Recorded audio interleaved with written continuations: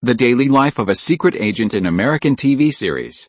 This video is purely for entertainment and does not infringe on copyrights or laws. The rights to the novel and image belong to the original author. We do not claim ownership. Don't like waiting and want to listen to this fanfic in full now? Subscribe to our Patreon, where you'll find the best fanfics. Chapter 426 Pritchett's Family Gathering, Part 2. You two idiots. Just wait for your stupid faces to appear on this year's Christmas cards. Haley put her hands on her hips and laughed wildly. It must be said that she also learned bad things from Ron. She learned the way Ron bullied Sheldon. You, Luke glared at his eldest sister angrily, while Ron rolled his eyes and walked downstairs. He was speechless about the two little brats from the Pritchett family. How could they be so cute? With this IQ, he'll never ride a bicycle again in this life. Ron walked out of the house and came to the backyard. He saw Jay standing by the oven holding two checks and looking left and right. He couldn't help but joked, "Hey, Jay, be careful, don't burn the checks. If you don't want them, you can give them to me, haha, you may not believe it. I almost forgot that I paid the down payment for Claire and Mitchell's house. They just paid me back," Jay said with great relief. "I finally saw the return of money from my two children who rely on their parents. Don't believe the nonsense that marketing accounts say that Americans don't rely on their parents, and that children move out of their parents' homes to work independently turn tuition as soon as they become adults. In fact, except for poor families who really can't afford their children's expenses, American parents will more or less give their children some financial help.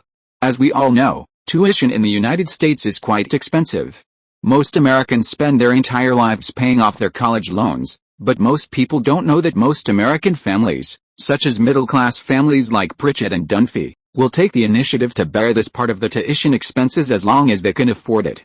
As for the children from ordinary families, the high tuition fees plus the even higher interest rates have already left them far behind the rich families before they even enter the society. Do you think their parents don't want to help? It's not that they don't want to help, but they really can't help. Then congratulations, are you going to accept the money? How is that possible? Believe it or not, it won't be long before they start to regret it, or maybe they have already started to say bad things about me. Jay obviously knows his children's temper very well, showing a naughty expression. Wait, Ron, why don't you do me a favor and listen to what they are talking about me behind my back? In order to facilitate their discussion, I will be sunbathing by the swimming pool outside in a while. You go and try to get close to them. It shouldn't be that serious, right? Ron picked up the check and looked at it, expressing his incomprehension. Of course it is, Ron, you don't understand. If they are as successful as you, they may not take this little money seriously, but unfortunately they are just mediocre people, Jay said meaningfully. To be honest, sometimes I really envy George. His children are all excellent and each of them can stand on their own. Little George has monopolized almost all the tire business in Texas. This is a good business and he will never lack money. The restaurant that Missy runs with her husband is in almost every state in the United States. I took Gloria to the restaurant in Los Angeles a few days ago. The service was great. Each of you three has the ability to bring your family together forever. Even Sheldon can take care of himself, but these ones in my family are not good enough. Jay sighed regretfully. Although Mitchell's job is a relatively high-income lawyer in the United States, his level is relatively average. In most cases, he works as a legal consultant in the company or as a prosecutor who defends criminals, which is what Saul did when he first debuted. This kind of lawyer actually doesn't make much money. Although overall, his income is higher than that of ordinary Americans. Don't forget that he has a husband-wife who is very good at spending money, Zaya Oka. Homosexuals are twice as talented in spending money as ordinary women. As a result, he and Zaya Oka had almost no savings. The money he just paid back came from the inheritance that Zaya Oka had just inherited from his deceased uncle.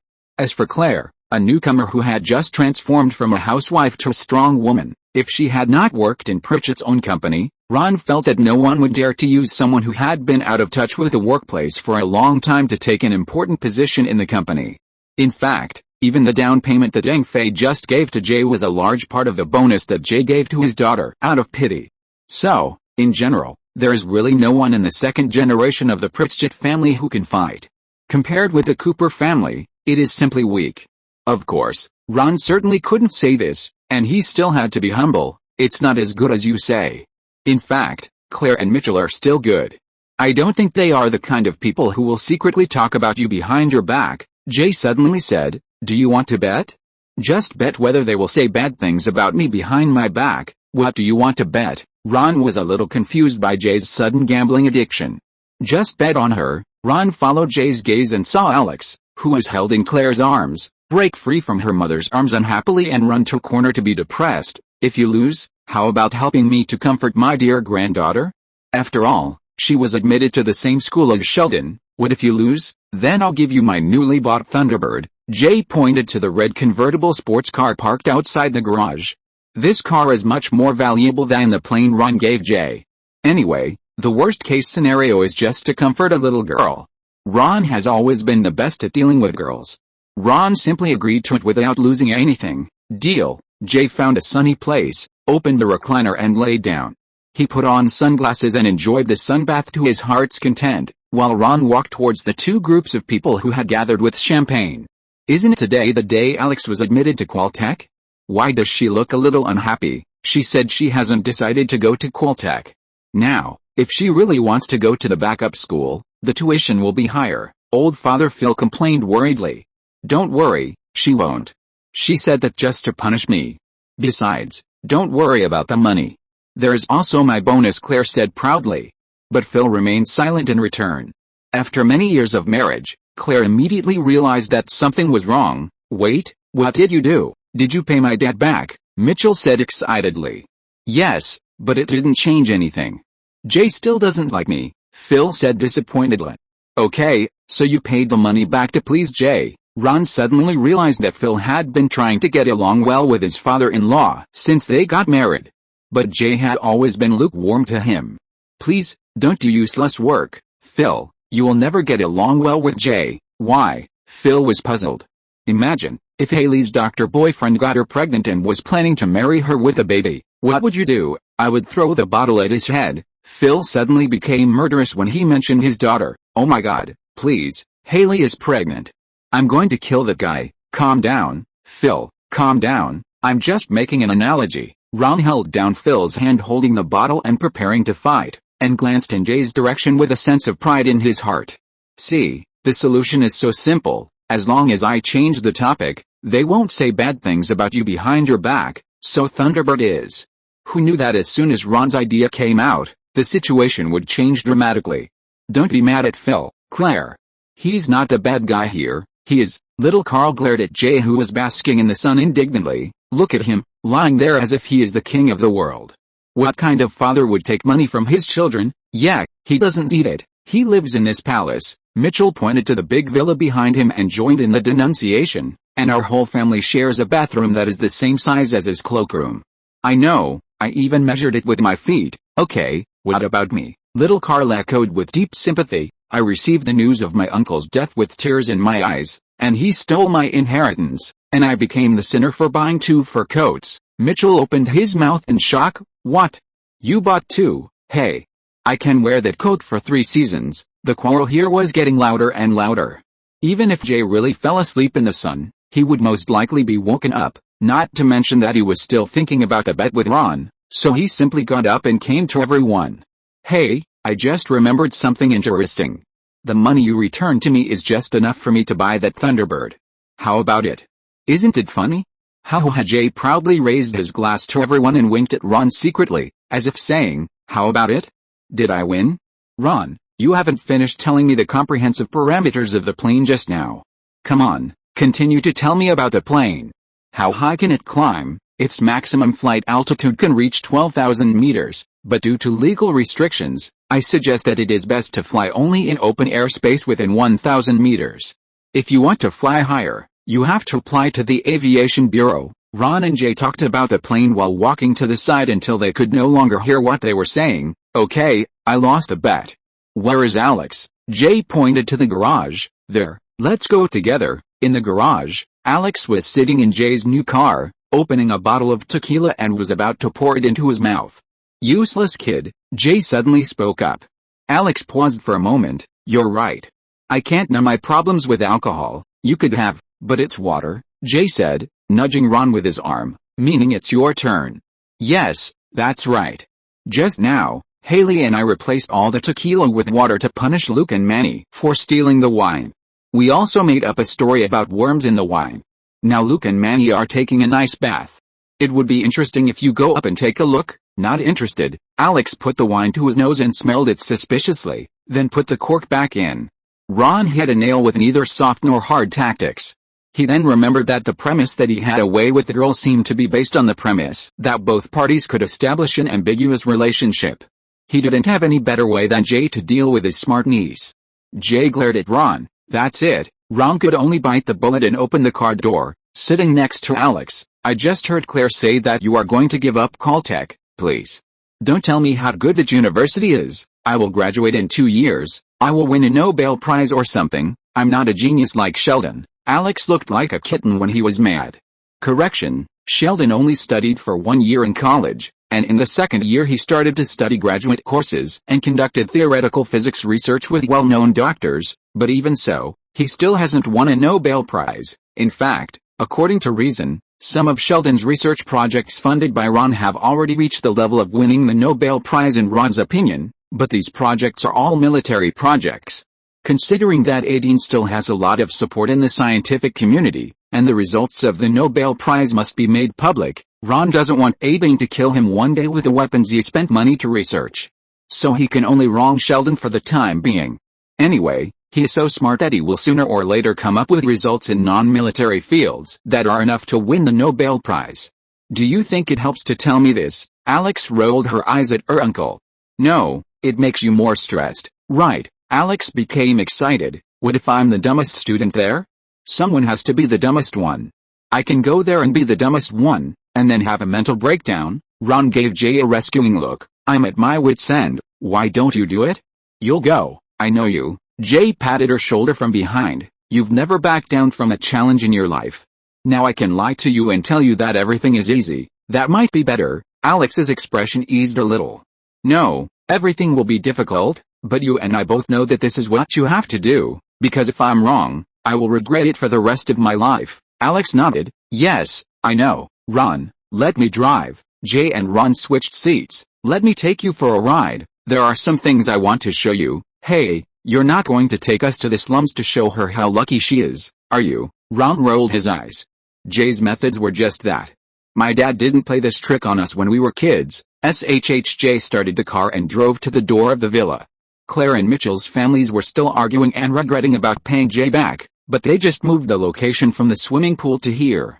This family needs a leader, but I will always get old and it's impossible for me to be that leader forever. Only you are qualified. Can I really do it? Alex was a little worried. Jay put a crown-shaped birthday hat on her head, as if it was a coronation ceremony. He who wears the crown must bear its weight. Besides, if one day I am gone, your Uncle Ron will help you, right? Ron. In an instant, both pairs of eyes focused on Ron. Ron now finally understood the deep meaning of the bet between Jay and himself. Chapter 427, Caltech Brainstorming Session. Alex is undoubtedly the best of the new generation of the Pritchett family. Lily and Arthas are too young to be seen now, but they are among the grown-up children.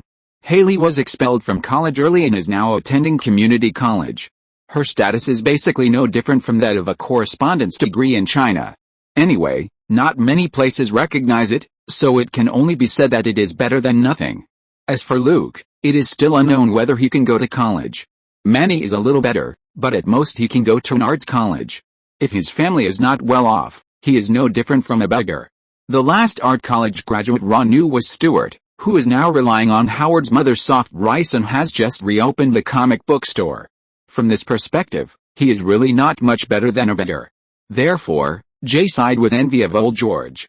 Compared with their children, his side is really too far behind. The only advantage is probably that the third generation was born earlier. Thank you, Uncle Ron, Alex said gratefully. Thank you for helping me get this opportunity to do research with Caltech's top scholars.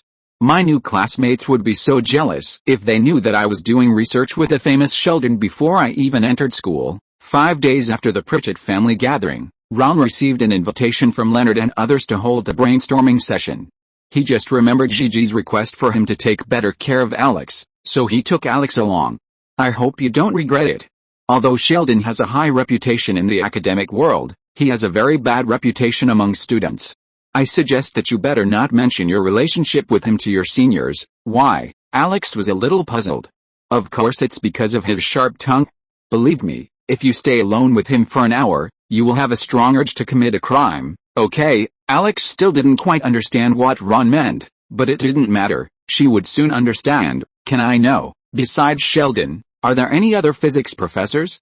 Because you said this is a brainstorming session, everyone is brainstorming together, so I think the level of others should not be much different from his. Right, there are also experimental physicist Leonard, astrophysicist Rajesh, practical physicist Ron, and engineer Howard. Ron called out the names of his friends one by one, causing Alex's eyes to shine, but he was stunned when he heard the last two. Practical physicist? What's that? Ron waved his fist. That's it. Any other questions? Yes. Why is there an engineer among a bunch of PhDs? Isn't he a PhD? There is no way. It is too inconsistent to have an engineer among a bunch of PhDs. Yes, he's just an engineer, but he's one of the best engineers, and he's been to space. As they talked, the two had already arrived at the door of Sheldon's apartment, and Ron pushed the door open directly. Hey guys, we're here. This is Alex. You've met him. Come on, you're the only one missing. Ron and Alex sat down next to Rajesh, which made Alex a little excited, because one of her favorite majors was astrophysics, but Rajesh was more excited than her. But not because of Alex. It's so exciting, we're innovating. It feels like we're in The Social Network. Howard was a little confused. I've never seen that movie. Is it true? Sheldon asked in surprise. Rajesh, that movie is awesome, I swear.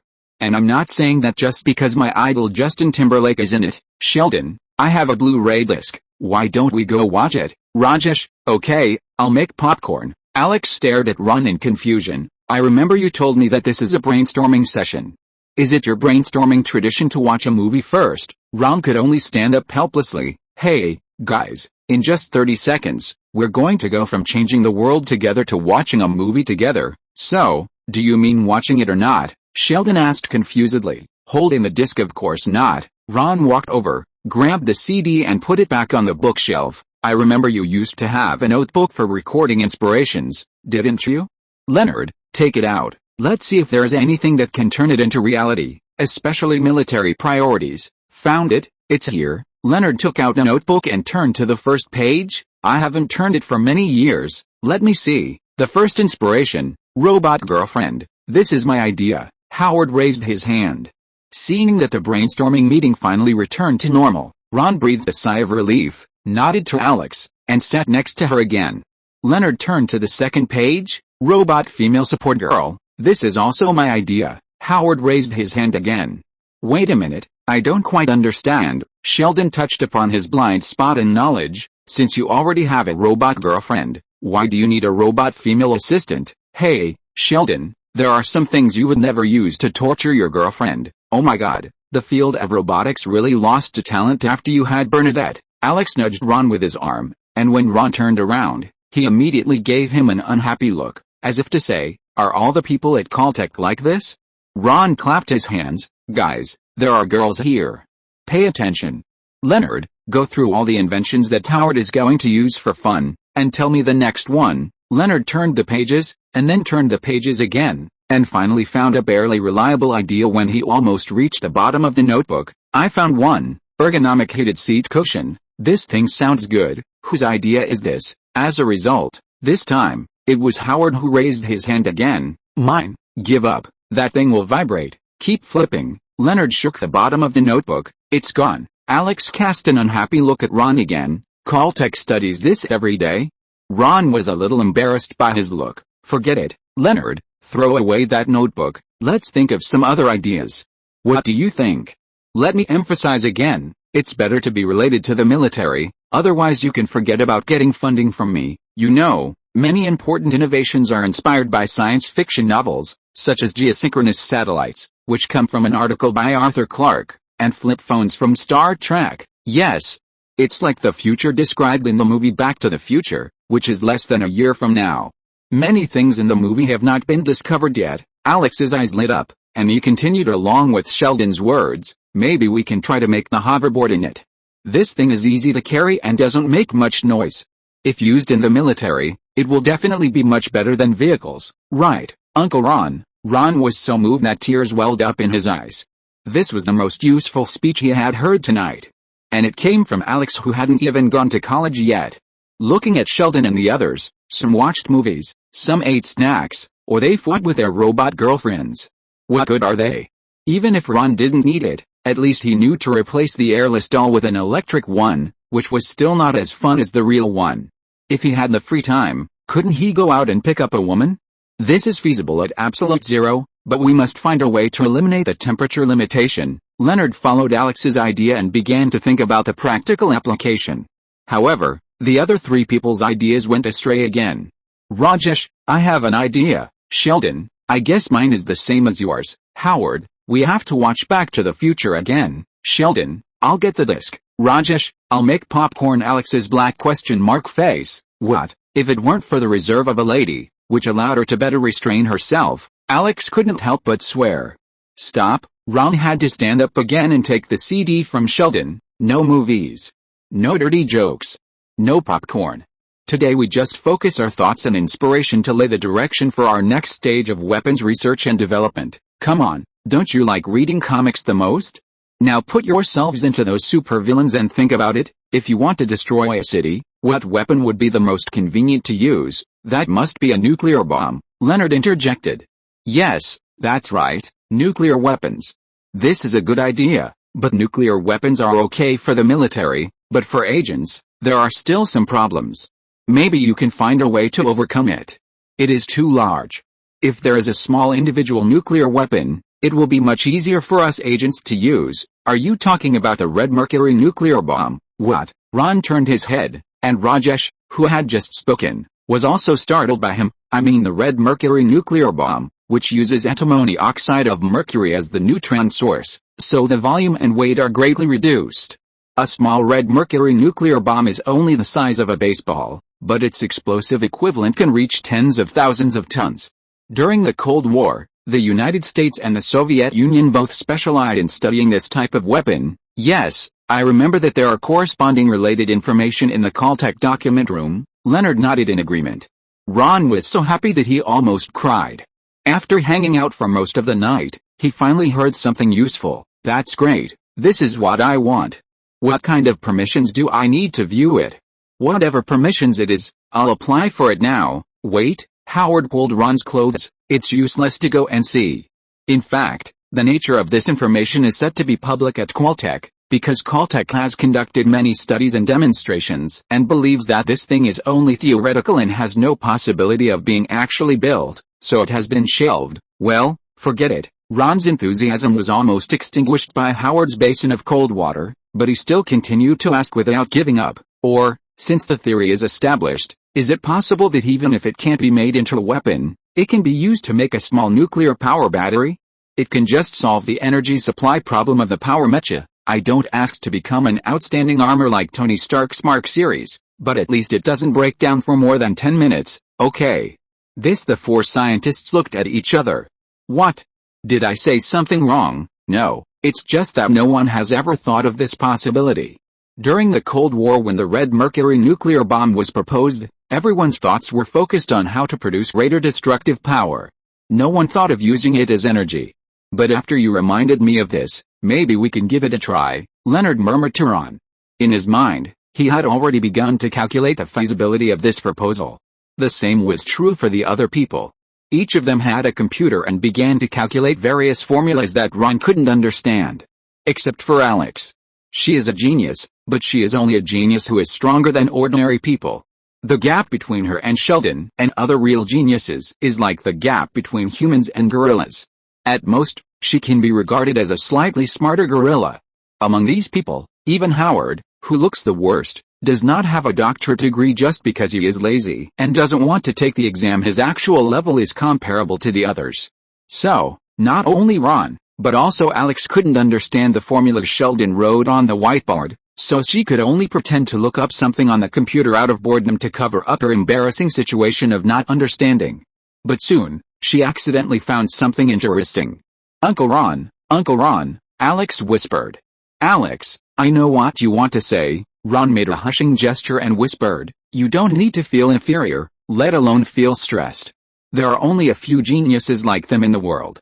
I assure you that most of your new classmates are still the kind of idiots you often saw in high school, and you can still lead them easily. Thank you. Alex thanked him unhappily, but that's not what I'm talking about, Uncle Ron. Maybe you should take a look at this thing. Alex turned the computer screen to face Ron. Someone just disclosed on WikiLeaks that there was a secret plan called Nightshade during the Cold War, which was also related to the Red Mercury nuclear bomb. The whistleblower claimed that someone had already made that thing at the time. Look, it's this weapons expert named Bailey. I checked the information and there really is such a person. He also invented several types of nerve gas and other weapons. He is a recognized super genius. If it is him, this Red Mercury nuclear bomb may really be possible. Alex turned her head quickly to see Ron's reaction, but Ron didn't seem to hear her at all. He frowned at the line of names on the disclosure document. Executive agents: Frank Moses, Marvin Burgess. Joe Mason looks like he's in trouble. Chapter 428 Longqui Project. The information disclosed by Alex to Ron about the Nightshade Project, the executive agents involved in it, were the main generals of Ron's Los Angeles Senior Activity Center. With the character of those people, it was not surprising that they were involved in any major event. After all, they were all ace agents of the CIA. When they were young, it was the heyday of the CIA. They participated in too many major historical events, and these events were intertwined. As the saying goes, you will always have to pay for what you have done. So in his later years, retribution finally came. When did Marvin die? Ron asked in a deep voice in the church. This is a Catholic church. Marvin lay motionless in the coffin, surrounded by his relatives and friends when he was alive, that is, the old guys in the Senior Activity Center. Yesterday at noon, he was blown up to the sky by a bomb at the door of the supermarket, Frank replied while secretly taking out a needle and stabbing Marvin's hand while the priest was not paying attention. Ron was stunned. You senior agents usually look harmonious, but I didn't expect that you hate people so much that you would torture corpses after they die. I've learned a lot.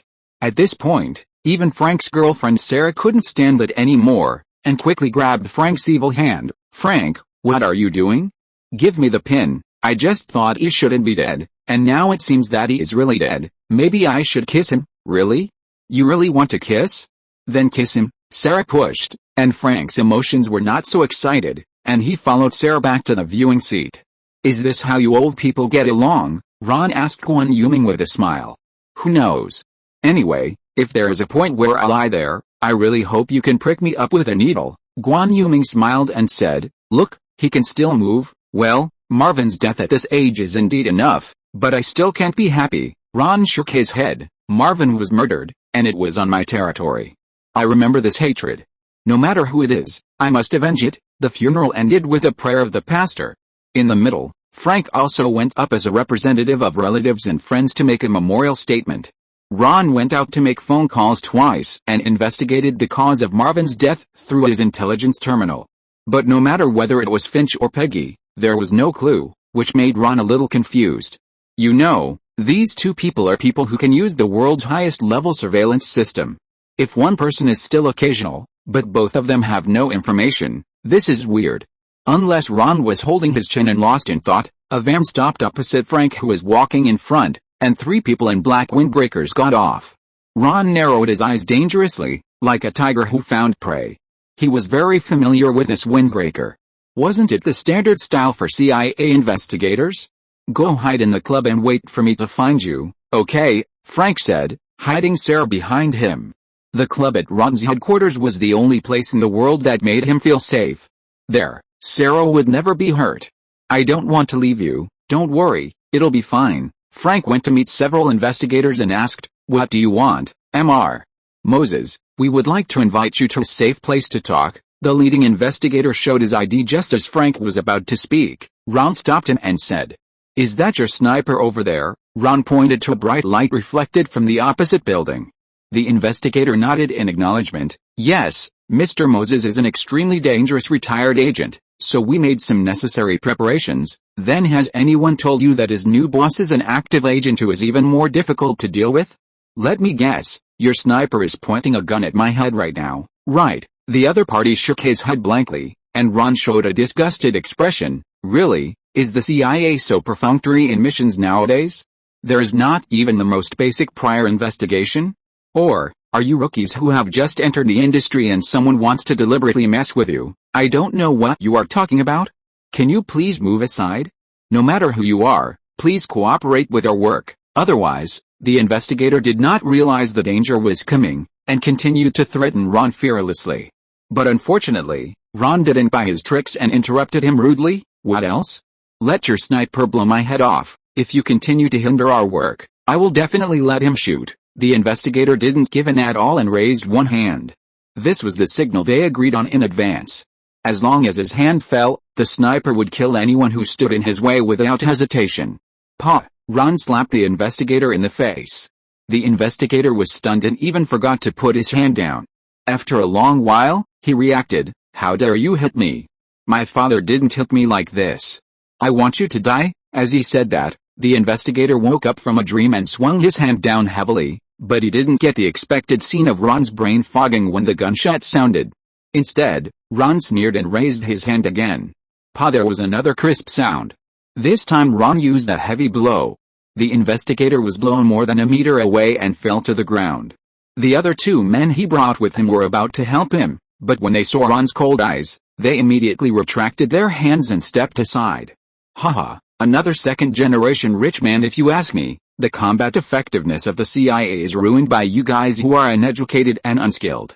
Before setting off, you don't even do basic investigations. Ron walked in front of the investigator, and the investigator stepped back 2 steps in fear. Since you haven't investigated anything, then I'm telling you now, Ron Lee Cooper, the builder and maintainer of order in Los Angeles, I don't care if you are from the CIA or the FBI, as long as you come to my territory, don't think of doing anything to my people. Marvin is dead. No matter how stupid Ron is, he would not come to his memorial service without any preparation.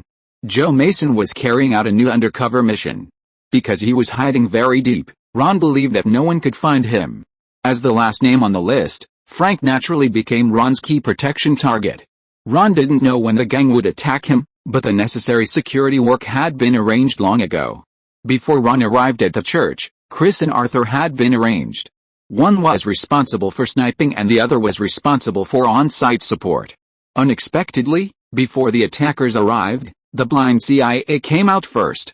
The most ridiculous thing was that their sniper chose the sniping position just in the room next to Chris. What's the difference between this and delivering it for free?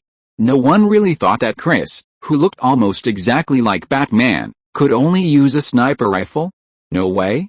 Just now you seem to want to kill me. So, as a reward, should I ask you to see your brain splattered? Don't doubt it, it's actually very simple. I just need to pop out your eyeballs first, and then shoot you in the head. I guarantee that you will see the scene I'm talking about. Ron squatted down. Wait. You can't do this, the investigator screamed in fear, because he knew from Ron's eyes that he would really do this.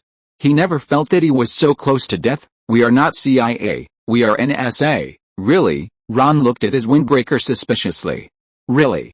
Here are our IDs. The investigator hurriedly took out his ID to show Ron. The National Security Agency is the largest intelligence agency in the U.S. government agency. It is responsible for collecting and analyzing foreign and domestic communication data. It is affiliated with the U.S. Department of Defense and is also known as the National Security Agency. It was separated from the military department at the time, in 1952 according to a secret order from President Truman, to strengthen intelligence and communication work. It is the center of the U.S. intelligence agency. From this perspective, his status is higher than the IRS, CIA and FBI known to the public. The anonymous person who worked with Ron several times before came from this department. At the same time, it is also the most mysterious intelligence agency in the United States. Because it is too mysterious and even completely unknown to other departments of the U.S. government, its abbreviation NSA is often jokingly called no such agency. Why didn't you say it earlier? We are one family. If you had said it earlier, why would you have gone through so much trouble? Wouldn't I have just asked Moses to go to you? Ron immediately put on a smiling face and pulled the investigator up, patting the dirt off his body. Anonymous told me about your agency. I believe that you are a very fair agency and can definitely give my men a fair trial, right? Don't worry, I will definitely guarantee objectivity and fairness. The investigator's facial muscles are still shaking and he is still in pain. Originally, after calling out his identity, He thought he could strike a blow to the other party's arrogance and find an opportunity to retaliate, but when Ron called out the name of Anonymous, he knew that his beating today was in vain. Anonymous is the code name of the current head of the NSA. Very few people know this code name. The fact that he can accurately call out this code name is enough to prove that Ron and Anonymous have a close relationship. Moses, you go with him. Sarah, don't worry, these investigators are very kind and friendly people, and will never let your Frank suffer. You just need to go to the headquarters with me and wait. Ron nodded to Frank. Frank had already explained to him the content of the Nightshade project in the church just now. The story was that they were responsible for escorting a scientist back to the United States from the Soviet Union. He was the person named Bailey that Alex mentioned. On the way, they were attacked by a car bomb, and Dr. Bailey's family was killed. This was one of the few Waterloos in Frank's many years of career as an agent, so the impression was particularly deep, but there was really nothing special to note. Of course, this was just Frank's own opinion. If Ron hadn't been reminded by Alex, he would probably think so too. However, after being reminded, Ron looked through Bailey's personal information in advance. Alex was right. This person might really be able to make a red mercury nuclear bomb, because this idea was first proposed by him. Frank was taken away by the NSA. For Ron's sake, they didn't put gloves on him. After Ron handed Sarah to Arthur for protection, he followed him to the door of the NSA in Los Angeles with concern, and sat in the cafe opposite with Chris waiting for him to come out. Thank you for just now, Chris. How did you deal with that unlucky guy? Ron was bored and began to tease Chris. Chris is an outlier under Ron. Apart from questions related to his profession and topics related to his hobbies, he basically doesn't talk much. No matter who he talks to, he always uses the most concise words. As a result, the Special Operations Team has a special entertainment activity, which is to see who can get more words out of Chris. So far, the record holder is Hannibal, who asked Chris to say 4 sentences at a time. I walked in and saw someone holding a gun, and then I knocked him down with one punch. Only 2 sentences? Isn't that too simple? Can you be more specific, such as whether you used your right hand or left hand, and how much strength you used? Ron was extremely disappointed. Right hand, half strength? Well, it's really boring. Is there nothing else in the world that is worth your special attention except for works of art? Chris' pupils shrank. The man with a briefcase. Ron followed his gaze and saw a flaxen-haired man wearing glasses walking into the NSA branch. That man looks like a lawyer. What's special about him? The way he walks. He's a soldier. Chris's words were as concise as ever. This is normal. Don't forget, this is the NSA. There are all kinds of top agents serving here and working for them. Maybe he is an agent disguised as a lawyer. Seeing an agent in the agent's territory is as normal as seeing a sheepdog in a ranch, Ron said disapprovingly, but Chris did not move his eyes away. He continued to stare at the car he came out of. Faintly, he could see the shadows of crowded people. There are people in that car, a lot of people. This is also normal. After all, it's the NSA. There is a team of agents ready to carry out missions on standby outside. It's normal. The man just now might be their captain. He went in to get a permit. Ron was talking, and suddenly the man who had just gone in came out again. This time, he had a gun in his hand. He waved at the car, and a team of fully armed soldiers got out of the car. This time, Ron opened his mouth in shock and could no longer finish his words. FXXK. Are these guys crazy? They actually dared to attack the NSA branch, but immediately, the gunshots coming from the room told Ron unmistakably that they really dared. Chapter 429 Escape Experience. In the NSA branch building across the street, there was a burst of gunfire, and even an arrogant militant fired a volley of bullets at the cafe across the street. But looking at his gun-holding posture and casual attitude, it is clear that his gun will not hit anyone, so Ron and Chris did not move, just sat there, but the customers of other cafes around them immediately and very skillfully covered their heads with their hands and lay on the ground. The skillful movements were heartbreaking. FXXK. It seems that things are not as simple as we thought. Maybe they need some help. Chris, you support here. If they have more reinforcements, don't ask me, just open fire. As he said, Ron took off his coat to reveal the holster inside, and walked towards the NSA branch building. This document mentioned that you have a special interest in the Cold War. We all know that you stayed in the Soviet Union for a long time at that time, so I want to know how much you know about Operation Nightshade. The investigator who was beaten by Ron sat face to face with Frank, pointing at the documents on the table and asked. Frank's hands were already handcuffed. In a place where Ron could not see, the investigator finally dared to handcuff him. I really don't know anything. If you have read the mission file, you should know that my mission is just to escort someone to a certain place. What can I know? You should ask the person who gave me the mission. What do they want us to do? Frank said fearlessly. The investigator was a little annoyed. Just when he was about to say something, he heard a strange sound in his ear. He couldn't help wondering, what is that sound? A 5.56mm AR rifle with a silencer. It's about 200 yards away from us. If it weren't for your men practicing shooting outside, I think you should be ready to run away. Keep an eye on him. The investigator got up and walked out of the interrogation room. Before leaving, he did not forget to instruct one of his men to keep an eye on Frank. Frank just glanced at his rookie with contempt, and said slowly, it's only 100 yards. They are here to kill us. Help me open the handcuffs, but I can't do that. The key is in your hand, right? The gunfire outside was getting more and more frequent. The rookie nervously clenched his gun. Frank continued to put pressure on him. It's 50 yards. If you don't open the handcuffs, we'll both die. The gunfire and screams outside were getting closer and closer. Under Frank's repeated urging, the rookie's psychological defenses finally collapsed. He took out a key, but his shaking hands couldn't insert a key into the hole. Frank cursed inwardly and quickly lay on the table. FXXK. It's too late. Sure enough, the next second, the door of the interrogation room was kicked open, and the bullets immediately shot the rookie into receive. The flaxen-haired man that Ron and Chris saw at the door before pushed the rookie's body away and sat opposite Frank. Frank Moses, you are my idol during your promotion, but after a long time, no one can stand it, right? Frank, who are you? Me. The flaxen-haired man smiled. I am just sent by the government to obtain intelligence, and I have the right to use necessary torture methods. If you don't speak, Sarah will suffer. The other party was obviously different from the rookies of the NSA just now. He had done his homework in advance and knew where Frank's weakness was. By the way, speaking of Sarah, I like to watch her lying in the bathtub, shaving her legs while taking a bath. It reminds me of the mercenaries I met in Africa. They skin people alive, living people, just to force them to speak. Do you know where they start skinning? It happens to be the ankles, just like your beloved Sarah. While speaking, he kept paying attention to Frank's micro-expression changes. Agents are generally trained in professional expression management, but micro-expressions are something that cannot be hidden. He noticed that the crow's feet at the corners of Frank's eyes squeezed quickly when he talked about skinning. He was moved. In other words, he was going to succeed. The flaxen-haired man laughed wildly and sat directly on the table in front of Frank. So, either you tell me the intelligence I want, or I peel off a layer of skin from your woman from head to toe? What do you think? However, unlike what he expected, Frank would cry and beg for mercy.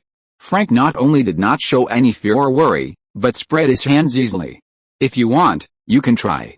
Although you said that you regarded me as your idol in your promotion experience, I don't remember that I couldn't even learn the basic common sense of agents when I was young. What do you mean? The flaxen-haired man felt a little uncomfortable, but he couldn't figure out what went wrong. Well, since you regard me as an idol, let the idol teach you one last lesson. When collecting intelligence, agents can't just pay attention to the target person himself, but also investigate the environment where the target is located to see if there are other powerful forces, and in front of this powerful third party, what you do will make it do. As he spoke, Frank's face seemed to be coated with a layer of holy light, and the man immediately shook his head, but he could still see the light rain on Frank's face, and then he finally realized that something was wrong. That was not holy light at all, but the light reflected from the sniper scope. From this angle, the sniper was on the opposite building. Get down, the flaxen-haired man yelled and immediately fell under the table, but his men did not react so quickly. While they were still looking for the source of danger at a loss, two gunshots were heard very close to each other, but the sound was obviously different. One of his men was shot in the head and turned into a ball of pulp. The men were all confused. Was it a mistake by the second sniper? But the man lying under the table was sweating all over his face, because he knew that the sniper outside the window actually only fired one shot, and the other shot came from outside the door. If nothing unexpected happened, there would be other gunshots soon where they attacked. Sure enough, after the second slightly weaker gunshot, 5 more gunshots were heard outside the door, accompanied by the sound of 5 bodies falling to the ground. In less than a minute, all 6 of his men who were left outside to guard the door were killed. FXXK, a subordinate who had been familiar with the outside world, stood up angrily, holding a rifle and preparing to avenge his colleagues. "Come back. Then lie down. There are still." Bang! The subordinate who just stood up had his head exploded like a watermelon falling on the ground. The flaxen-haired man finished the next few words. "There are still snipers outside. The large window of the interrogation room has now become a natural aiming point for snipers." Chris used a barrette to completely nail the people in the room. As long as someone stood up, he could immediately shoot him to death. The sound of Ron's footsteps getting closer and closer outside also made the man feel bad. The man who could easily kill his 6 men was definitely not a weak chicken that could be easily dealt with. He was now sandwiched in the middle and caught in a dilemma. This situation reminded him of the legend about Los Angeles that his colleague had joked to him before he set out. All order in Los Angeles is now completely controlled by an IRS tax officer in the finance department. If you plan to work there, it's better to give a heads up in advance. At that time, he sneered. What a joke. It's not like they're asking for military funds. When did they need to discuss the Ministry of Defense's affairs with the finance department in advance?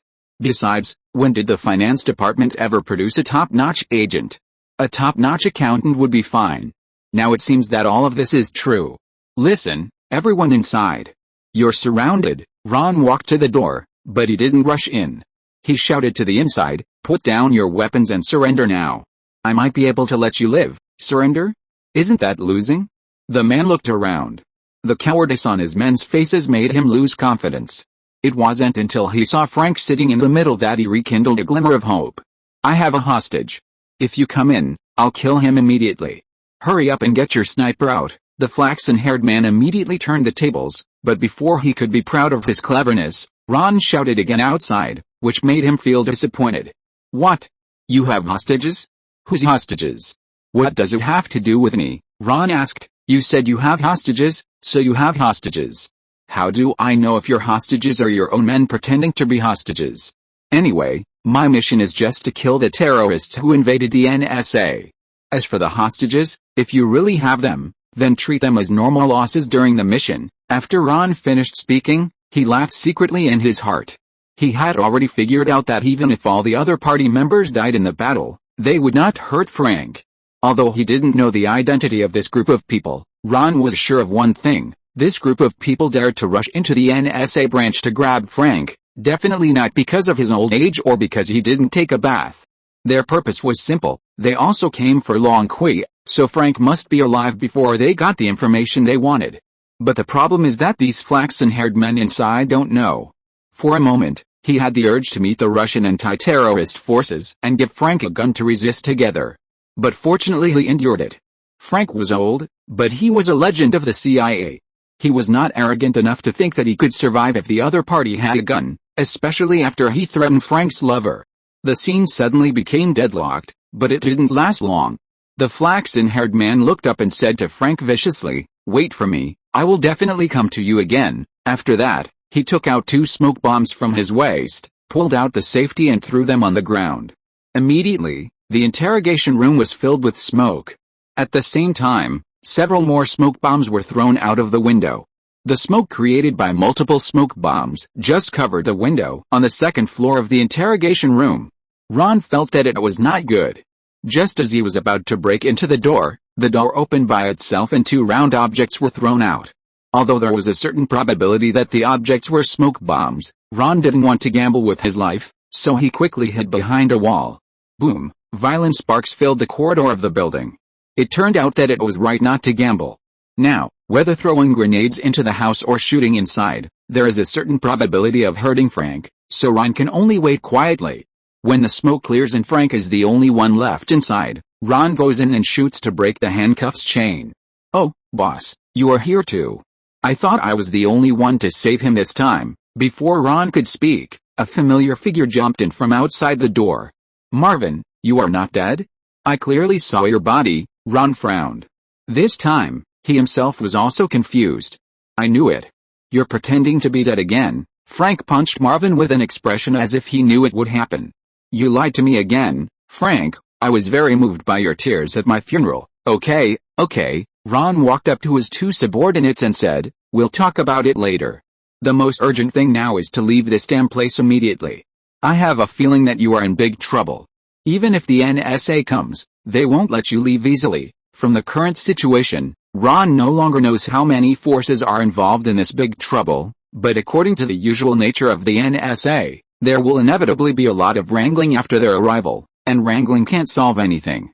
Ron simply asked Chris to go back first, and he followed Frank and the others to see if there were any clues. Outside, Marvin had already prepared a car. To Ron's surprise, Frank's girlfriend Sarah was also in the car. "Hey, did you guys make a mistake? Are we going to investigate the Nightshade project now, or are we going to spend our honeymoon with you and Sarah?" Ron complained unhappily. He always felt that Sarah was a trouble. "Frank, can you let her go home? I promise she will be safe. If we take this burden with us, we will have to assign someone to protect her. It's too much trouble. I'm not a burden. I'm not a porcelain doll that needs protection. I can help, too. Forget it, wait and see. I will definitely make you look at me with new eyes, but before that, I don't want to talk to you again." Sarah turned her head away angrily. Frank helplessly spread his hands in compromise. "Okay, let's take her first and find a chance to let her come back in the middle." "Okay, get in the car." Ron had no choice but to get in the car. On the main road outside, the sirens were getting closer and closer. The NSA's support was on its way. Before they got the official conclusion, it would definitely not be a good thing for Ron to be discovered by them. Although Ron was not afraid of the NSA, the highest anti-terrorism authority the NSA possessed was enough to cause him some unnecessary trouble. "Let's go. Tell me what you've found on the way, Marvin." Chapter 430 Cold War Secrets. However, before the car started, the road was blocked by a police car. The person who got out of the police car was none other than Hobbs, who pointed his gun at Ron as if he was facing a formidable enemy. "Ron, get out of the car quickly. Hand over Frank and Marvin. They are now wanted criminals in the United States." "You came really quickly," Ron pouted, and he leaned out of the car window. "Hey, please look carefully, Sheriff, they are the ones who have the final say. I'm being held hostage." Hobbs' mouth twitched. "I don't believe you. You were held hostage? Or by two old men? Are you kidding? I might as well believe that all the Kardashians are virgins. Really, I've been hijacked. Get out of the way, or they'll detonate the bomb on me." Marvin cooperated and put the gun to Ron's head. Boom, we're all gone. Don't doubt it, although we haven't lived enough, they have lived enough. As he said that, Ron pointed to his chest. Hobbs looked over and saw that there was really something like a timer there. Could it be true? Hobbs was confused, but he was still worried about getting the upper hand. He gritted his teeth and waved his hands to order his men to get out of the way. Frank drove past them safely, and even Sarah in the back seat had time to make a face at him. I have to say, Hobbs is still as stupid as before. After the car drove out of the city and there were no more people following, Ron put the bomb timer that Hobbs had just seen back to the front. It was just a car clock. "Okay, Marvin, I know you must have your reasons for faking your death. Maybe you have more clues than we know now. Is there anything special worth noting? 4 days ago, someone published a document on the internet saying that the two of us participated in the 1979 Lockheed operation, so those people have been chasing you for that operation that you don't even know what it is?" Sarah asked with stars in her eyes. Ron felt that this woman looked like she was a little sick. Other women, when hearing such a horrible thing, their first reaction was not fear, but excitement. Now Ron finally understood why this girl would always fall in love with Frank, an old boyfriend who is old enough to be her grandfather. Is it because she is a person who is afraid of chaos in the world? In this way, there's really no man more suitable for her than Frank, the retired legendary agent. "Listen, honey, you'd better hide and don't let me know where you are." Frank still wanted to persuade Sarah to go back. He and Ron agreed on this point. "No, I'm not going anywhere. I don't intend to leave you alone. Are you planning to secretly save the world again and pick up 2 sexy black girls? How is that possible? Who taught you this?" "Him." Sarah pointed at Ron. "He is your boss. Giselle told me that every time he goes out, he almost always messes around with other women, so I must keep an eye on you this time." Frank turned around in astonishment and looked at Ron. He never thought that this time the backstab came from his boss. Ron could only spread his hands and responded with an innocent look. "Those girls came here on their own. Why do you blame me? As he was talking, there was a vibration in the trunk of the car. Ron frowned. Marvin, who else is in the trunk? A senior officer in the Ministry of Defense who is in charge of files of various operations. He must know something. I've been dealing with him for a day. How did you do it? When it comes to forcing confessions, Ron has a lot of experience. A few pills of LSD and a bunch of little mice, but he still didn't say anything. I was just about to use some more drastic measures on him, like hitting his fingers with a hammer or something like that. Ron shook his head. This method is too rough and not very effective. I can teach you some more useful methods, such as you can try to find inspiration from foreign TV dramas. For example, like this. Marvin parked the car on the side of the road, and Ron took the officer out of the trunk. Hold his hand tightly and don't let him move. You see, this doesn't take much effort, but the pain is more than 10 times that of using a hammer directly. Marvin held the officer's hand tightly as Ron instructed. Ron took out a toothpick and inserted it one by one along the gap between his fingernails. Every time he inserted a toothpick, the officer screamed shrilly. Stop. Stop. Stop now. Please, don't do this again. I'll tell you everything. The 10 fingers are connected to the heart, and the pain in the gap between the fingernails is even worse. The officer couldn't resist the tears after inserting the 4th finger.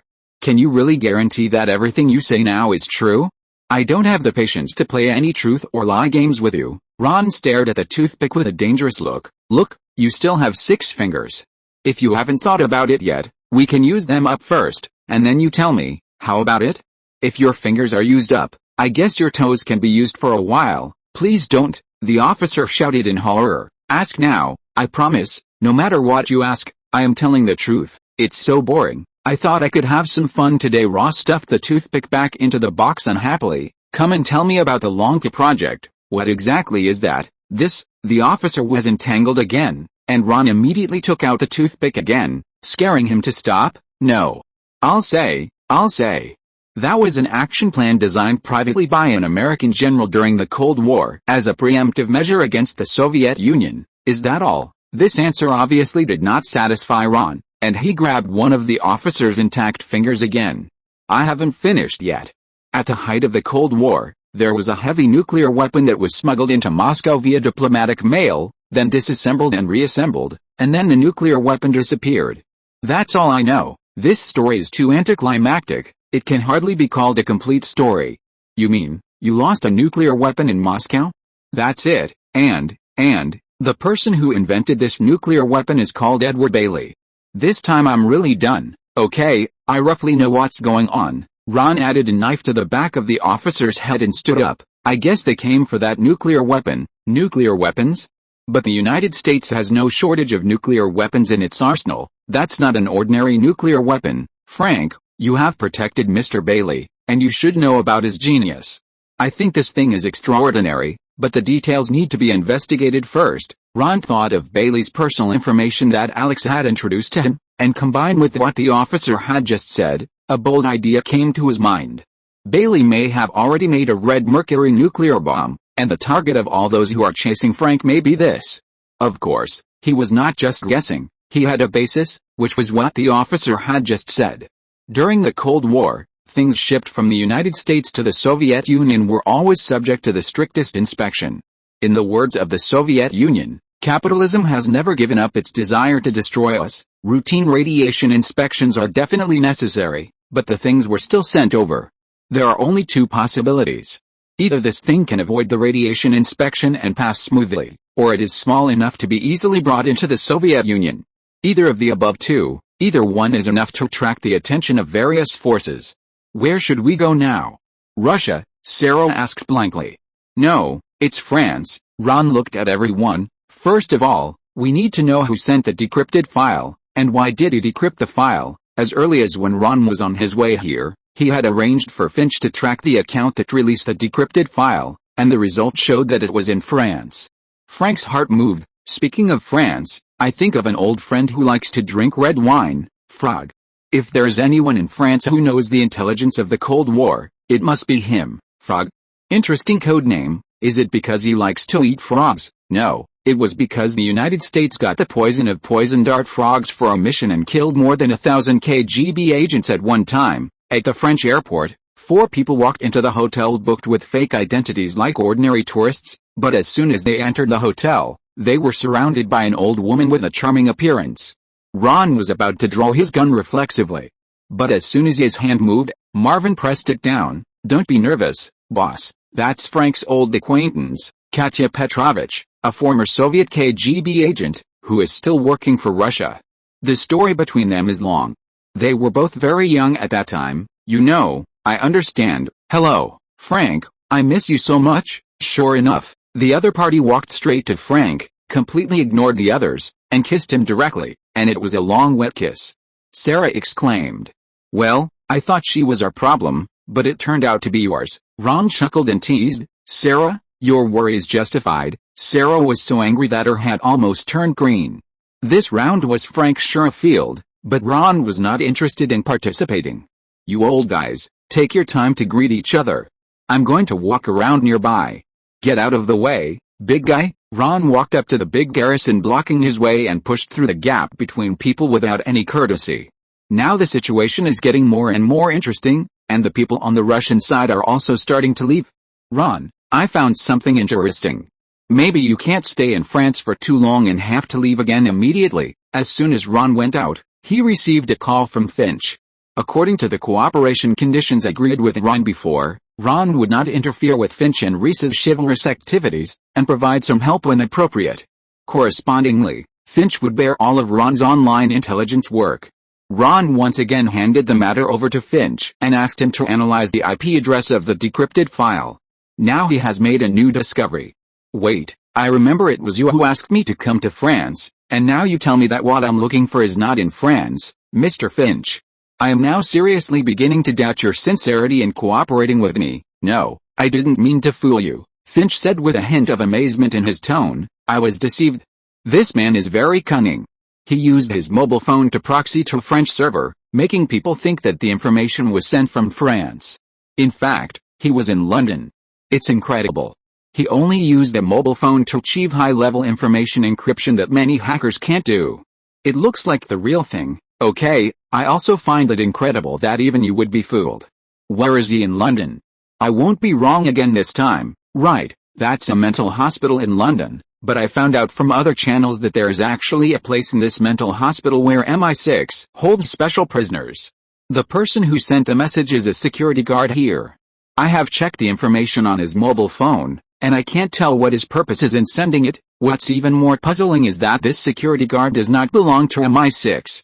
He is just an ordinary staff member of a mental hospital. He doesn't even have a reason to know about the Lonka plan. He should have known all this." "CIA, KGB, MI6, Ron said with a playful smile. "It's getting more and more interesting, Mr. Finch. Shall we make a bet?" "What to bet on?" "On the identity of the real sender of the message." "I guess the security guard must not be the one who sent the message." Ron waved and stopped a taxi. "Go to the airport." "Not necessarily. Maybe his relatives or friends are related to this incident." Finch expressed his objection. "I'm screening the information of his relatives and friends. I think there will be gains. Why don't you check the patient information of the mental hospital? I think that may be more fruitful. I think the person who sent the message is a patient in the mental hospital. Of course, this patient may be a little special and not on the patient list." "You mean?" Ron glanced at the driver in front and whispered. "Yes, I mean, Dr. Bailey may still be alive. It's unknown how much time the trouble between Frank and his old lover will take, so Ron directly sent him a message tracked separately, and let them slowly investigate along the previous clues in France. Ron planned to go to the UK alone first. As for Frank, now everyone's eyes are on him, so this is a good opportunity to divert their attention, Ron thought cunningly. As for what MI6 is hiding, whether it's nuclear weapons or Dr. Bailey himself, Ron will definitely get it. Thinking of this, Ron looked up and saw the Big Ben, the iconic building in London. In front of him, "London, here I come again." Chapter 431 Dr. Bailey. This mental hospital is divided into 2 parts, the above-ground part and the underground part. The above-ground part is just an ordinary mental hospital, but the underground part is a prison used by MI6 to detain special prisoners. In order to conceal its presence, it is guarded by 6 MI6 agents disguised as doctors. "I think the person you are looking for should be there." Deckard Shaw's voice sounded in Ron's headphones. The nearest police station is 1.5 miles away, and the nearest MI6 special service team is 1.9 miles away. In other words, you only have 15 minutes from the start of your journey to evacuation, so, no matter how strong the castle is, it is not difficult to break it from the inside. In order to get in more smoothly, Ron directly found Deckard Shaw, who had work experience in MI6. Unexpectedly, the other party had actually worked there. 15 minutes is enough. Ron set an alarm on his phone and gave a charming smile to the nurse at the front desk of the mental hospital. "Beautiful lady, I would like to ask where Vivian's ward is. I am her nephew and I want to visit her. I also brought her favorite apples from her hometown." As he spoke, Ron opened his backpack and handed the nurse an apple bought from the fruit supermarket at the door. "The third ward opposite the elevator on the third floor." "You are such a filial and good child." The female nurse's eyes were full of peach blossoms, and Ron sneaked in with the identity of a non-existent relative. "Go to the second floor, the independent elevator next to the dean's office at the end of the corridor. Only this elevator can go down to the second underground floor, where's the entrance to the underground prison, but I need to remind you that you need to use fingerprint verification to go down the elevator. Apart from that, the only way out is through the drainage channel." Fingerprint. Ron touched his chin, looked at the door handle of the dean's office, shone it with a purple light, and smiled knowingly. "This is too easy, not a problem at all. Use tape to take a fingerprint sample from the door handle, then open the elevator, stick the tape on the fingerprint verification port, press it with your hand, and the elevator will start. Do I need to remind you that as soon as the elevator stops, there will be 2 guns pointed at you? They are the most elite agents of MI6. Deckard Shaw's teasing voice sounded in his ears, and Ron sneered. "No need." Ding dong. The elevator arrived at the station. Through the slowly opened door gap, Ron could already see the figures of 2 agents waiting there with guns. Of course, there were also surveillance cameras installed in this elevator. As early as when Ron was making a trick, they had already noticed him. At this time, what is there to hesitate about? Ron decisively drew his gun and quickly thrust a muzzle out of the elevator. Bang bang, 2 shots quickly knocked down 2 agents. At this time, the other 4 agents in the underground prison heard the gunshots and immediately rushed over here. Ron slowly put a backpack on the ground and opened it. After removing the shallow layer of apples covering it, he pulled out the MP5 sight and pulled the folded butt out. The remaining 4 agents just came out from the back of the corridor.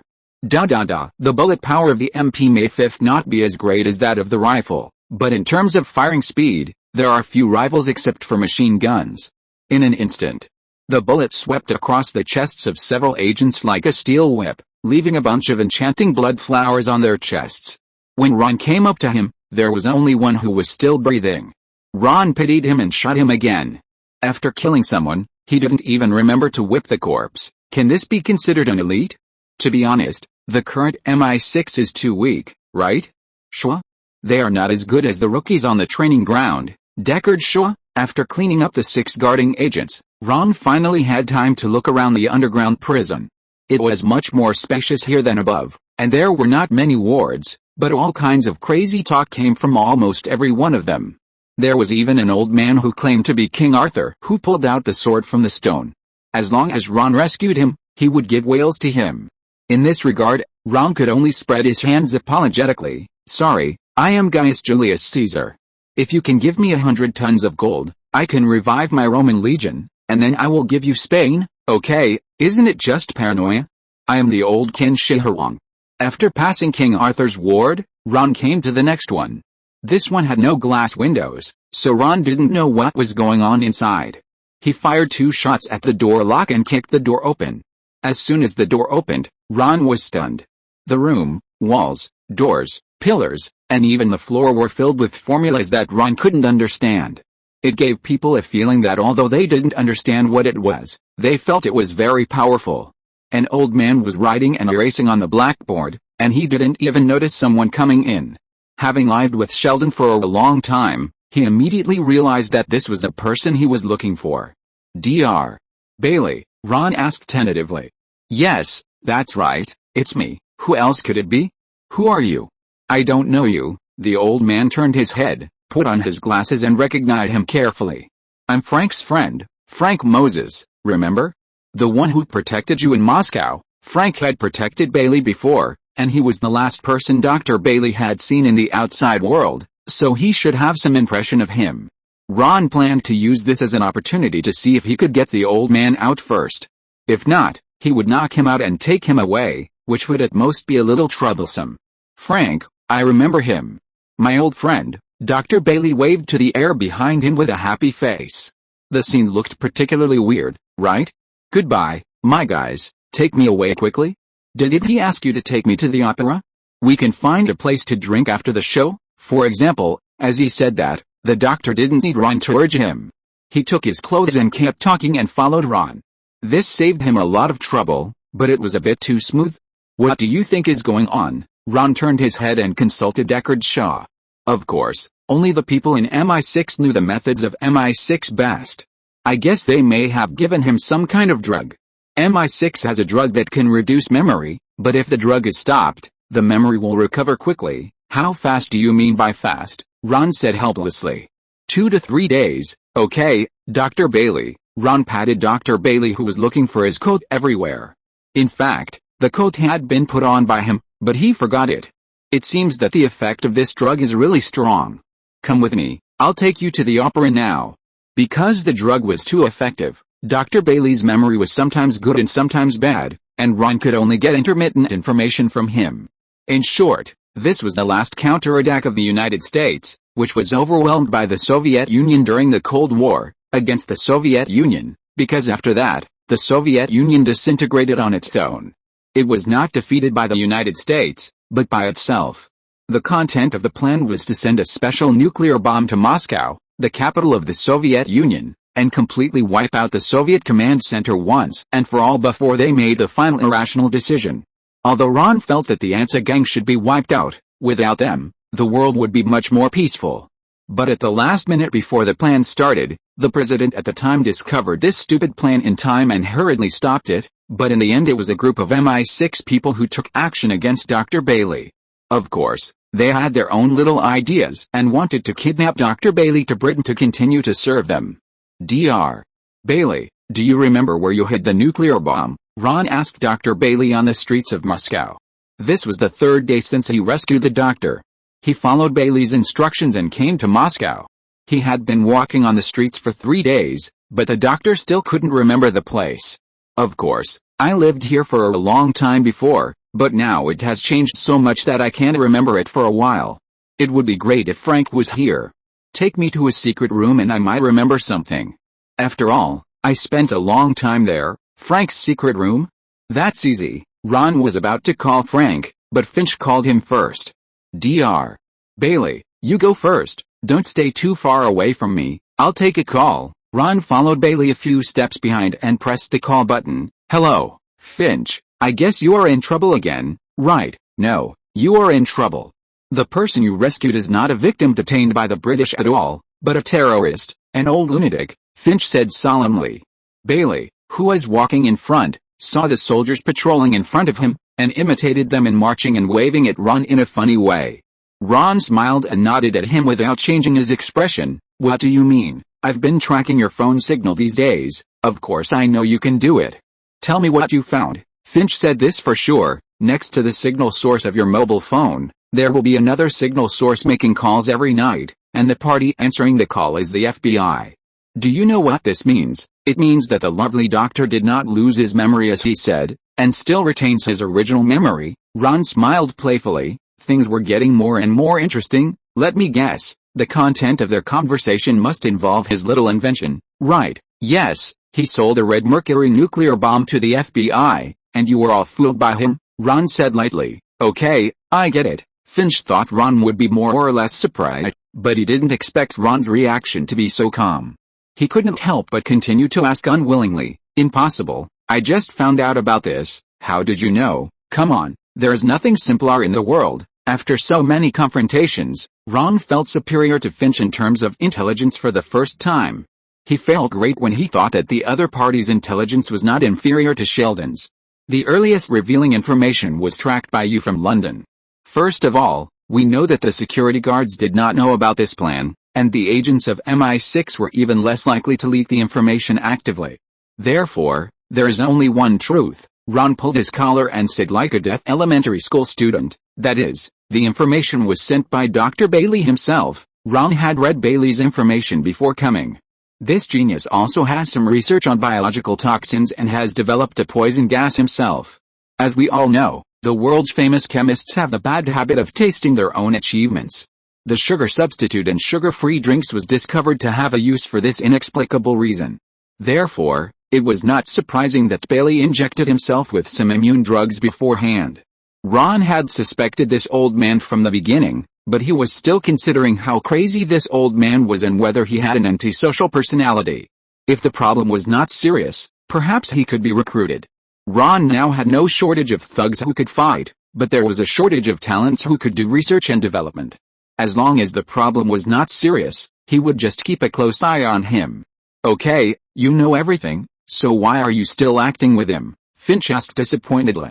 Recently, because his partner Reese was injured, he had to take on some of the work outside, which made him feel very uncomfortable. This discomfort was mainly in two aspects. One was his skills, and the other was his reaction.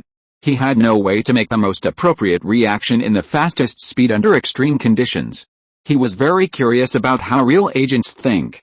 "Actually, I don't know that he sent the message. I also know that he sneaked out while I was asleep and took a pair of shoes from Frank's secret room. I secretly checked the shoes and found a secret compartment on the heel. Inside were several bottles of unknown potions. I guess that should be the poison gas he invented." Dr. Bailey in front was like a child, making all kinds of naive movements, making the children next to him laugh. If Ron hadn't done a good job of information investigation in advance, he might have given up his guard against him by now.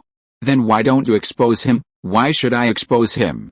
Now everything is under control. I want to see what tricks this old man wants to play. Besides, I haven't competed with anyone in acting for a long time. It's just right to find someone to practice acting against. I won't say any more." Here he comes.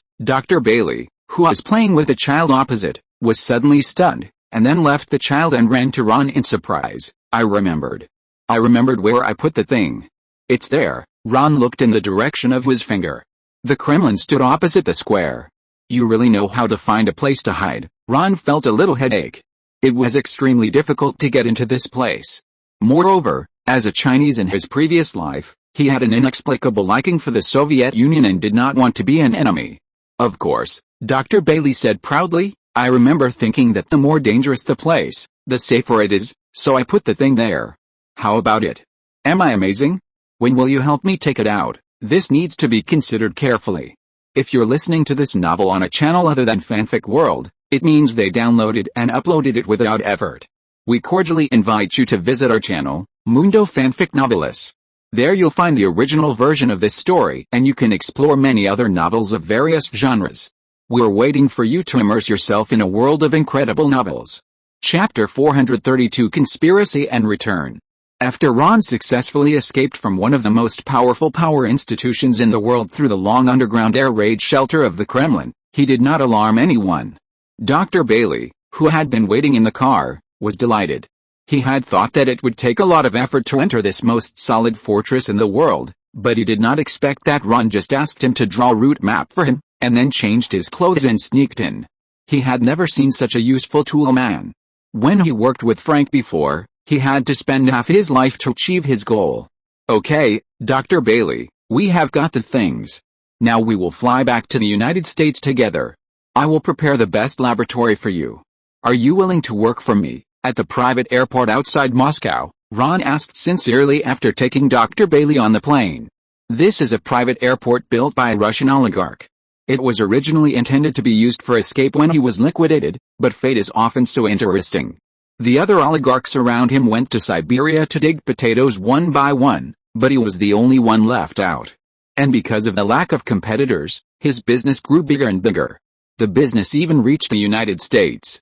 Ron hooked up with the oligarch in the process of collecting taxes. "Of course, I really hope to work for someone like you who knows how to respect scientists. You are better than Frank," but, with a slight crack sound, a small glass bottle broke behind Dr. Bailey, but it was blocked by Bailey's huge body and was almost invisible, but Ron's pupils still shrank. He couldn't see it, but he could hear it. "But what? Why don't you continue?" Ron continued to ask as if he didn't know. while Dr. Bailey on the opposite side took out a small syringe from his clothes and stabbed his neck. Ron was puzzled. "What did you inject, my child?" "This is the antidote for poison gas. It corresponds to the most powerful nerve gas in the world. Look, it has already taken effect on you." Dr. Bailey showed a smug smile on his face, and Ron seemed to be strangled by something, with white foam at the corners of his mouth, and fell backwards. "You must not have expected this, right? Do you want to guess what will happen next?" Bailey walked to the cabin door and pressed the door opening button. The cabin door opened and a flaxen-haired man walked in. "You didn't expect it, Ron. Let me introduce myself this time. My name is Narcissus, a federal agent of the FBI. The last time we met was at the NSA branch in Los Angeles, remember? Of course, I have another identity, Aiden's regional director, Dr. Bailey. Believe me, choosing to cooperate with Aiden will definitely be the best decision you make in your life. There, we will prepare the most professional laboratory for you. No matter what you want to test, we can provide you with enough funds and equipment. Even if you want to use living people for human experiments, we can help you find enough experimental materials, whether you want white people, black people, or Indians, Dr. Ahem, you?" Ron squeezed out a few words from his throat, but it was as if something was stuck in his throat. Every time he said a word, he spent a lot of energy, but in the end he was interrupted by a cough, and he couldn't even say a complete sentence. "I'm sorry, but compared to your price, I think the conditions they offer are better. In addition, they promised to help me blow up London for revenge. Which I believe a decent person like you will never help me do. It's a pleasure to get along with you, but you have to die, Ron," Dr. Bailey said with a regretful mouth, and a casual attitude, as if he was discussing the life and death of a wild dog on the side of the road. "I have a better idea. How about making him the scapegoat for the terrorist attack on London? We keep him in the plane and let the plane crash into Buckingham Palace with a nuclear bomb." Narcissus showed a cruel smile on his face. "This thing is of no use to you, so give it to me." As he said that, he walked straight to Ron and snatched the red mercury nuclear bomb box that he had been holding. He just pulled it and it didn't move. A trace of annoyance flashed across Narcissus' face, and he raised his foot to kick Ron's hand holding the box, but just as his foot was raised, something strange happened. Ron, who was originally lying on the ground sickly, suddenly turned over, and grabbed the box with one hand, which just happened to be Narcissus' ankle.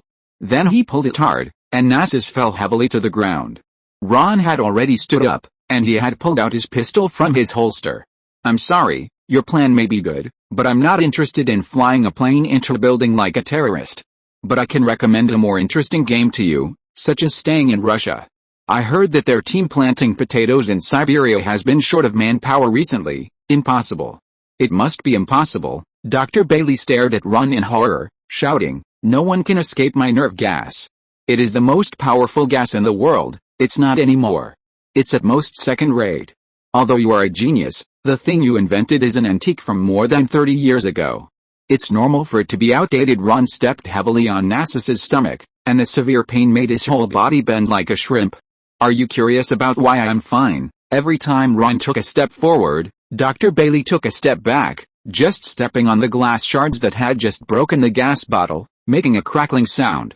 Dr. Bailey's heart moved, and he suddenly bent down to pick up a piece of glass and put it in front of his nose and smelled it. "No, my poison gas should smell like rotten apples. This is vodka. I replaced your poison gas with vodka, because I can't tell which one is the poison and which is the antidote, so the one you injected yourself just now should also be vodka.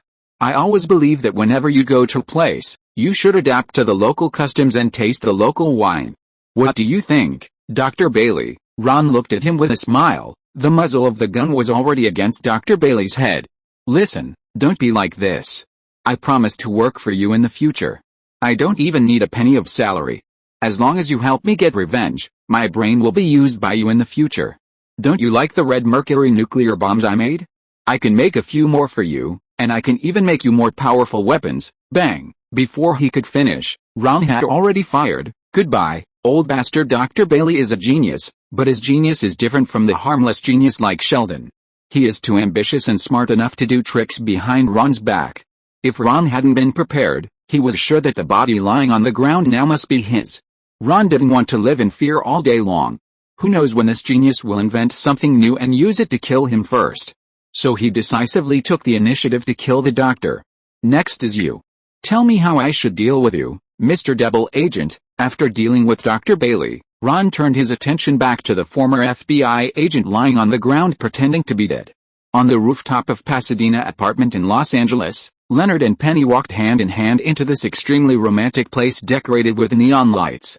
Thank you for taking me to your first prom. It is graduation season now, and the rooftop of the apartment is decorated like a high school prom, and there is even a banner with the words prom written on it.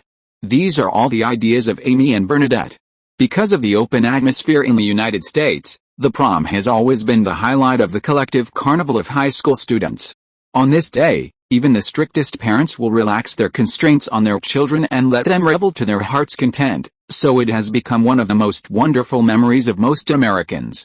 And this group of poor little scientists, because they were basically marginal figures in the school during high school, naturally had no chance to attend a grand prom, so they came up with such a way to make up for their lost youth.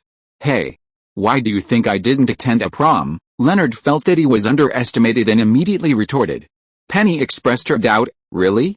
Then who is your partner? Well, the partner I brought is called loneliness, and we even had a fierce threesome battle with Ms. Shame at the end. Leonard became more and more frustrated as he spoke.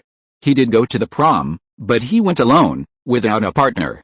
Tisk tisk, that sounds really miserable, almost like me. Ron's voice suddenly appeared at the door, and they both turned around.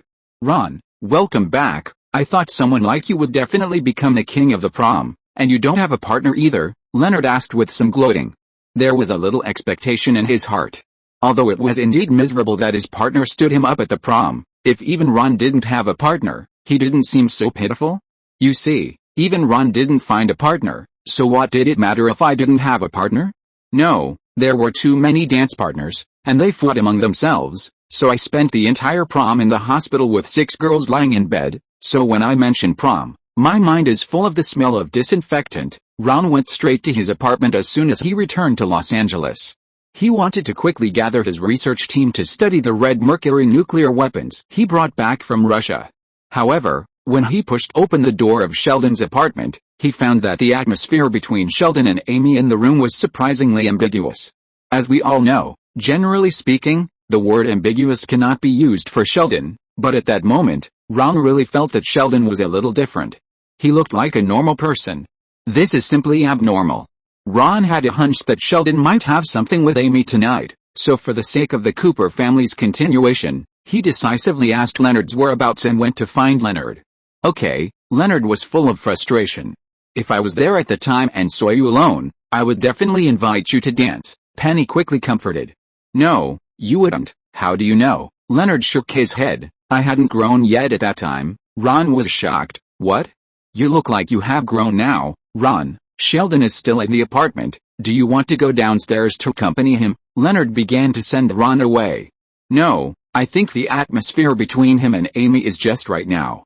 If they can make a little Sheldon tonight, I can be an uncle next year. Ron smiled and shook his head. Besides, even if you send me away, you won't have much time for the two of you, because other people are coming too. As he spoke, Howard, Rajesh and Stuart came out from the stairs with their respective dance partners behind him.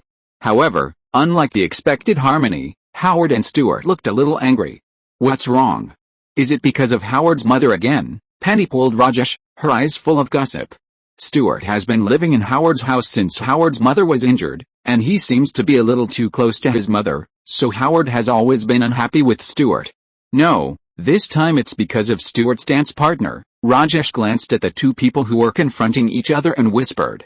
Ron also came over with a glass of wine. Dance partner? Is Howard angry because Stuart didn't bring his mother and cheated on his mother behind his mother's back? No, Stuart's dance partner is Howard's cousin. Is it the cousin named Jenny? Ron suddenly became excited. Rajesh nodded heavily, and this time, even Leonard couldn't sit still. He gathered with Raj and Ron. The three of them stood in a row, watching the confrontation over there with gossip in their eyes. This confused Penny. Jenny? Cousin? What happened? Howard's virginity was taken away by his cousin. This Jenny, Leonard quickly explained to her.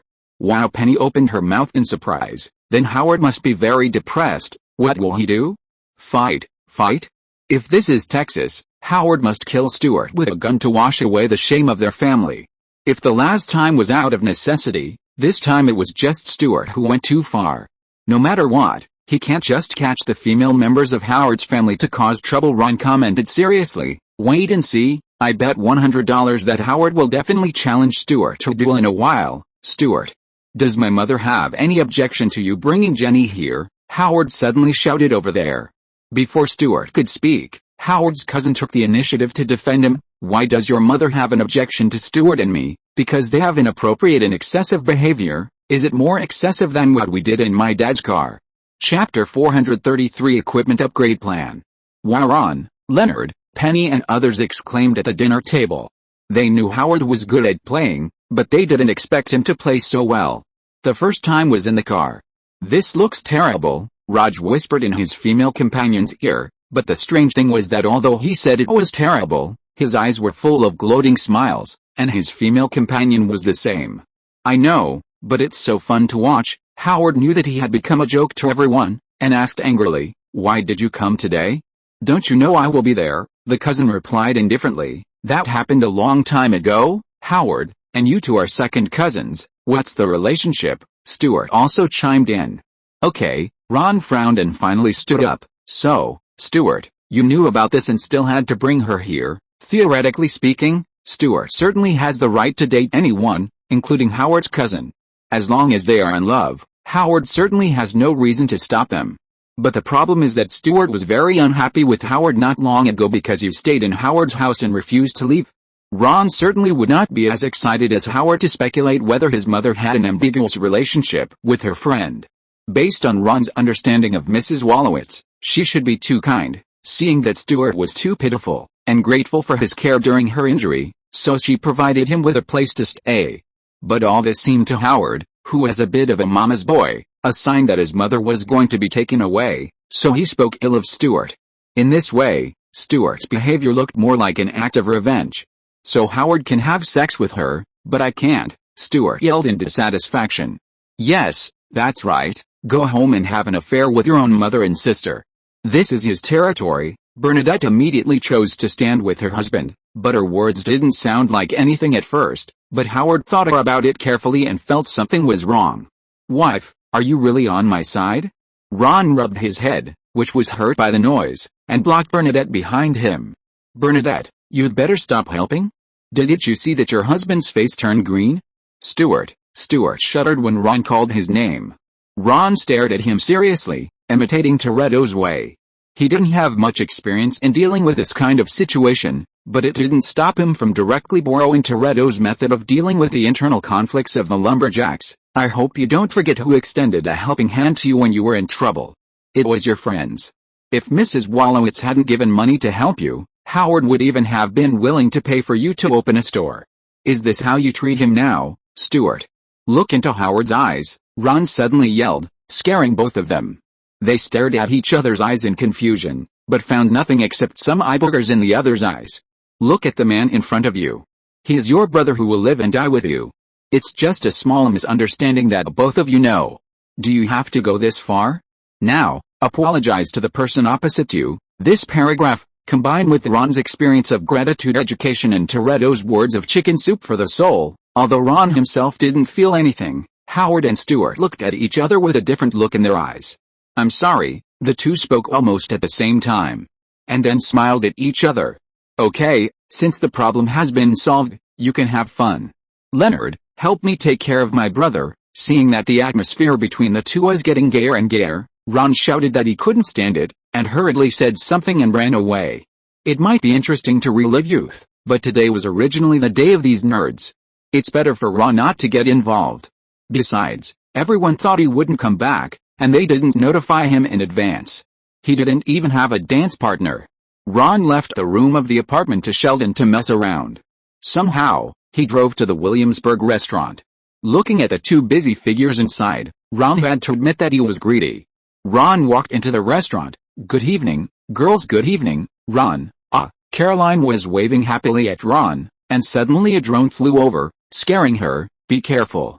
The cockroaches in the restaurant are getting bigger and bigger." "Don't be nervous, Caroline. It's just a reconnaissance plane of the restaurant." "My God, If the cash register is emptied a few times, even the basic trust is gone. Max came from the side, waved the drone away, and greeted Ron by the way. Are these things so rampant now? Ron frowned. This is a 4-axis drone, which is similar to the reconnaissance model that Ron first made, but it is a few circles smaller. Not long after Howard helped him tinker with this little gadget, Ron realized that the technical content of this thing is not high, and it is easy to imitate in large quantities. So he decisively registered a patent and authorized it to other companies for use. At present, the patent royalties of this 4-axis drone can bring him about $10 million per year. Sounds like a lot, right? But almost every time, before Ron had time to warm up the money, Howard would take it away with various expenses. Ron only knew that the quadcopter drones had been selling well, but because he only authorized a patent, he didn't know the specific sales volume. But seeing that even a small restaurant began to use drones to monitor waiters, this thing was really rampant. Who knows? In fact, there is not even soap in our bathroom, and there is a drone. Caroline put on a stinky face in dissatisfaction. I hate Ahan sitting in the office to monitor us, busying himself with a little stick. Although Ron knew at this moment that Caroline was talking about the remote control of the drone, he still rubbed it in a very unkind way. Come on, no one can enjoy his little stick, Max complained. It seems that you all hate this thing. How about I help you think of a way to tease Ahan? Ron looked at the drone that had been following Caroline's ass, and suddenly a light bulb went off in his head, and a bad idea came out. Caroline's eyes lit up. Do you have a solution? Of course, but I'm not helping for free. I need to charge some money. Ron's malicious eyes swept across Caroline's long legs and Max's hips. How about I try something new tonight? Caroline's face turned red when she was stared at by Ron's aggressive eyes, and her heart was full of spring. She bit her lip. As long as you can do it, you can do whatever you want. Max, of course I have no problem. Then it's a deal. Oleg, come out for a moment. Ron called out the sloppy chef from the kitchen. Are you wearing underwear today? I've never worn that thing, Oleg said carelessly. I prefer the feeling of coolness and freedom. Okay, that's even better. Let's show Ahan something interesting. Ron took out his mobile phone and opened a special remote control app to search for the signal source. The red light on the drone flashed and immediately returned to normal, but no one knew that the control of the drone had been taken away by Ron. Success, Ron grinned. As the father of the quadcopter, in order to prevent his own creation from killing him one day, Ron begged Peggy to develop a cracking program for him not long after she handed him the flight control system. As a top hacker, Peggy was used to leaving backdoors in the things she made. Isn't a cracking program easy to get? Oleg, unzip your pants. Let's show Ahan something good. Oleg also smiled evilly and unzipped his pants. Ron controlled the drone to fly over his pants. In the restaurant office, Ahan was smiling and controlling the drone to fly around the restaurant like a hard-working little bee, and the drone's camera kept passing over the two charming waiters. Sometimes, when there were particularly beautiful female customers in the store, the drone would inadvertently fly over the collar. No one would have thought that this little fat man who always looked shy in front of others had such a wretched side in private. This thing is really useful. Ahan had a silly smile on his face. However, when he wanted to control the drone to fly to Caroline to have a look, the drone suddenly stopped. Ahan patted the remote control in confusion, but there was still no response. He could only press the buttons on the remote control in vain. Suddenly, the drone moved again. But before he could be overjoyed, the drone not only did not fly towards Caroline, but instead crashed into Oleg, passing over Oleg's abstract face, and then went all the way down. Below was the unzipped pants, and then, what came into view was a black and furry thing. No. No. No. Ahan threw away the remote control and rushed out of the office. My eyes. My eyes are broken. I need to wash my eyes. Ha ha ha. Caroline and Max laughed at Ahan's naive appearance. Okay, done. I believe Ahan won't show off this little toy for a long time. Ron held the drone and shook it proudly at the two girls. So, you promised me that you would leave now? Calculate the time. You just got off work. I know. Wait for me. How do you want to play today? Ron blew a breath of hot air in Caroline's ear. How about stacking people? 10,000 words omitted here. Hey, guys, I believe you all had a good time at the graduation party yesterday, although I am curious whether my cute and stupid brother took this opportunity to graduate with you and enter the adult world. The next day, when Ron woke up, Max and Caroline had already gotten up to work for the second job. Except for the messy bed and Ron's memories, there was almost nothing to prove the passion of last night. Ron simply packed up and went directly to the laboratory of Qualtech. After seeing the drone that Ahan used to spy in the restaurant, he felt that he urgently needed a new drone to open up the generation gap with a popular version. Okay, Sheldon, you don't have to roll your eyes anymore. I already know that you are still a little virgin, right? I have to say that Ms. Mary will be disappointed. Ron shook his head. Sheldon was still not good enough. He really didn't know when he and Amy would be able to create a little Sheldon. However, with his personality, if it was a son, the probability of inheriting the name Sheldon was almost zero. He would most likely name the little one after Leonard, and they would be good friends for life. Now that everyone is playing, I need you to concentrate on helping me make some interesting new toys. No problem. What do you want? Howard asked. First of all, I need a new gadget to replace the quadcopter drone. This thing is already everywhere. Even the terrorists in Afghanistan have learned to use it to carry bombs to rush to the US positions to replace the outdated human bombs. If we don't come up with something new, we will soon be no match for the terrorists, but the quadcopter drone is already the most stable and practical way of drone platform. How can it be improved? At the very least, you have to tell me your needs. Speaking of mechanical design, this is Howard's professional field. He is confident that he can meet any requirements that Ron puts forward.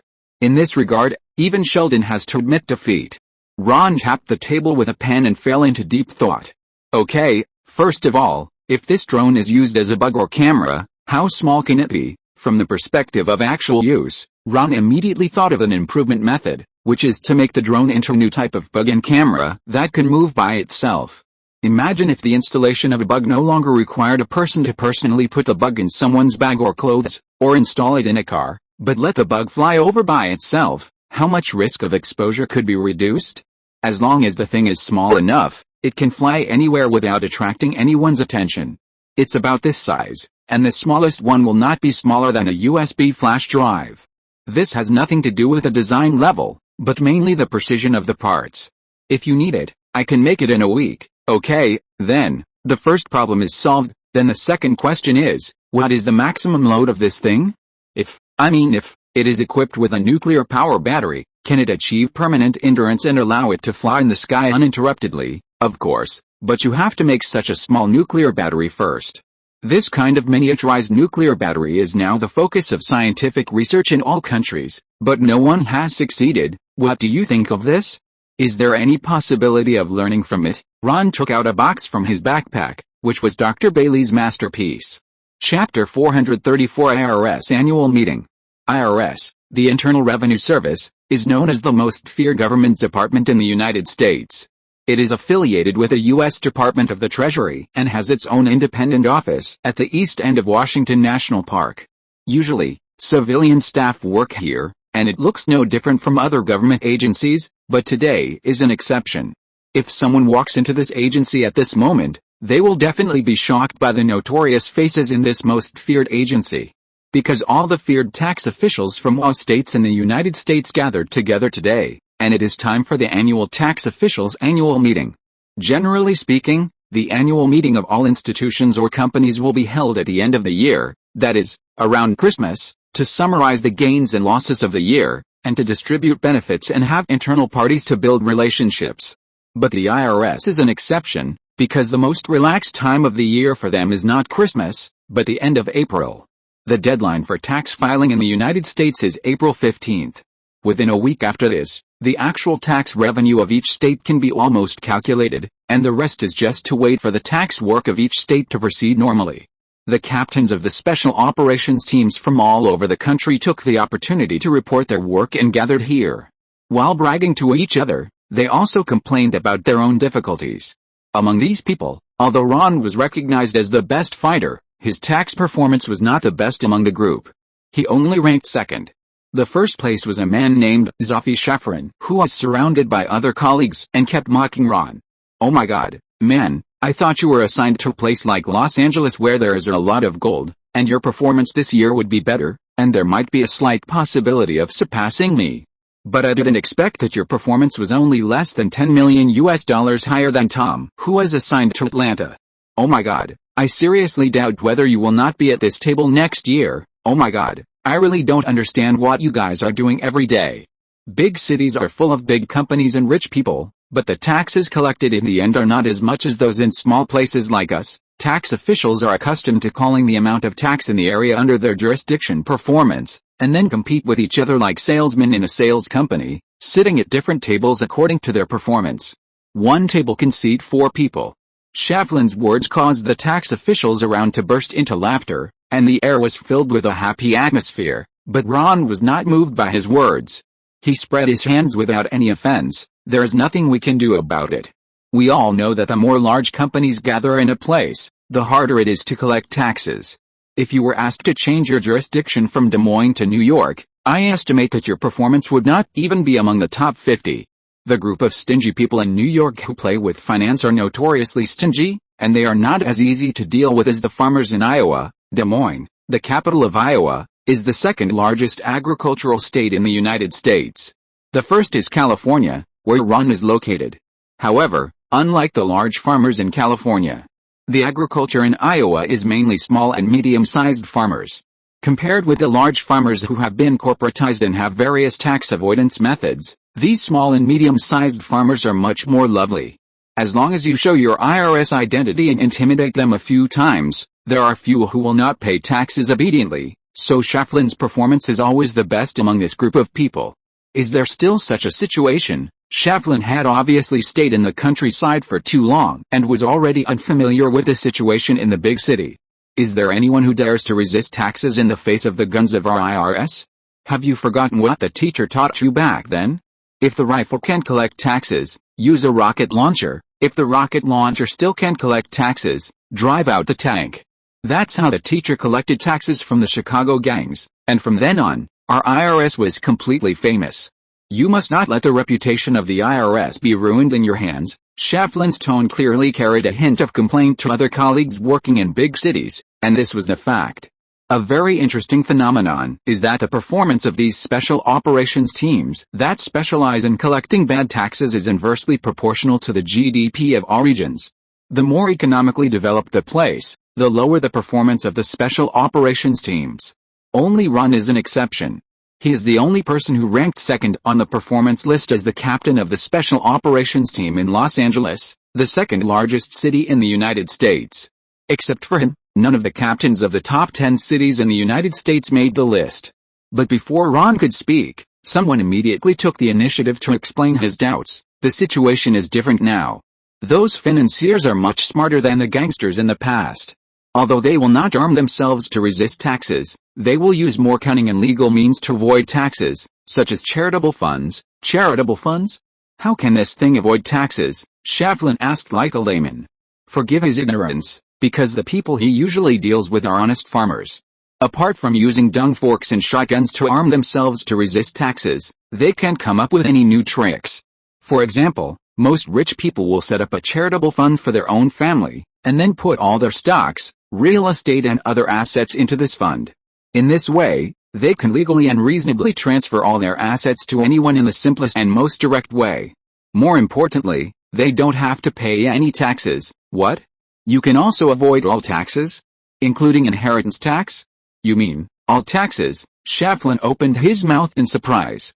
Of course, recently many wealthy people have been using this method to legally avoid taxes. The court has accepted many such cases in succession. However, according to federal law, this is completely legal. Ron looked at Shaflin with disdain, as he looked like he had never seen the world before, and continued to explain, in the United States of America, especially in California, as long as a charitable foundation donates a certain percentage of its funds to charitable organizations every year, it can be exempted from all taxes. After the donation amount reaches the initial capital of the charitable fund, the owner of the charitable fund can legally withdraw all the money from the charitable fund, or transfer all the assets tax-free to anyone. The proportion of this donation is different in each state. Our California is the lowest, at only 5%. Shaflin was shocked, but still puzzled. But, Ron, donating 5% every year will be 100% donation in 20 years. What money will they get in 20 years? At this time, even Tom, the New York head with a good temper, couldn't help rolling his eyes. He was in charge of the place with the most financiers, and of course he was the one who had seen the capitalists spend the most. Shafran, your stupidity simply astonishes me. Think about it, the law only stipulates that they must donate 5% every year, but the rest of the money can still be used for investment and profit. The vampires on Wall Street specialize in this.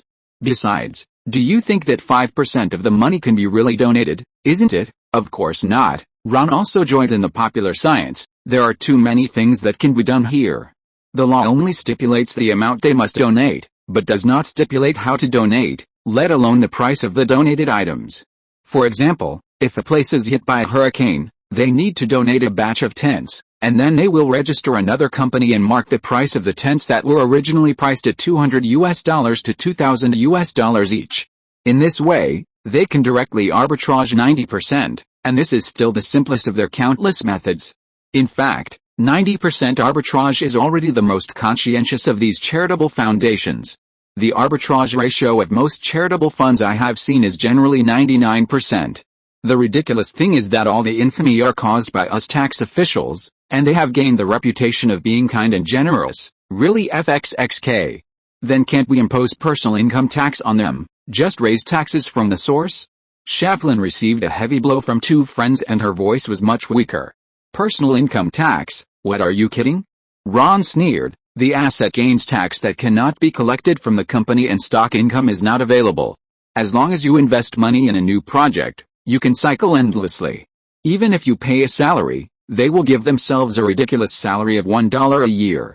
$1? How do you ask me to collect it from them? A top rich man like Bill Gates may not have paid more income tax in a year than his secretary. The situation in the United States is so magical.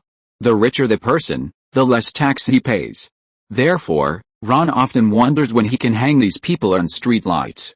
Wait? No, that's not right. Shaflin was so confused that he felt something was wrong. He quickly shook his head and reorganized his thoughts. But how did you collect taxes in California? If they are really like you said, then your performance should be at the bottom like Tom in New York. I know, Shaflin said halfway and suddenly realized, California is the largest agricultural province in the United States. You also collected the farmers' unpaid taxes to increase your performance, right? Tisk, I'm not as stupid as you think. How much money can you collect from those mudlegs? Ron sneered again. In fact, not only did he not use violent means to collect taxes from those small farmers, but he even turned a blind eye to some farmers who really couldn't pay back the money within the scope of his power. Ron's opening once again focused everyone's attention on himself. Especially those responsible for the jurisdiction of the same big city. Then how did you do it? Of course I have to use some tricks. Do you want to learn? Ron tempted with a devilish tone. Everyone nodded in unison, and Ron even heard the sound of several people swallowing their saliva. There was no way. Ron's secret was too tempting for them. The purpose of the Special Action Team's existence was to recover those difficult to collect taxes. The Special Action Team could keep 30% of the recovered taxes and only had to hand in 70%. As for the remaining money, it was called funding, but how to spend it was up to them, right? If you pay it in the form of salary or bonus, and you have to pay taxes, then just don't pay it. But it's not too much to improve the food treatment for your subordinates, right? Or in order to make it more convenient to move, you can equip it with a sports car and reimburse the gasoline together. The tricks here are no less than a means of tax avoidance used by those big capitalists. To put it bluntly, the Special Action Team was specially established by the Tax Bureau to compete with big capitalists for food. Of course I do, tisk, I have plenty of ways, but I figured them out bit by bit. You don't know how hard it was for me. Ron changed the subject and instead of telling them his way, he complained and his eyes narrowed into slits with a smile. If Sheldon were here, he would definitely run away quickly, because he knew his brother was going to start cheating people again. Thinking back to when I first took over the Los Angeles Special Operations Team, I was the only commander without any men, not even a gun. All the weapons were brought by myself, and they were all my belongings. I went to ask the president for them. Guess what the president said? Ron stood up and angrily told the bitter past. The president said, if you don't have money, go find it yourself. Otherwise, Ron, see how much the president's White House is worth and sell it to you as funding. What should I do then? Shaflin was attracted by Ron's story and couldn't help asking. That's what I asked too. Ron put on an angry look. I said, President, I am from the IRS after all, right? I can't be worse than the Los Angeles Police Department. Isn't that damaging your reputation? But the president said, "I have money and people, what do I need you for? Since you can be the captain, you have the ability to get money and people, otherwise you can go home and take care of your children, don't embarrass me there." Then how did you do it? When it came to the key point, everyone held their breath, fearing that if they accidentally missed Ron's secret of success, they would fall into the poor class of the IRS. It doesn't matter if you are a little poor, but if you let the brothers below become poor, then you really don't need to be the captain. Then, Ron dragged out the last word until everyone's appetite was whetted, then he continued, "Then, I went to find my old friend, Dominic Toretto. Some of you may have heard of him. He's a very remarkable person. He used to travel around various states to do car robberies.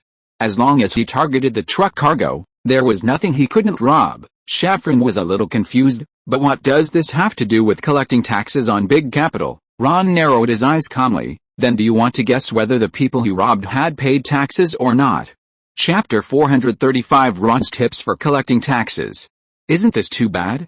How is it different from robbery? Ron saw that most tax officials were confused. Ron shook his head helplessly. These colleagues were too reserved, or too proud. Really, those big capitalists don't care about their face. Why are you still tangling here? Is this considered robbery? Then what are the methods of these big capitalists? Ron sneered and added fuel to the fire. Don't forget, they are the ones who don't pay taxes first. What's the difference between not paying taxes and stealing money from your pockets? Don't forget, they are the richest people in the United States. Think about it, if you can collect taxes from them, what kind of life will you live? Ron's tone was full of temptation. I have 2 yachts in Los Angeles, one is used to entertain guests and subordinates, and the other is specially used to take beauties out to play. Every time I go out to sea, I will bring at least 6 beauties.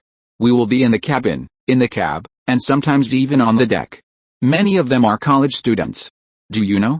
College life is good now. Ron didn't say too much, but the people sitting there were all old perverts, and those who understood. Ron could even hear the sound of swallowing saliva. Ron looked around, and almost all of the people who were attracted by his words were the heads of various big cities. Unlike those heads in small cities or even in the countryside, it was no less difficult for them to collect taxes than Los Angeles, which Ron was in charge of, but they didn't have Ron's means. Although tax collectors are high-income professions, high income is only average income. Just like any Hong Kong person and Lee Pao averaged, your average income is not bad, but the question is, can you spend as much as Lee Pao? What a joke. So, in fact, those tax collectors who can't collect taxes in big cities are real poor people, and some even pay their own money to pay their subordinates. When they heard the big cake drawn by Ron, their eyes turned green, just like hungry wolves that have been hungry for days and nights. But what should we do if we don't have enough powerful criminals? We can't let my men go out and rob them, right? Tom from the New York district said worriedly. Ron's method is good, but it is not suitable for everyone. For example, some people don't even have a decent white glove. Well, let alone white gloves, some PR leaders can't even get a decent armed force, let alone lead his team to compete with a well-equipped rich bodyguard team. Doesn't Ron know? Of course he knows. Not only does he know, he even knows exactly what kind of personnel the leaders of major cities have. Do you think Ron is talking about this just to give advice to his peers or to show off? That's too superficial. Ron certainly had his own plans, or rather, he had laid so much groundwork just to lead to Tom's words. Hearing this, Ron was overjoyed, but still pretended to be calm on his face. Is that so? It's indeed a bit troublesome. How about I introduce some friends I know to you? If you can provide some help to my friends within your sphere of influence, I think they will be happy to help you. Really? That's great. I've known it for a long time. Ron, you are the best brother. Tom was overjoyed when he heard this, but when he was happy, others were not. Other colleagues shouted unbalanceedly, Ron, we are also good brothers, you should help me too. Have you forgotten that I lent you money when we were in school? We went out to pick up girls together every day. Picking up girls together is nothing? Ron, we have been on the battlefield together, and I blocked bullets for you. Ron, you can't help but help your good brother in an instant. The noisy area around Ron was like a vegetable market. Ron could only wave his hands helplessly. Quiet, guys, quiet, come one by one, we are all good brothers, so, as long as you need help, you can tell me. I am very willing to let my friends help you. Really? But can your friend Toretto come over? We have so many places. In this case, do we have to line up first? Wait. I'm the first. This idea was my first. I'm the first. I'm the second. I'm the third. The clever guy's quick answer immediately attracted everyone's scramble for the lease rights of Ron's friend Toretto. Toretto himself probably never thought that in addition to gay bars, there was another place where he would be robbed by a group of men like this. Calm down, guys. I promise you, everyone will get a share. Ron was constantly pulled back and forth by several hands, and he had no choice but to stand on the table to calm everyone down. I have a lot of friends, not just Toretto. My accountant brother also has his own assassin company, plus brothers Deckard Shaw and Shaw and other high-quality criminal masters like Franklin. Everyone, our Los Santos is the capital of crime. No matter what we lack, there will be no shortage of criminals. As long as you are willing, I can help you contact and introduce you at any time. Ron's very diligent introduction finally aroused the vigilance of many colleagues. They have known each other for more than a day or two. Some of them graduated from the Secret Service school with Ron, and some of them have even fought on the battlefield with Ron. Others don't know Ron's personality, but they are too familiar with him. Would they be so kind? Wait, Ron, you don't have any conspiracy, do you? You don't plan to charge us a brokerage fee? A colleague asked suspiciously. Upon hearing this, the other colleagues who had been surrounding Ron like hungry tigers immediately dispersed and looked at Ron with scrutiny again. With this guy's personality of taking advantage of others, it is entirely possible for him to do such a thing. Ron sneered and looked at everyone in indignation. Brokerage fee? You guys underestimate me too much, don't you? Is this the kind of person Ron, am in your eyes? Everyone didn't say anything, but their eyes all revealed that, yes, that's right, you are such a person. Not surprisingly, everyone has been cheated by him. Ahem, Ron coughed to cover up the embarrassment. There may be some misunderstandings between us in the past, but believe me, I am not the kind of person you think. Ron finally gave in to the eyes of everyone. Well, at least not this time.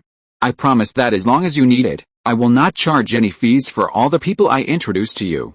You just need to provide them with information and some necessary protection. Don't remember, they are doing things for you, of course. Don't worry, as long as your friend comes to our territory, I promise that neither the CIA nor the FBI can catch him on my territory. But do you really promise not to ask us for a penny? When did you become so kind? Really, I have always been like this, but you misunderstood me too deeply before, Ron said sadly. Looking at his melancholy expression, everyone couldn't help but doubt themselves. Did they really misunderstand him for so many years?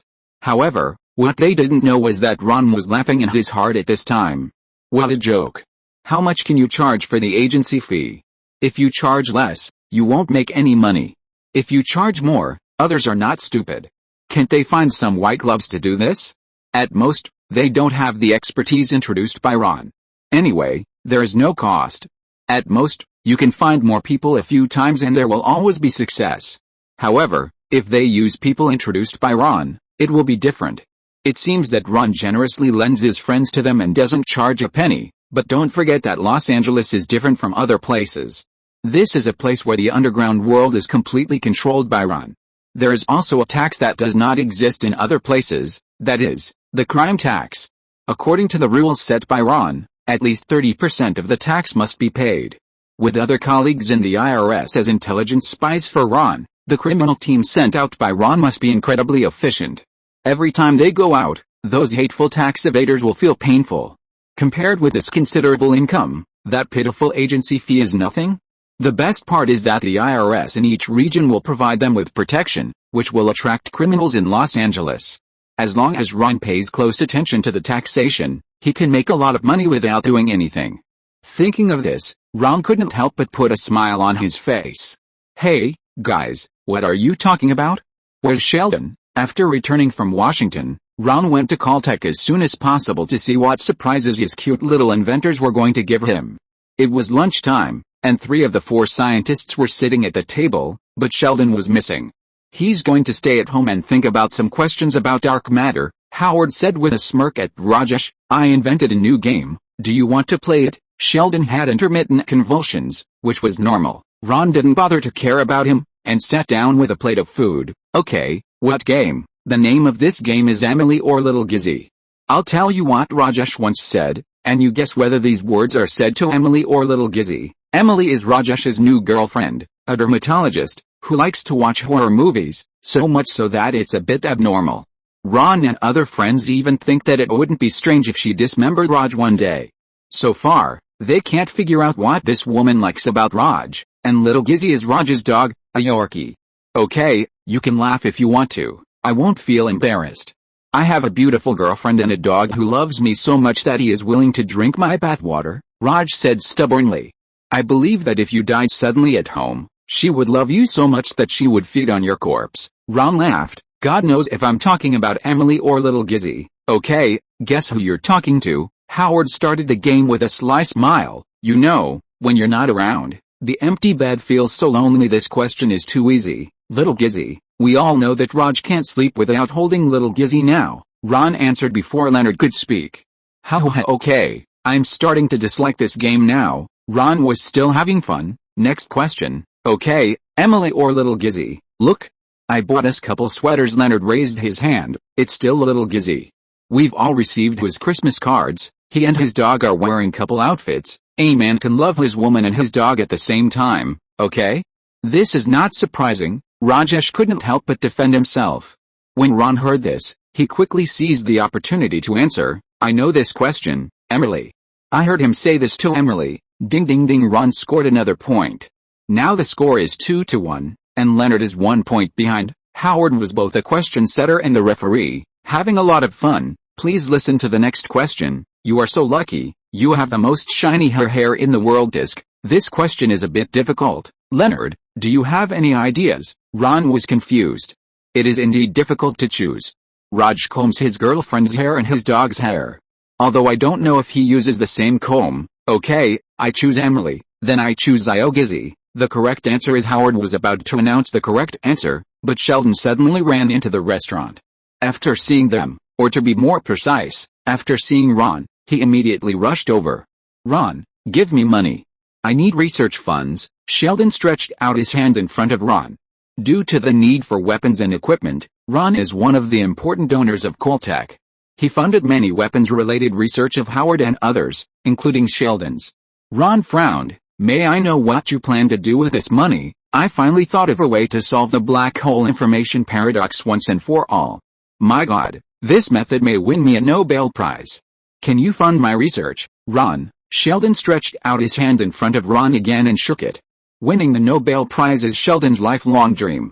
Although Sheldon has various problems, Ron doesn't mind helping his brother. He and Leonard exchanged glances. Leonard nodded gently.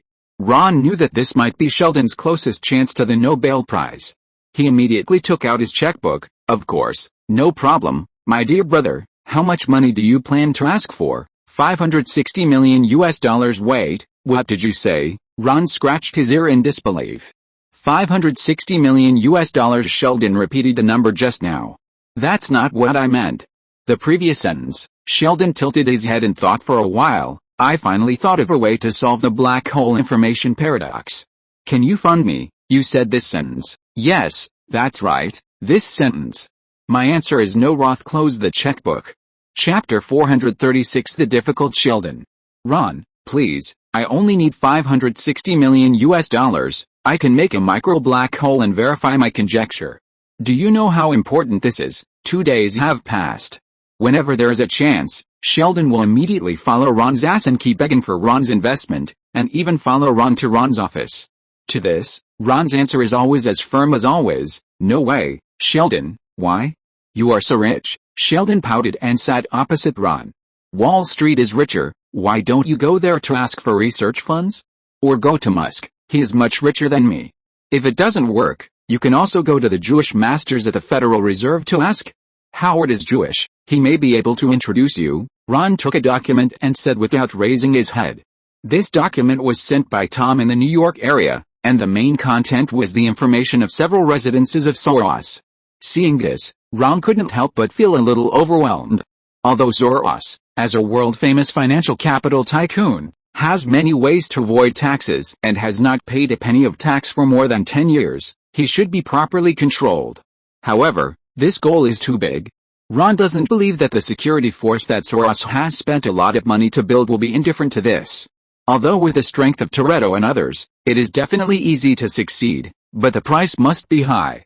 Ron directly sent an email to Tom and rejected this idea. Tom, you idiot, I've only heard of killing animals for monkeys, but never of killing lions for monkeys. You must choose a new target, otherwise, I will never lend you my friends. After replying the message, he looked up, and Sheldon continued to stare at him with his innocent big eyes. Ron could only put down his work helplessly. Okay, since we are brothers, I will give you another chance. You can try to convince me to fund your research now. This is an unprecedented experiment. If we succeed, we can subvert the entire physics system. Not only will I get the Nobel Prize, but I will also become a scientist as famous as Einstein in the history of physics. Sheldon seemed crazy when he talked about this, but Ron immediately poured cold water on him. So, what can I get? Ron asked coldly. You will have a brother who won the Nobel Prize and changed the world. If you treat me well, I can also write you into my autobiography. Sheldon's serious look made Ron even think he was joking with him. So he waited for a long time, but he didn't wait for the words "I'm kidding you." At this time, Ron realized that Sheldon really thought that writing him into his autobiography was a reward. Sheldon, Ron shook his head helplessly. If this guy was not his brother, he would have been beaten to death by now, right? Why? Did you promise to invest money in me? If you give me money now, I can thank you in the preface of my autobiography. No need, huh? That's good. The preface has limited space. I also want to leave some space to satirize Mr. Givens, who has always been not very nice to me. Whatever you want, I wish you success. Ron waved his hand indifferently and continued to screen the reliable ideas in the file, preparing to find a plan with the highest success rate and that can shock people, so as to find good jobs for his Los Santos heroes. When will I get the money? When did I promise to give you money? Ron looked up. But I just said I wish you success, but I didn't say I would give you money. Before that, I just promised to give you a chance. Obviously, you didn't convince me. Ron stood up and looked at Sheldon seriously. Although you are my younger brother, and my mother asked me to take care of you more, I don't have to spoil you all the time. Sheldon, you are already an adult. You have to learn the basic ways to communicate with others. Okay, but I have already told you the reason. Sheldon was a little overwhelmed by Ron's sudden seriousness. Although he was the most loved by his mother and grandmother since he was a child, and his family gave in to him, Ron was an exception. This exception does not mean that Ron treats him badly. Compared to Missy, he is indeed not very good, but when Sheldon gets angry to a certain extent, Ron always finds a way to bully him and make him speechless. Your reason only tells me what you can get, but not what I can get. This is unfair. Ron saw Sheldon was about to open his mouth, and continued to retort, don't mention me in your autobiography or something like that. I really don't need that. What I want is tangible benefits. To persuade others, at least you have to stand in the other person's perspective and tell the other person how much benefit this thing will bring to him. If you want to persuade me, you should try to tell me what will happen if it is made into a weapon. At the very least, what economic value it can have. Now, Sheldon, tell me again, what benefit will it bring to me by funding your experiment? No benefit. Sheldon hesitated several times, and finally answered disappointedly. Okay, but not being able to get money from me doesn't mean you have no chance at all. Ron sighed helplessly when he saw Sheldon's lost look, and then changed the subject and began to comfort him again. After all, he is his brother. If he can't help, at least he can help him find someone else to cheat. Really? Sheldon jumped up excitedly. What should I do? I'll do anything as long as my experiment can be completed. Go back to school, find Principal Hibbert and tell him your idea. Especially emphasize the point that this may win the Nobel Prize. Why? You just told me to convince others from the other side's perspective. Sheldon was very puzzled by Ron's inconsistency. Ron rolled his eyes. Come on, do you think the Nobel Prize is just your honor? It's also the honor of the school. With your golden signboard of winning the Nobel Prize, how much sponsorship can they attract? I guarantee that it will be more than what you use to do experiments, but there is one thing you must pay attention to. When asking President Hibbert for funds, remember not to ask for such a large amount at once. Then how should I ask? First of all, you should ask him for a very small amount, such as 2 or 3 million, and then wait until the money is spent, and then tell him that he only needs to increase the investment a little bit. At this time, you can ask for about 6 million. After that, tell him that the experiment will be successful soon and needs to double the funds. Just like that, little by little, until you get enough money you need. Note that you must not rush in the middle, you must take your time. Later, with a previous sunk cost investment, no matter how angry President Hibbert is, he can only patiently give you money one by one, otherwise, all his previous money will be wasted, Ron said with a strange light flashing in his eyes. As they were talking, Ron's cell phone rang. He picked it up and saw that it was a message from Finch. I need your help. Finch had a partner named Reese. Ron had checked Reese. He was a former senior CIA agent who defected for unknown reasons many years ago and has been missing ever since. Ron guessed that he must have known some shameful secrets of the CIA and was assigned a mission that would lead to his death, so he had to defect. People who can become senior agents are all very capable, and Reese is no exception. Ron began to be curious about things that Reese and Finch couldn't handle together. Leaving Sheldon to Arthur, Ron came to the agreed location, an abandoned old library. Finch was sitting on a computer and typing away, while Reese was lying on a small bed next to him with his upper body naked and his bandaged wound exposed. You really have a face that attracts bullets. Why do you happen to be shot every time I see you? Ron saw this and laughed at him mercilessly. It's not Reese's fault, Ron. A congressman just died in Los Angeles today. The killer was framed, and Reese was shot by the killer when he was chasing the real killer. Finch stood up, walked to Ron on crutches and handed him a document. Powell, a poor middle-aged man who has been unemployed for 8 months and was framed as a murderer. He has 2 children. We still don't know who framed him. The person who framed him is proficient in hacking techniques and left a record of threatening letters sent to the congressman and his computer in advance. If he can't help clear his name, he will definitely be charged with first-degree murder, or, before he is charged, the real killer will kill him first, and then there will be 2 more children who have lost their fathers in the world. That's your business, I just do my job for the money, Ron said indifferently. Where's that unfortunate guy who was wrongly accused now? You are not so injured that you can't save that unfortunate guy. After Ron finished speaking, an embarrassed look appeared on Reese's face. Finch took the initiative to excuse his partner, saying, if it weren't for the previous gunshot wound, Reese would have been able to keep him alive, but his life is not in danger now. He is now in the Los Angeles Police Department. Really?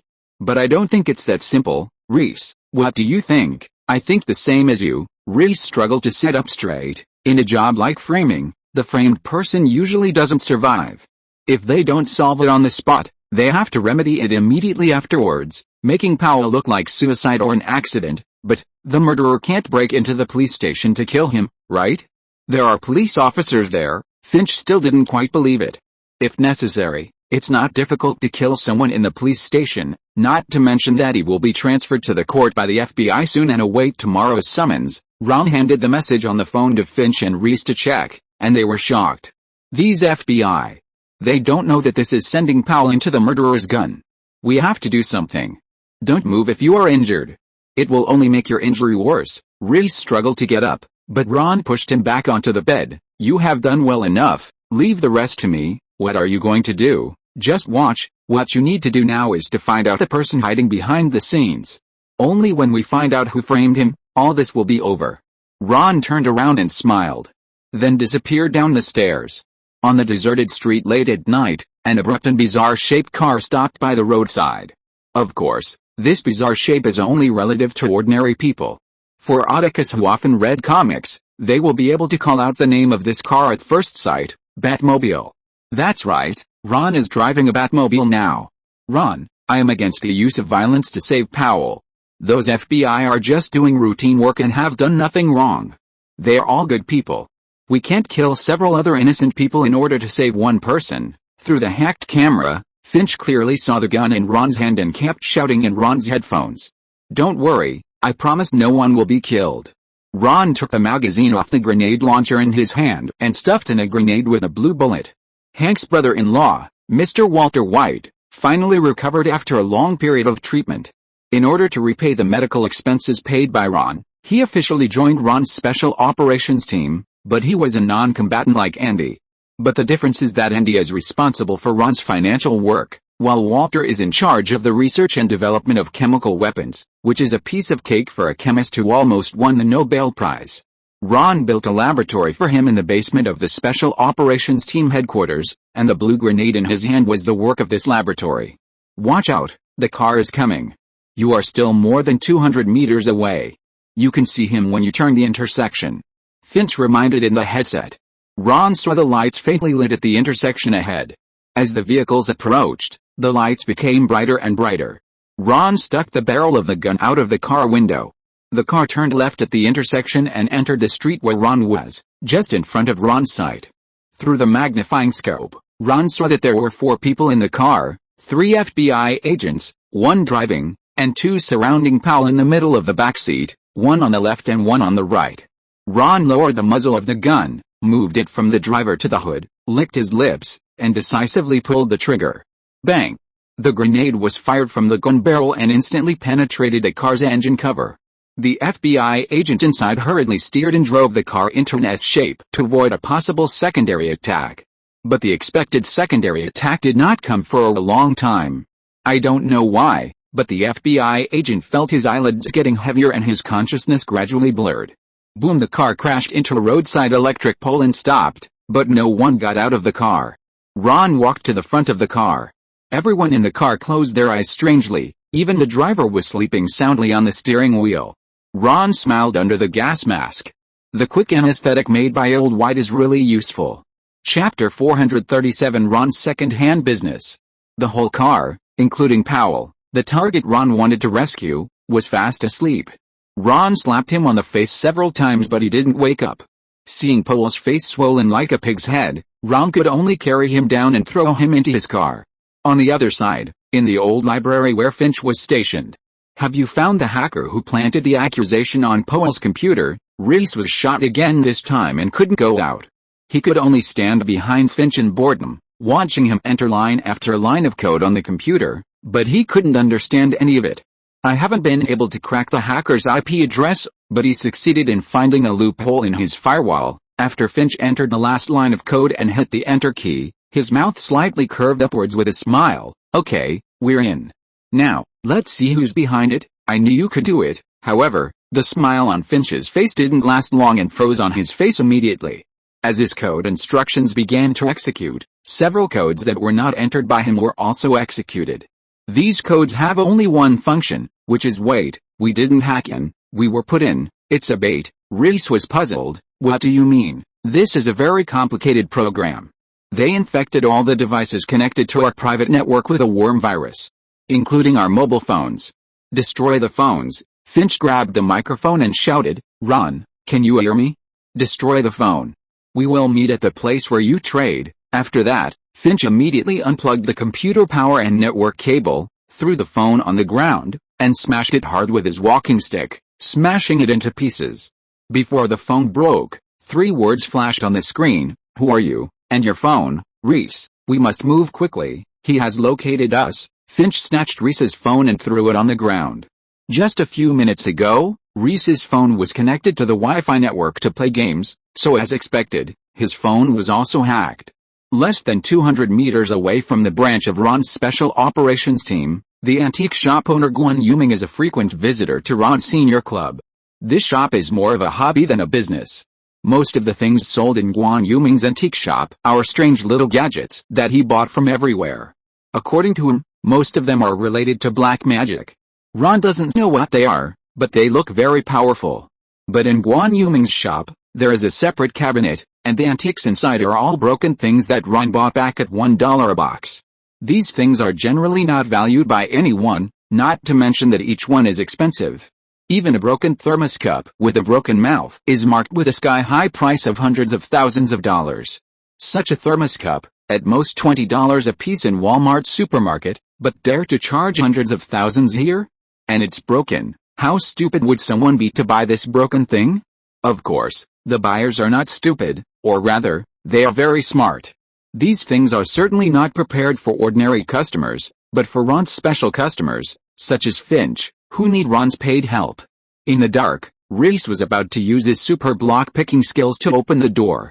Just as he poked the wire into the keyhole, he found that the lock was already opened, so he simply pushed the door open. As soon as he entered, a soft body was pushed into his arms. Here. The guy you asked me to rescue is brought to you. The money is still the same as the old rules. Just spend some antiques in the antique shop. Remember to tell Gwan that Ron asked you to come. The anesthetic of Old White is too powerful. Powell has been brought all the way to now and has not woken up yet. No, you can't leave yet. Our deal is not over yet. Finch walked a few steps quickly with his crutches and blocked Ron. Even if Powell is handed over to us now, he will still be wanted and will continue to be hunted by the mysterious hacker.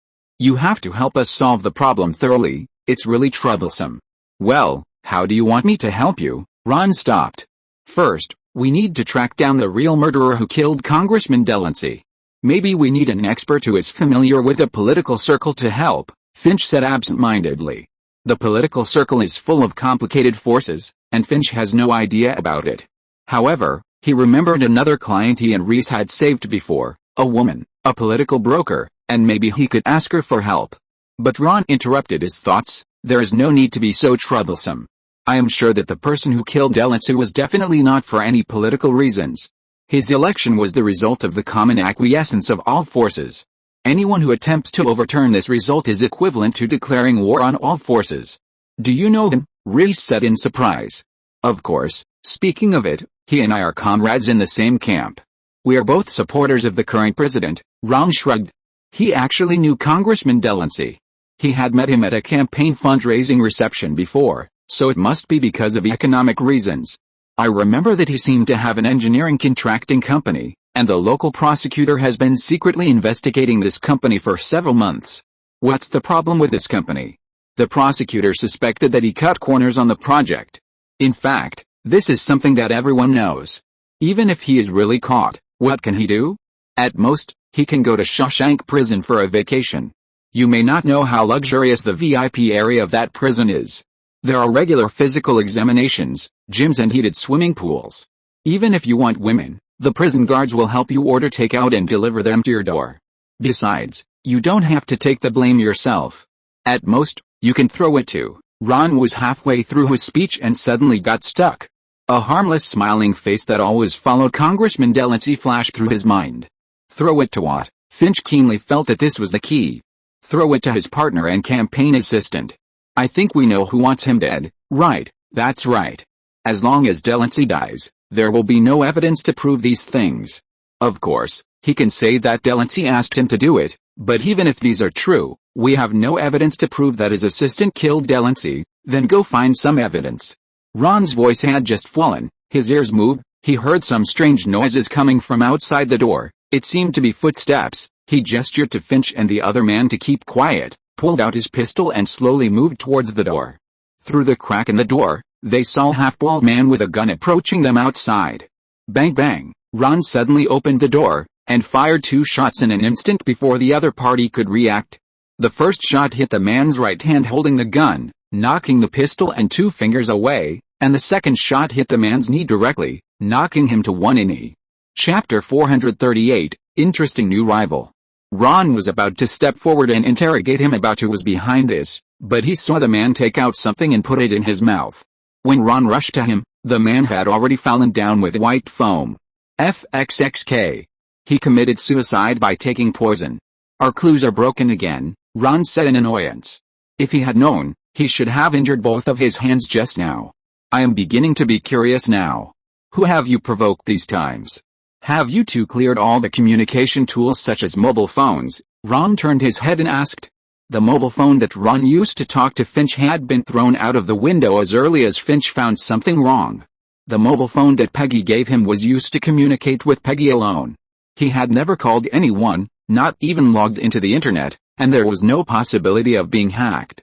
So the question is, how did this killer find this place?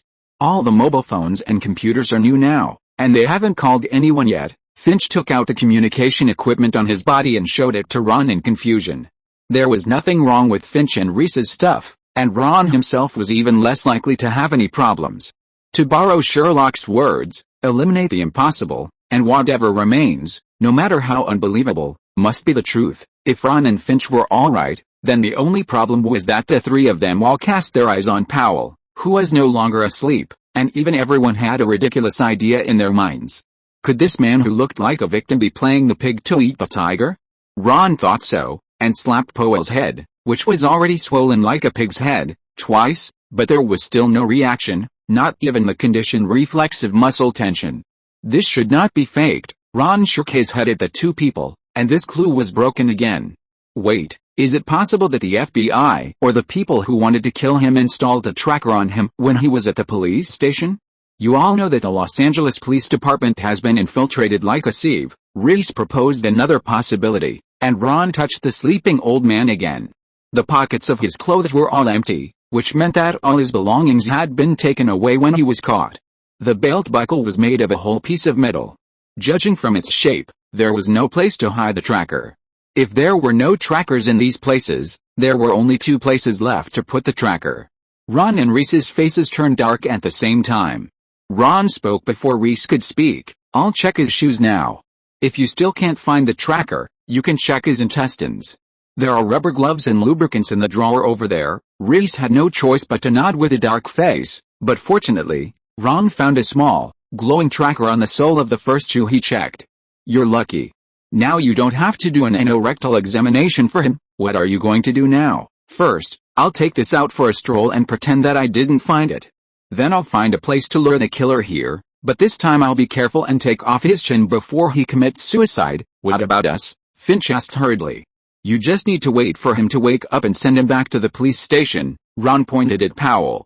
Finch was a little confused and asked worriedly, why do you want to send him back? What if the killer attacks him again? Impossible, the killer is here. Ron held up the tracker. Judging from the traces of the tracker has been installed on the shoes for at least 2 days, which means that the mastermind installed it in advance and he has no power in the police station. It would be safest for Powell to return to the police station now. As for the next killer, Ron looked at the tracker in his hand and had a bold idea in his mind. On 5th Avenue, the second killer who came to track the signal walked into the end of an alley, holding his mobile phone tightly, stopped, looked up at the dead end in front of him, and then looked at the light spot that was still moving on the screen of the mobile phone, revealing an expression of seeing a ghost. Boss, I followed the signal of the tracker to a dead end, but the tracker is still moving forward. Is it broken? Impossible. This tracker is the best on the market. It can't be broken. The electronically synthesized voice sounded in the killer's ears. Although the electronic sound was very heavy, it could be faintly heard that it was a woman. Is it possible that they found the tracker? It's not impossible, but the probability is not high. Let me look at the tracker's line again. This line just coincides with a sewer line in Los Angeles. They are not on the ground, but underground, the electronically synthesized female voice said excitedly. Go down and continue tracking now. He must be in there. The killer lifted a sewer cover, and the smell of feces mixed with various filth hit him in the face, and he almost vomited directly. This TM is actually a special pipeline for excrement. Boss, can I track them in another way? For example, continue tracking them on the ground and kill them when they come out. He can't stay in the sewers forever. He will definitely come out. This is not New York, and he is not a Ninja Turtle, but there are several dead ends in the sewer line. If he comes out behind one of the dead ends, you will definitely not be able to catch up with him. Quick, I want you to go down now, otherwise, I will send the next person out immediately, but I promise that the next person will not only kill him but also kill your daughter at the same time. Think about your daughter. Do you want her to die in front of you? The other party threatened mercilessly in the headset. The killer could only hold back his nausea and pinch his nose and jump in, and continue to walk along the tracker's movement track in the waist-deep sewage. Ha ha ha, to be honest, if it weren't for the rivalry, I would feel a little sympathetic to him now. Ron laughed so hard that tears came out. While laughing, he slapped his thigh, and it was Finch's thigh. Hiss, Finch gasped in pain. Be gentle, pat your own legs, okay?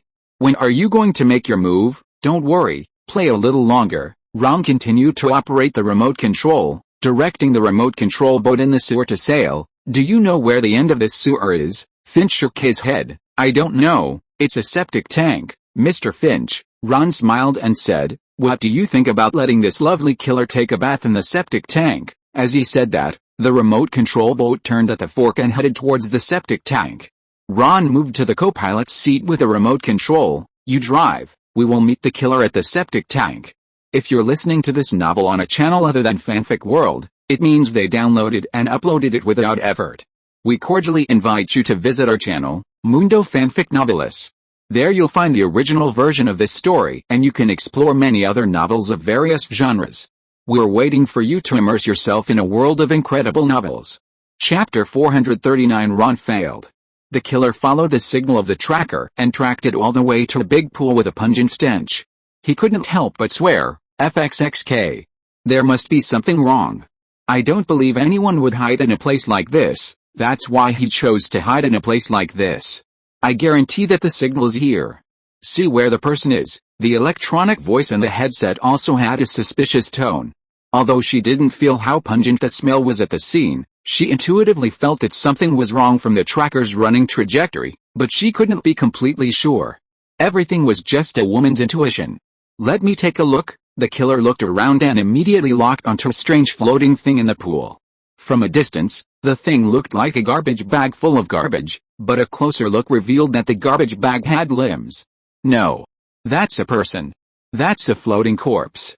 The killer looked down at the final location of the signal source, and it was indeed there. What's going on? Did the target die before he even took action? Boss, I found the target, but his condition is a bit strange.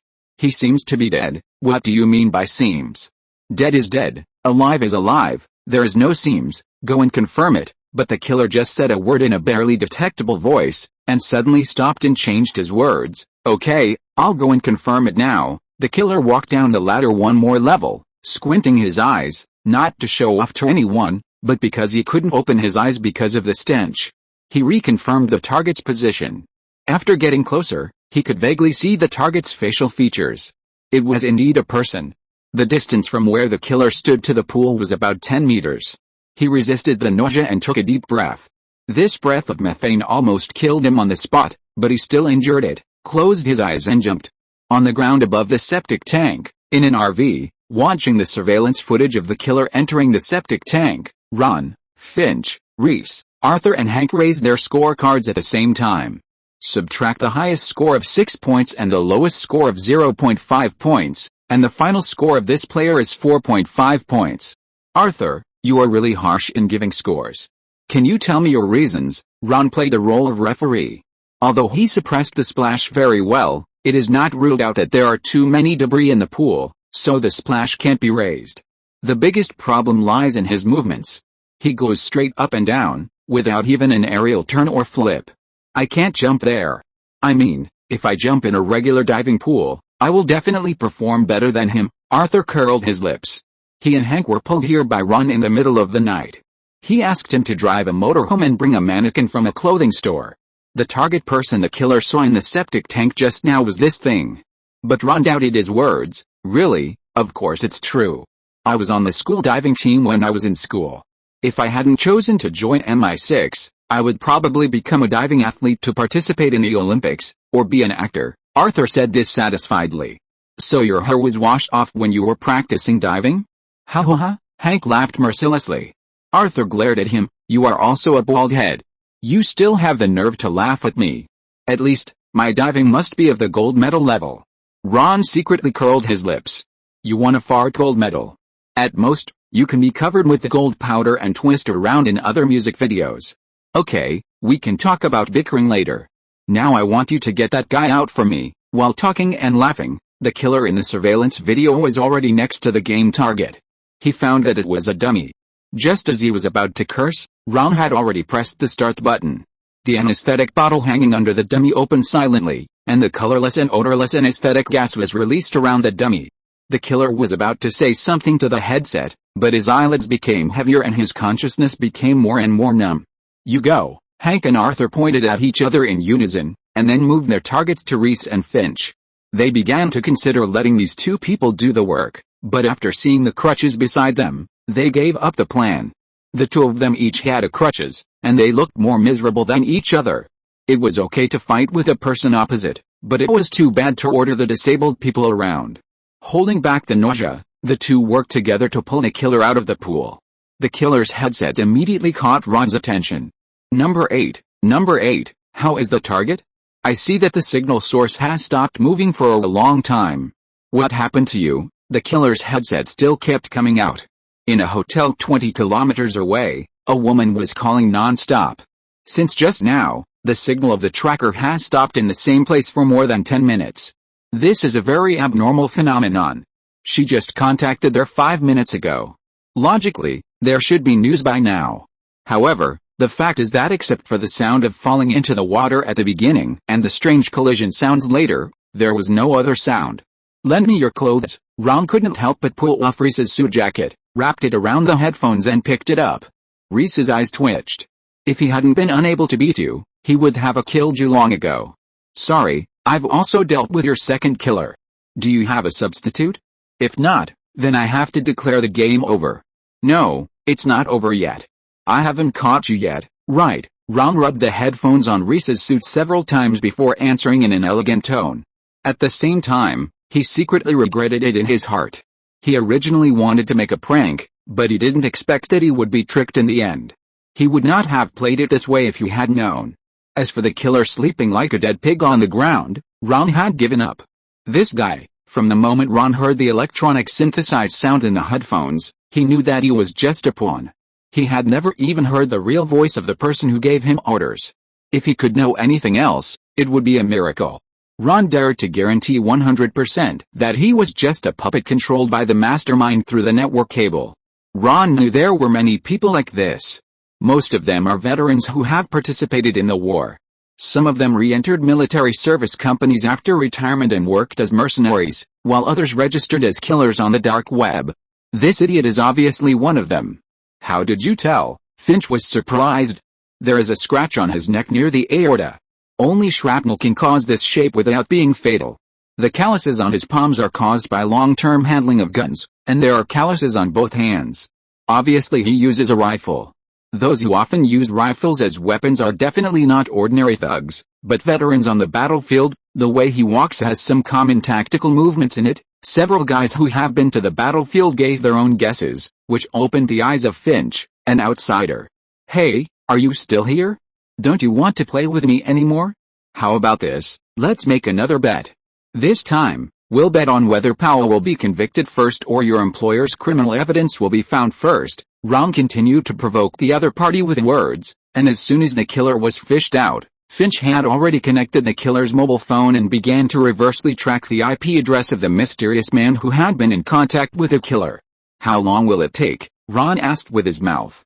2 minutes. "I have narrowed down the range to California, but I'm not sure if this is a disguised IP." Finch stopped distracting and continued to track. "Haha, are you stalling for time?" "Stalling for time so that your hacker friend can find my IP address?" For some reason, the other party suddenly turned off the electronic synthesized sound, and a sexy female voice sounded again in the headphones. Of course, it is not ruled out that this is another false voice deliberately released by the other party. It is even possible that the other party is a big man who picks his feet. "So, you're scared?" Failed to delay, Ron simply provoked. "Are you afraid that your skills are too poor and my friends will find you out in a minute? You don't have confidence in your own ability, right?" As he spoke, Ron made a quick gesture to Finch. He began to regret not calling Peggy to work together. Otherwise, with Peggy's ability, he would definitely be able to take down this cunning guy. "Of course, I, a helpless woman, will feel scared, but even if I give you a chance, can you find me?" "I doubt it very much." Finch kept trying to attack the opponent's firewall with various codes, and this time he also learned from the last time he underestimated the enemy. In addition to attacking, he also kept strengthening his firewall. He even learned the opponent's trick last time, and left a loophole in the firewall that was not easy to detect. This was exactly the trap he set. As long as the opponent attacked this loophole, he could trace the attack data and find the opponent's location. While Ron was arguing with the opponent finally moved, and it was the loophole reserved by Finch. "Here it comes, here it comes." Finch stared at the screen excitedly. The opponent's code was like a fox, hovering around Finch's trap, and suddenly stepped on the noose, and a large amount of data immediately rushed back to the opponent's computer through this loophole. "California's trust information is indeed hidden. She is not here at all. Let me see where she is exactly." Finch entered the new coordinates into the map, and everyone held their breath and waited for the final result. The map pointer first flew over California all the way to the northeast, and finally stopped in Washington. "I knew he must not be in Los Angeles. Let me see where you are." Finch opened the map further, and every street in Washington gradually became clear. In the end, when everyone saw where the pointer finally pointed, their expressions became weird. "The White House." FXXK, Ron couldn't help but burst out with a swear word, Mr. Finch, what is going on? You don't want to tell me that the president suddenly got bored and pretended to be a woman and wanted to kill a California congressman for fun? At the same time, the female voice on the other side laughed in the headset again. How is it? Have you found my location? Are you coming to catch me now? I can wait for you here. No, this is where the problem is. Finch double-checked the code of the exchange in disbelief, and finally found a clue in a section of the code. I know. She didn't disguise herself at all at the beginning, and used her real IP to control the phone. Because this method looked too fake, I ignored it. She has been in California, in Los Angeles. Give me 2 more minutes, I will find her. Ha. You guys take your time to look for her. I've had enough fun today. Maybe next time we can start another game and have fun. Good night, lovely idiots. The other party chuckled and hung up the phone, and Ron's clues were interrupted again. If nothing unexpected happens, we can only find some clues from the congressman's assistant. Ron sighed. His face looked a little bad. Just as he finished speaking, Reese received a call. When he finished the call, his face looked even weirder. Finch noticed that his face looked a little wrong. What's wrong? Half an hour ago, the congressman's assistant was found dead at home. It was suicide. There was also a confession statement. Powell is safe. We succeeded. FXXK. Ron couldn't help but burst out with another swear word. It seemed that he won this round, but in fact he lost it completely. In addition to defeating the killer twice, there was no other achievement. He was played in the palm of the hand by the opponent from beginning to end. This feeling was very bad. To be precise, no one had made him so powerless except in front of Peggy. Of course, it was not accurate to say that the opponent had won completely. Although Ron couldn't figure out the details of the opponent, correspondingly, the information here had not been exposed much. The old library exposed by Finch was just one of his many safe houses. The antique shop belonged to Guan Yuming. It was difficult for anyone to connect an elderly Chinese who drifted to Los Angeles with Ron. As for more private information, there is no risk of leakage at all. This round is equivalent to a battle between the two sides in the air on the internet. Ron looked at the slightly bright sky and stretched. Forget it, let's stop here today. I'm going to go back to sleep. What about him? Arthur kicked the killer who was still sleeping at his feet. Is there any need to ask? Take him back to the base and check if he has evaded taxes. If so, double the fine and make him pay. If he can't pay, throw him into Shawshank prison to repair the road. When he earns enough fines, he will be released, Ron answered viciously. The Shawshank prison that Ron mentioned is of course not the VIP area that Mr. Channing believed, but the ordinary area where Andy lived before.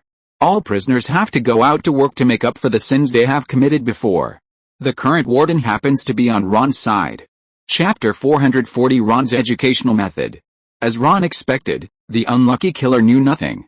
He was just an ordinary killer who received a task on the dark web, and he owed $8,000 in taxes.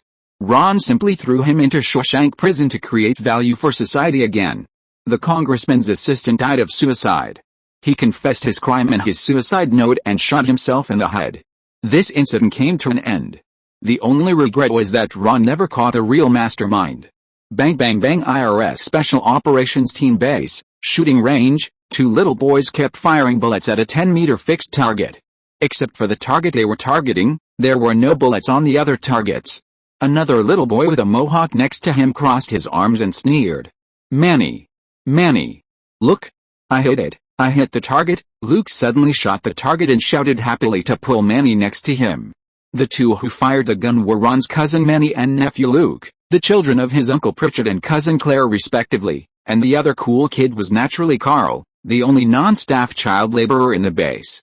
Yesterday, when Ron went to Uncle Pritchard's house for a meal, Pritchard mentioned to him that he felt his children didn't look manly enough.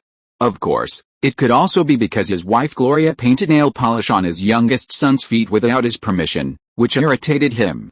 After all, there was already a gay son at home, and he didn't want to have another one, or a dozen, so he asked Ron for help to take the children to do some manly sports. Speaking of manly sports, in the United States, there is nothing more manly than playing with guns. Stop. He still has a gun in his hand. Carl saw this and immediately knocked Luke's hand away with his eyes and hands. Do you want to die? What's wrong? Manny turned around with a gun inexplicably, and Carl was scared to death. The muzzle of Manny's hand was pointed at him, and his finger was still on the trigger. Carl kicked his feet on the ground, and suddenly jumped up with his hands crossed. He grabbed Manny's hand holding the gun and flipped it upwards. The gun was in Carl's hand, and Manny's arm was twisted, screaming in pain like a pig being slaughtered. "Hey! What are you doing? Let him go," Luke complained for his uncle. Although the two were the same age, because Manny's mother married Old Pritchett, and Old Pritchett was Luke's mother's father, the two of them addressed each other strangely.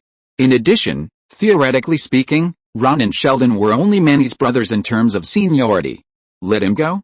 Of course. Carl loosened his grip, and Manny fell to the ground and hugged his arm and continued to scream. Carl swore that he had never seen such a spineless person in the neighborhood where he lived. "Oh my God. OMG. You must have broken my arm. Call an ambulance for me." "Shut up, you idiot. I didn't use any strength. Look, your arm is still fine." "Oh my God, how could the boss have relatives as weak as you? If weaklings like you walk in the black neighborhood at night, you will be stripped of your underwear, and there will even be perverts who leave some yogurt in your ass." Manny's eyes were filled with tears, and he was confused. Why do they want to pour yogurt in our ass? "Oh Manny, I don't think the yogurt he is talking about is the kind of yogurt you think." Luke came to his senses. "Are there really perverts like you said?" "I mean the kind of neighborhood you mentioned, of course. The neighborhood where I used to live was full of those heroes who robbed houses, and you two are far from being real heroes. Since the boss has handed you over to me, I will train you well, provided that you are not the kind of idiots I often meet in aristocratic schools," Carl said arrogantly. When Carl mentioned the words robbery and hero, he used Chinese and then repeated them in English. Ron, who was behind the camera, covered his face in embarrassment. If he had known, he would not have let him watch Water Margin. In order to let Carl learn a little about Chinese culture, Ron tried to let him watch the TV series of the four great classics. He originally hoped to infect him with the profoundness of Chinese culture, but he did not expect that Carl would sneer at Journey to the West, which is the favorite of all foreigners, and he had no interest in Romance of the Three Kingdoms. As for Dream of Red Mansions? A man like the protagonist, his father might as well have been fucked on the wall when he gave birth to him, Carl commented. On the contrary, Water Margin greatly increased Carl's interest, especially the heroic deeds in it, which made him fascinated and began to regard himself as a hero of the sand-dropping machine. He was even obsessed with it, comparing Ron to Song Jiang, the timely rain, and himself to Li Kui, the black whirlwind. Carl's brain is comparable to Li Kui, but how can this Song Jiang be like the black fat man who was cheated on? That's the brother of one of your girlfriends? A very interesting little guy, Jay Pritchett said with a smile. Ron certainly wouldn't just leave the two little guys to Carl, but dragged the worried Jay to the monitoring room to watch. When Carl attacked Manny just now, he wanted to go over to support Manny, but was stopped by Ron. Now he no longer has that idea. Yes, he is Fiona's younger brother, Ron nodded, a child who is not very smart like Luke, but has other talents. Just like I told you just now, children have their own rules and their own ways to solve problems. We don't need to interfere too much, all we can do is guide them to unleash their potential. If we interfere too much, they will only develop an overly dependent character, and even become very indecisive. I don't think that is what you would like to see. You're right. It's Gloria and I who spoil Manny. I didn't expect you to be so knowledgeable about educating children. You haven't even gotten married yet. I say, you don't happen to have an illegitimate child somewhere, do you? Jay patted Ron on the shoulder and smiled. With your romantic personality, it's not impossible. I just happened to read a few books on education recently. You know, that little guy also has some problems and I need my help to solve them. Ron was referring to Carl, and Jay nodded. I can tell from the first glance that this kid will be a tough guy when he grows up. Even if he's not as smart as you, he'll definitely be an excellent fighter or athlete. I just don't know what talents Manny and Luke have. Chapter 441 Bad News. Luke has inherited Phil's physical flexibility. I heard from Phil that he can already do all kinds of exaggerated movements on the trampoline. Maybe he will be a good agent in the future. Physical agility is very important for an agent. As for Manny, my understanding of him is just that he likes to enjoy himself, and I haven't discovered any other talents, being lazy and gluttonous, and liking to complain about everything. Does this count? Of course it counts, but you can't say it in front of Jay. Although Zhang Manny is just a stepson, Jay has always treated him as his own son. Well, I just hope he won't be like my other son, Jay sighed. Ron was a little surprised. I thought you had accepted the fact that you have a gay son. I accepted it a long time ago, but you don't know. Mitchell recently didn't know what stimulated him, stopped working, started painting at home, and the things he painted, it's hard to say, Ron tried to hint. Ron also noticed Mitchell's abnormality. He not only painted himself, but also liked to give his paintings to others. Ron received a painting called Girl by the Water, but Ron didn't realize that there was a person standing by the water. Yes, it's hard to explain. He has no talent for painting at all. I knew it when he painted a dog as a pig when he was a child. Hey, if you have something to do later, I'll take the two little guys back. By the way, is that kid about the same age as Maniluk? Have you considered which high school he should go to? The two chatted while leaving the monitoring room and walking towards the shooting range. Carl, he is indeed the same age as the two of them. I'm considering letting him go to Oak Tree Middle School, which is the school where Haley and Alex graduated. Great, the two of them are also planning to go there to study, so they can just take care of each other, Jay said happily. In American high schools, school bullying is a very normal phenomenon, so normal that if a school does not have school bullying, it will be considered abnormal. Luke is okay, but Manny looks like he's been bullied. If Carl can look after them, life will be much easier. But Jay may have overlooked one thing. Oak High School is a high-end public high school. Most of the students there come from good families, while Carl comes from a garbage school in the slums. Ron has a hunch that among the three children, Carl must be the first to cause trouble. But on the other hand, it's a good thing to let Carl hang out with those two little guys more. At least it will make him look less out of place. No problem, I'll talk to him. Bye, Jay. In addition to agreeing to help Jay with manly education today, Ron also has something to do, which is to attend the opening ceremony of Stewart's comic book store. Stewart's comic book store reopened in the original location with the help of Howard's mother, but it was different from the happy atmosphere that Ron had expected. The atmosphere in the store was a bit tense. Two couples, one couple and one Stewart, were clearly divided into two groups, each staying in a corner of the store. Leonard, Penny and Howard sat on the sofa and glared at Stewart, Sheldon and Amy across from them. Ron rolled his eyes helplessly and sat on the sofa to take the initiative to play the role of peacemaker. Okay, I was a little late. What happened? If Leonard and Sheldon had a conflict, there was no need to ask. It must be Sheldon's fault, or in other words. Although Sheldon was Ron's younger brother and he should have stood by him, but basically whenever he had a conflict with others, most of the time it was Sheldon's fault. Everyone spoke at once, and in an instant they were arguing like 10,000 ducks. Ron could only hold his hand down. Stop. Be quiet, speak one by one. Leonard, Penny, you go first. Ron decided to deal with Sheldon's problem first. He had cleaned up Sheldon's butt many times since he was a child. This was not the first time, and certainly not the last time. Sheldon and Amy think they are very smart. They actually used Leonard and me as experiments and compared us with gorillas. It's so insulting. Once, Amy even asked me to take a banana out of a box. It's unbelievable. Penny crossed her arms and said angrily. Leonard shuddered. Wait. Sheldon also gave me a banana box, and he was also testing me. How could a gorilla open it? It's impossible. Really? You didn't take it out? Penny asked curiously, with a little contempt in her eyes. Sheldon, what do you say? I don't understand why they are angry. They solved every problem faster than the gorillas. Stop, stop, stop. Ron stopped Sheldon before he could further anger Leonard. Sheldon, you got the most important point wrong. You shouldn't use your friend to do a control experiment with the gorillas. On one side is a human and on the other side is an animal. This is a serious insult. Besides, I'm not surprised that Penny doesn't know what these experiments are about, but you, Leonard, although you are not a biologist, when I saw Sheldon hand you a box of bananas and asked you to open it without associating it with the experiment, I think it's not unfair for you to be teased. Okay, Sheldon, go apologize to Leonard and Penny. Leonard, just treat this as a belated April Fool's joke. Can you forgive Sheldon again? Leonard moved his mouth, and it was obvious that he had forgiven Sheldon, but he also felt that forgiving Sheldon so lightly was a bit too easy for him. As compensation, Leonard will have the final say over the thermostat temperature and daily TV programs in your apartment for the next month. Okay, I agree. Leonard readily agreed. Although what Ron said were just some insignificant small discounts, it was already a great victory for Leonard, who had been bullied by Sheldon for a long time. No.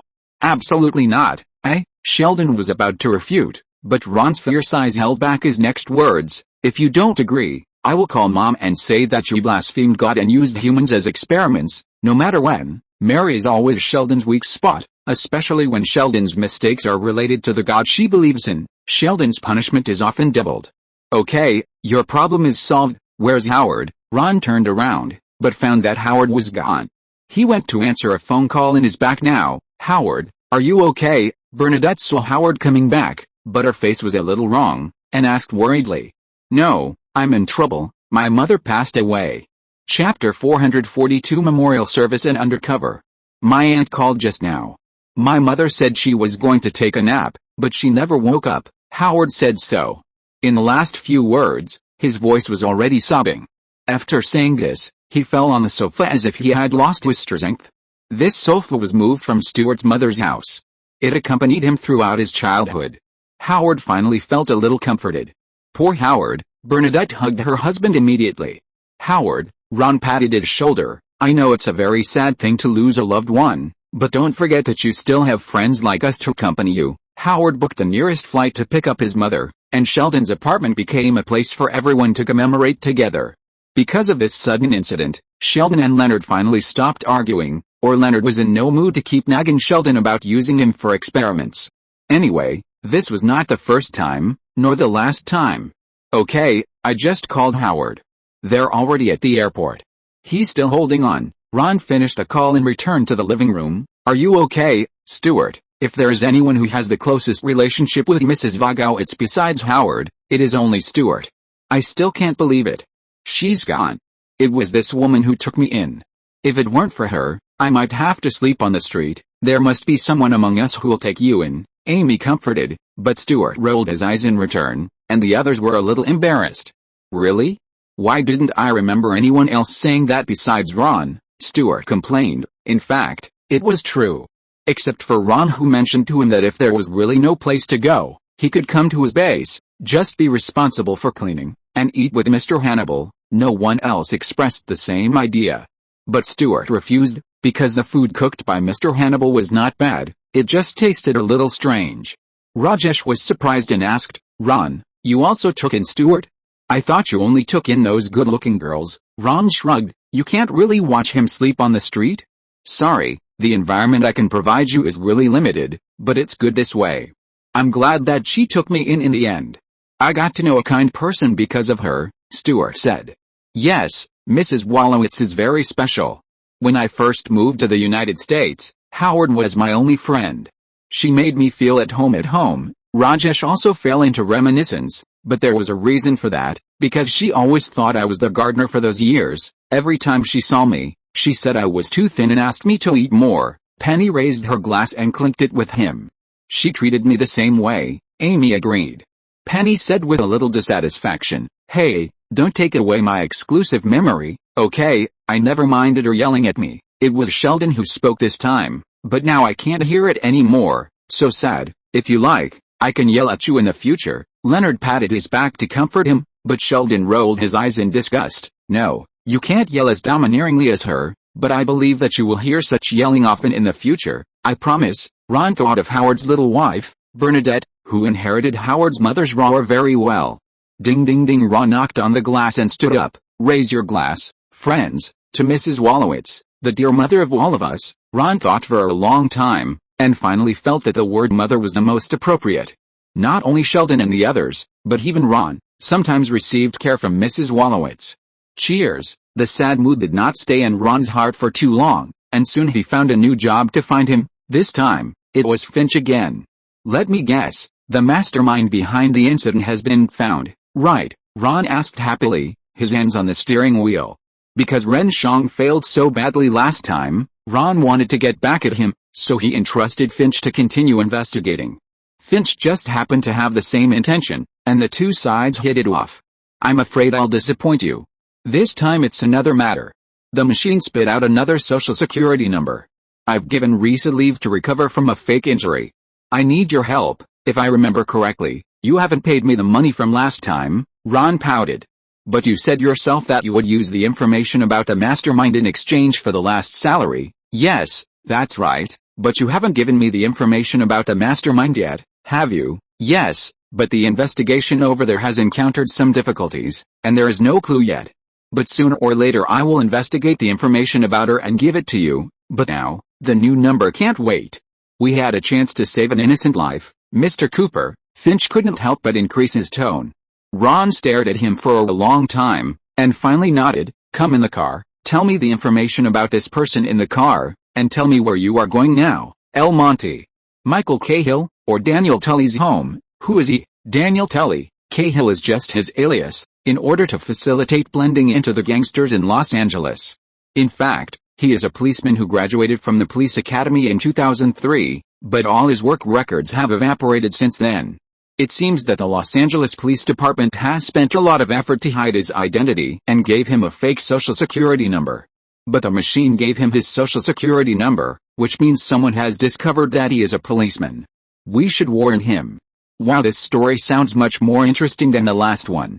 If there happens to be a classmate who graduated from the police academy with him and got into the upper echelons of the Los Angeles police, and is secretly an undercover sent by drug dealers, and the two undercovers are tit for tat, it will be even more interesting. It's very interesting, but there is no other undercover. Well, even if there is, we don't know. I don't understand what you are talking about. It doesn't matter, you continue. I'm telling you a story about a movie script. I just thought of an idea and I'm planning to find someone to make this movie. It's called The Departed. What do you think? Ron said indifferently. This world is similar to what he remembers, but also a little different. For example, some movies he remembers don't have infernal affairs and naturally there is no American remake.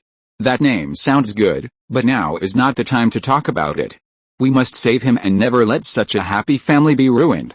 What are you going to do? As he spoke, the car had already arrived at Daniel's house. Through the window, he could clearly see that he was happily staying with his family. First of all, I need to know what case he is investigating undercover. Drug smuggling case. Is there any problem? Finch asked in confusion. Well, the machine is right, the poor kid is finished. Ron shook his head regretfully. What do you mean? Ron said seriously. Reese may not have had time to teach you a lesson, then I might as well teach you a lesson. Remember, there is only one biggest drug dealer in this country, and that is the CIA. In other words, it is this country. How is that possible? But haven't we been fighting drug crimes? Your subordinate Hank used to be a member of the DEA. Don't we have so many drug wars and there is no result at all? The United States simply cannot win the drug war, so it turns to use the CIA to sell drugs to earn anti-terrorism funds. Compared with the difficulty of drug prohibition, anti-terrorism is a little easier. I thought a smart person like you would have seen through the tricks of the US government long ago. Influenced by the soul of his previous life, Ron hated Poison Mouth, but he still chose to let Uncle Chicken go, not because he had any original character plot, nor because Uncle Chicken had any special charm. But Ron knew deeply that killing an Uncle Fried Chicken would not help drug control. Even the collapse of Uncle Fried Chicken would cause new drug dealers to fight price wars to make drugs cheaper, just like in ordinary businesses, and then attract more people who were originally just hesitant to try it, and ruin their lives from then on. This is not just his guess, but a drama that has been repeated several times in Ron's limited life experience. No matter when, there is only one condition to win the drug war, that is, there is a strong motherland with a tough attitude towards drugs, and it truly loves its people and always puts the people first. As for the United States, Uncle Fried Chicken died, and the drug market in Los Angeles would immediately usher in a wave of turmoil and reshuffle, and then the CIA would send another Uncle Fried Chicken to reorganize this place, making the drug business larger and more hidden. It's not that Ron gave up, but that this country is really hopeless. According to Ron's memory, this broken place will soon legalize drugs in a few years. But if we are more resolute, and there are more people like Daniel, it's useless. Finch. Ron looked at Finch's innocent eyes. From his eyes, Ron found some of his former self. This country is bad from the root. The poor can't see a glimmer of hope for the future. They can only numb themselves with drugs, and the body and spirit eroded by drugs will make him more desperate, over and over again. Where does the problem come from? Maybe it's education? The happy education of the poor makes them have no chance to get into a good university. If they can't get into a good university, they can't have a good job. They can only do low-income jobs, and then the children born are even poorer and continue to follow the old path of their parents. It may be difficult for you with a noble family to understand that in this country, as long as you are poor, you are doomed to a fate that cannot be turned over. Even, crime may be the only way for them to achieve a counterattack in life. What do you think? Isn't it ridiculous? Ron asked with a smile, with an indescribable sarcasm on his face. At this moment, he missed his hometown in Texas very much. Finch's idea was very naive, and it was probably because of this naivety that he could not remain indifferent to the numbers spit out by the machine. Although his behavior seemed a bit saintly. Don't forget that he could have chosen not to do these things. Finch had a lot of money, and he could have been like other capitalists, living a life of luxury and racking his brains to figure out how to squeeze the last penny out of the pockets of the poor, but he chose to lend a hand to those innocent people. But we are still the most powerful country in the world, aren't we? Finch really couldn't find a reason to refute, because what Ron said was all true, but he still continued to be stubborn. The strongest country built on the basis of plundering the world with US dollars, Finch was discouraged. Okay, I won't talk about this. I just want to save that poor guy now. Is there any way? Of course there is. First of all, we need to know who is making a deal with his boss, and then take targeted actions. In the process, I don't mind killing a few CIA. Anyway, even if I don't kill them, they will be killed by their own people in a few days. What's more, I have never been soft-hearted when it comes to drugs. Stay in the car and don't move. I'll go down. What are you going to do? Don't you join their gang first? No, that's what Reese does. It's too troublesome. I prefer to use my own way. Ron opened the car door and got out. He first observed the situation at Daniel's house. He was still immersed in the father-son interaction with his son. Ron pretended to walk to his door casually and then scattered a handful of small trackers on the mat. This was something he had just learned from the mastermind behind the last incident. It was a super small tracker. When thrown to the ground, the pointy side would automatically face upwards. The size was just enough to get stuck in the tread of leather shoes. Howard only took 3 days to make the same thing, and he even improved the battery life. Okay, the tracker has been activated. We will know their actions soon. That's it. Of course not. This is just a first step. Ron restarted the car. Next, we need to go to the police station to get his file. Generally, there is only one paper copy of the undercover file in the encrypted safe in the police archives. No one knows the safe code except the undercover liaison. If the other party wants to find the undercover, checking this file is the best choice. What a hassle. Why don't they save it in the computer? Finch complained. I guess it's to prevent hackers like you from casually going in and checking the information of undercover police officers. Ron smiled, parked the car in front of a cafe, stepped over Finch and opened the door. Get out. Okay, buy coffee? What do you want to drink? Buy yourself a cup of whatever you like. I don't drink anything, so you don't have to buy me one. I want to go home and sleep. Ron waved his hand. The signal of the tracker has been sent to you. Come on, little detective. Chapter 443 Ron's undercover career.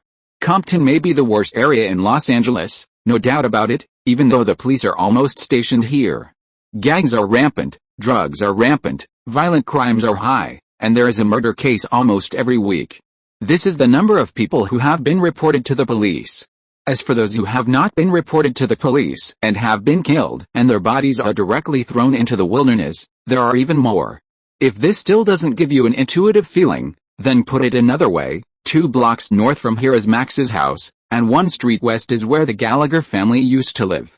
With this, I believe you will have a general understanding of the public security here. Even under normal circumstances, you should be more careful when passing by here during the day, let alone at night. And now, Ron is standing behind a restaurant on this street. Not far away from it is his target and a gang that the target person has mixed in. Next time you have a job, you must make it clear in advance whether there is any undercover work. If so, you must pay more, Ron said viciously. The target undercover police officer looked at him strangely. What did you say just now? I didn't hear clearly. Nothing, I was talking to myself. Ron laughed it off. Of course, he was not talking to himself, he was talking to Finch on the other side of the hidden headset.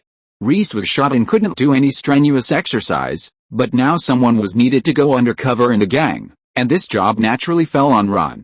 Of course, no problem, but I'm just curious, is it so easy to go undercover in a gang? I think it took this undercover policeman a long time to gain their trust. I'm different from him. He is a core member who has already gained the trust of the boss, and I'm just a spare tire temporarily found because one of his men had his leg broken. Or it's more accurate to call it cannon fodder, a disposable item. In most cases, if what they do is very confidential, whether it succeeds or not, I will be shot dead. Only dead people can keep secrets best, right? Ron raised his collar and covered his mouth as he spoke and whispered. Then maybe I should tell you that the boss just received a phone call that made him very unhappy. From what I heard from the wiretapping, someone informed him that one of his men had sneaked in. You have to be careful, Ron said lightly. It doesn't matter. Anyway, I should be the least suspicious among them. You should be more worried about the police officer. Why? Because I just joined today. No undercover agent would take action so quickly, and they themselves know that the undercover agent will not be discovered so quickly, so the main suspects are only his former subordinates. Me? At most, I am a side dish. Ron had no sense of crisis about the predicament he was about to face, which made Finch lose a sense of participation. Okay, follow me and now, talk less and do more, new here. If you do well, I will let you officially join us. The boss patted Ron on the shoulder and took them into the restaurant through the back door and went straight to the back kitchen, where a group of chefs had been waiting for a long time. The chefs each had a pistol in their hands, and it was obvious that they were not good people at first glance. This made Ron wonder who'd eat here. How many times have I invited you to dinner, but you always talk about business? Business is so good. I don't have time to eat. The gray-haired chef opposite was indifferent to the boss's greetings, but casually scratched the rice bag next to him, and the rice flowed out. Just when Ron didn't know what the other party meant. The gray-haired chef used a kitchen knife to grind the rice, grinding it into powder and pushing it towards this side. The boss took a little and put it in his mouth. The goods are very good. It turned out that this was actually drugs disguised as rice. It was hard to tell that this group of cooks was quite imaginative. They actually thought of hiding drugs in this way. If Ron hadn't demonstrated it to him personally, he would never have thought of it. But just when one of his men was about to take the rice away, the chef suddenly put his hand on the bag. I'm thinking about it. We should renegotiate the deal. In our business, starting to think is the beginning of danger, my friend. The boss's eyes were filled with warnings, but the other party turned a blind eye. Or I can just hand the goods over to Loss and get you out. In a flash, everyone pulled out their guns and pointed them at each other at the same time. The atmosphere became tense. Ron felt a little headache. Would there be another fight tonight? What a trouble. Loss, the consignee of the drugs, the person in the sales terminal, the latest drug seller who has emerged. Ron guessed that he was also a pawn of the CIA, but Uncle Fried Chicken said he didn't know this person. If Uncle Fried Chicken didn't lie, then this person is likely to be a newcomer that the CIA has fostered to replace Uncle Fried Chicken. Because Ron began to collect taxes from Uncle Fried Chicken, and Uncle Fried Chicken himself had his own selfish motives, the CIA's income in Los Angeles has been greatly reduced. It is not surprising that this happened. What is surprising is that it took so long to come. There are only two possibilities in this situation. Either the people who came before were secretly killed by Uncle Fried Chicken, or the cake of the Los Angeles market is too big, and the internal forces of the CIA have only now reached a result. Considering that the strength of Uncle Fried Chicken's men is just so-so, and there is no way to compare with the professional agents of the CIA, Ron is more inclined to the second possibility. Okay, how about this? How about I give you something extra? Special for you. The boss moved the pistol away and slowly raised it above his head to show that he had no intention of hurting the other party. However, just when the other party relaxed his vigilance, he suddenly opened fire. Bang, bang, bang. This shot was like a drop of cold water dripping into an oil pan. The room suddenly exploded. Everyone began to try their best to fire at the other side. Ron's side had the first mover advantage and was outnumbered, so they immediately gained the upper hand. Bang! Ron lazily shot down a fool who pointed the gun at him, and then continued to go fishing. Although he didn't use the revolver he was best at, he burned a few boxes of bullets at the shooting range every day. No matter how bad his shooting skills were, they were much better than the gangsters next to him. What's more, at this distance, Ron had no chance of missing. I don't know if it was because of revenge for his own people. The fat man lying on the ground angrily fired a string of bullets at Ron with a submachine gun. Ron quickly hid behind the cabinet. When he was thinking about whether to expose his strength to kill the blind bastard, the undercover police officer suddenly pushed him. Go. On the other side, several men had taken the drugs into their arms while the shooting and fighting, and were running out the door. In this situation, what else did Ron have to linger on? Of course, he would run away. Newcomer, drive quickly. When everyone got in the car, the boss slapped the back of his seat heavily. Everyone had already got in the car. Except for a poor guy who was shot on the leg, no one on his side was injured. This was a miracle in such a close-range gunfight. If he didn't know that both sides were really bloodthirsty, he would have suspected that the other side was cooperating and acting. The car drove into a warehouse under the command of the boss, but there was no one to pick them up. The idiot who was shot was put on the sofa. Undercover policeman Daniel said strangely, I thought we were going to see loss, boss. That's right, but we have to take a break halfway, the boss signaled with his eyes, and the men next to him took out a bag and came to them. Hand over all your weapons, destroy your mobile phones immediately, quickly. If anyone has any questions, I promise to send him to see God now. As he said, the other men who had received the order long ago pointed their guns at Ron, undercover policeman Daniel, the unlucky guy lying on the sofa and wailing constantly, and a big beard. Of course there is no problem, you are the boss, of course you have the final say. Ron was the first to throw the gun into the bag, then threw the mobile phone on the ground and stepped on it into pieces, laughing in his heart. Anyway, he has a system space. As long as he needs it, let alone a pistol, he can take out a big one in a minute to show you. The boss nodded calmly. Although he can't clear his suspicion now, he has to say that he likes Ron more. Then, the other people followed suit and handed in their weapons one by one, except for the unlucky guy who was shot, who handed in his weapons on behalf of someone else. The boss walked up to them and said, one of you is a policeman. I will know who he is within 1 to 2 hours. Those who survived can continue to deliver the goods with me. Now, wait for the judgment of fate, bastards. No problem, boss. When we catch the undercover later, you don't have to do it yourself. I will tear him apart for you. I hate traitors the most in my life, Ron said like a fawning little henchman. Save me. Please save me, the gangster who was shot in the leg interrupted Ron's flattery. Daniel couldn't bear to hear it, so he went forward to check his wound. We should call an ambulance for him, otherwise he won't last long. The bullet injured the aorta. Ron saw with sharp eyes that when Daniel was checking the wound, he accidentally put his mobile phone into his pocket.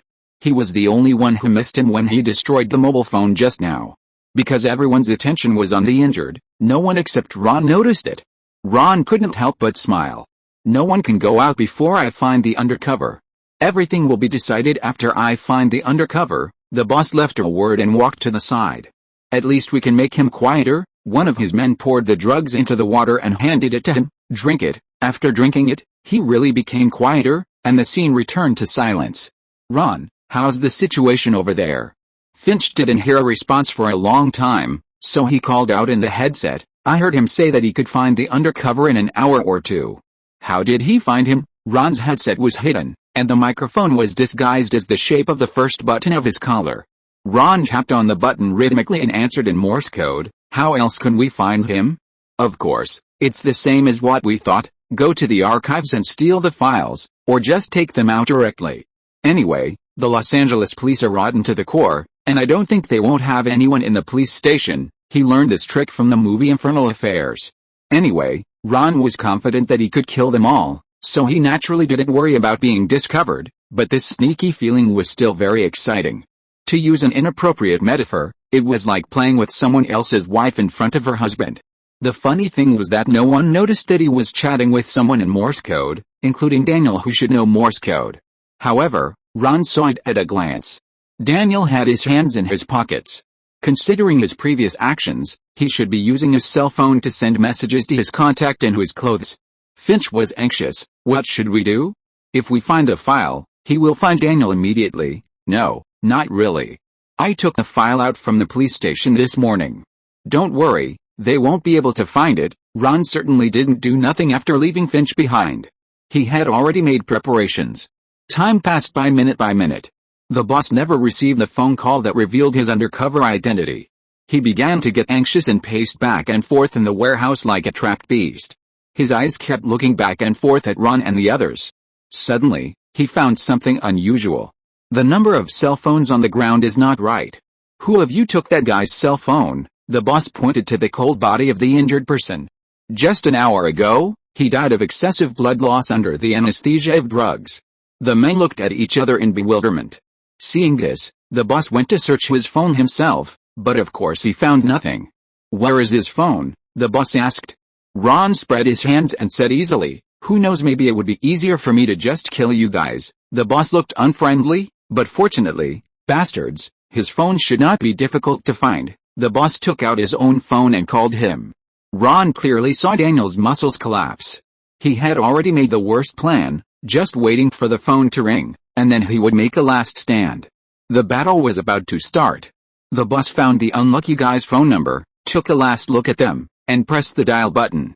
But the most interesting thing came. The phone rang from his confidant behind him. It turned out to be you. The boss glared. He never thought that his most trusted subordinate was actually an undercover policeman. As he said that, all the guns were immediately pointed at the subordinate. The trusted subordinate stepped back in panic. Boss, it's not me. It's really not me, the boss questioned angrily. Then why is the phone on you? What did you do with it? I don't know. I mean, I didn't take it, and I don't know how the phone got to me. Someone must have deliberately framed me. Let me explain. Boss. Bang. A cluster of fire came out of the boss's gun. Go explain to God. Chapter 444, Saving People and Blackmailing. The gunshot was heard and the gangster fell to the ground. He was horrified until his death. He didn't know why the phone appeared on him. He didn't take it. Daniel was also horrified, but he pretended to be calm. He took the phone, but the ringtone rang on someone else. He touched his pocket and found that the phone was gone. Ron couldn't stop laughing in his heart. This was of course a trick he had come up with. When the boss took out his phone and was about to make a call, he used the opportunity to tap Daniel's shoulder to activate the skill he got from EXE, petty theft. He had been prepared to fail several times. After all, the first time he used the skill, he stole a smelly Indian private clothing. It wouldn't be surprising if he stole a pair of underwear this time. However, whether it was God's blessing or some other reason, he succeeded the first time. Of course, Ron couldn't leave the phone on himself. He immediately set his sights on the scapegoat to always follow the boss. He recently accidentally discovered a new way to play in the system space. The condition for opening the system space is that it is within 1 meter around his body, but you can open the door anywhere you want. After Ron stole the phone, he opened the door of the system space directly in his leg pocket and let the phone slide in. Boss, I've said before that I hate traitors the most. You should let me deal with him. It's too easy to kill him with one shot. At least you should use a knife to slice off his meat piece by piece, 108 pieces, and then roll it with onions and cucumbers, and eat it with sweet noodle sauce. Ron's first half of what he said sounded reasonable, but the second half turned into a food show. The boss turned around in astonishment. What kind of things did I find? The boss roared in intolerance. Shut up. If you keep talking I'll cut off your tongue. Now, take your weapons and follow me. I'll take you to meet Loss. Finch warned in the headset. You shouldn't talk so much nonsense with him. It will increase his suspicion of you. You don't understand. This is the character I made for my undercover role, a white gangster who was born in a black society and likes rap. If I don't talk much, it will arouse suspicion. Ron followed the boss while tapping the microphone button rhythmically. But the two sentences you just said don't rhyme, and I think you are copying Deadpool's character. It's none of your business. After replying the last sentence, Ron called Daniel and dragged the guy who had just been killed to the car together. The meeting place with Loss was next to an old warehouse near the port of Los Angeles. Ron drove the car, accompanied by the boss, undercover Daniel and his other two men. In the rearview mirror, Ron had a barely perceptible smile on his lips. There were 5 people in total, 2 of them were undercover agents. It would be strange if the boss didn't die after doing this. When they arrived at the scheduled location, the other party's car was already waiting there. The boss opened the trunk himself, and the rice that he had snatched from the kitchen last night was there. Everything you want is here. I spent a lot of effort. You are really capable of doing things. A gentleman-like man got out of the opposite car, followed by 2 men with submachine guns. If Ron guessed correctly, it should be Loss. He waved his hand, and the men behind him dropped a bag full of money and carried the rice out of the car. Next time, don't make me wait any longer. After saying that, Loss turned around and left. Ron noticed that Daniel's hands were shaking unnaturally. If this expression was not fear, then it must be excitement.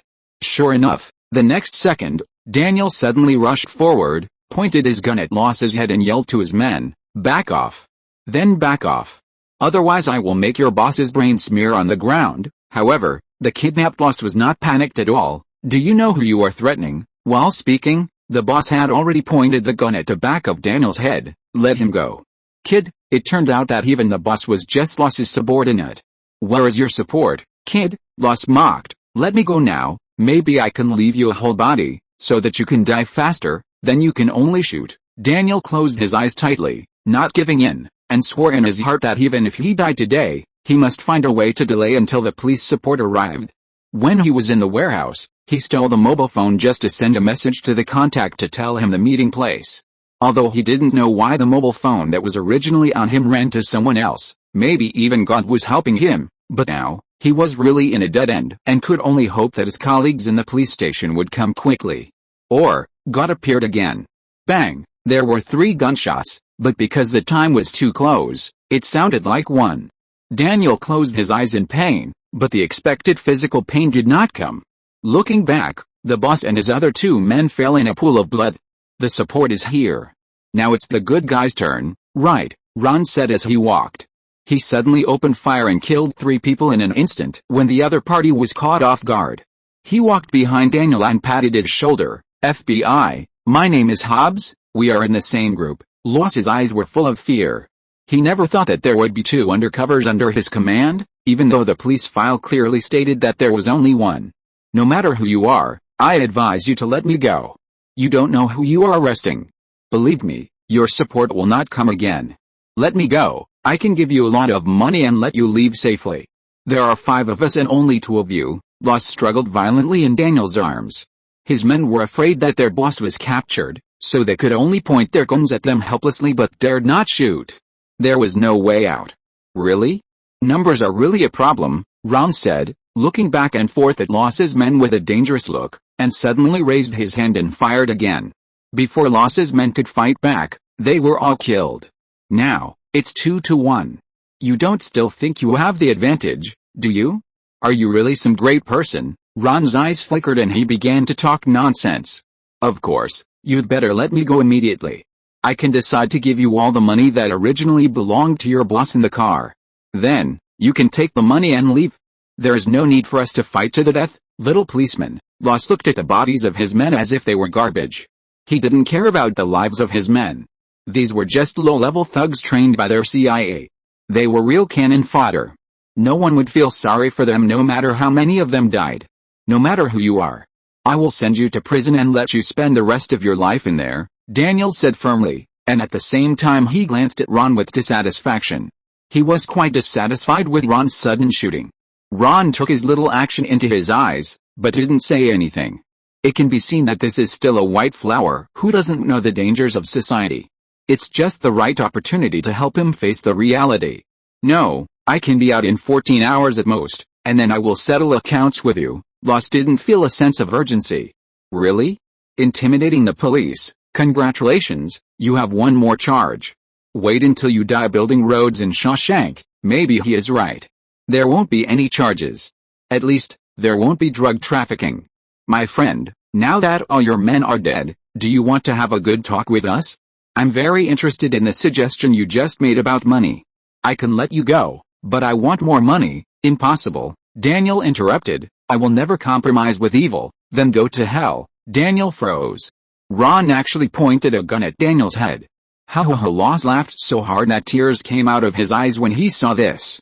He snatched the pistol from Daniel and kicked him hard in the stomach. "Come on, little policeman, aren't you going to send me to jail yourself? Come on." As he was about to continue kicking Daniel, Ron put the gun to his head again. Loss's body stiffened, and Ron took the gun back from him. "Don't be anxious, my friend, we haven't negotiated the terms yet. As you can see, I'm still struggling at the intersection of good and evil. Only one of you can survive. Isn't the money in the car enough? That's the money I used to buy drugs. There are full 200,000, enough to buy my life. Even if you two split it equally, it's a lot of money. I'm the CIA, and you will never have a good end if you mess with me. What's more, The decision is in your hands now. You can take all the money by yourself. Don't be too greedy." Loss and Ron looked at each other, without a trace of fear in his eyes. He knew that since Ron dared to play this trick, he would not kill him easily. "What? You actually said I'm greedy?" Ron's face changed, and he tapped Loss's head with his gun. "Who do you think I am? Do you think I'm just greedy?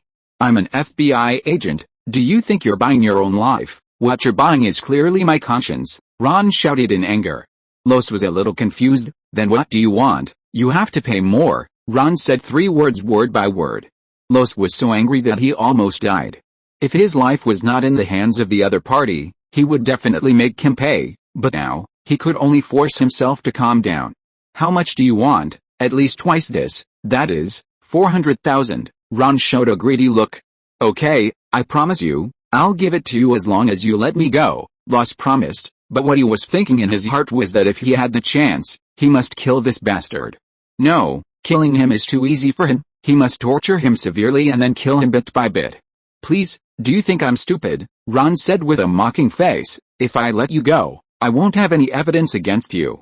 Will you still give me the money honestly? Then what do you want to do? I believe you must have more than a few men. Find someone to deliver it to me." Ron handed over the phone. "Are you sure?" This time, Loss couldn't figure out whether Ron was smart or stupid, but still took the phone. Time passed again. After the call, Ron tied up Loss, released Daniel, and returned the gun to him. "I must arrest Loss. I will never go along with you." Daniel took the gun and turned the gun back to Ron without any appreciation.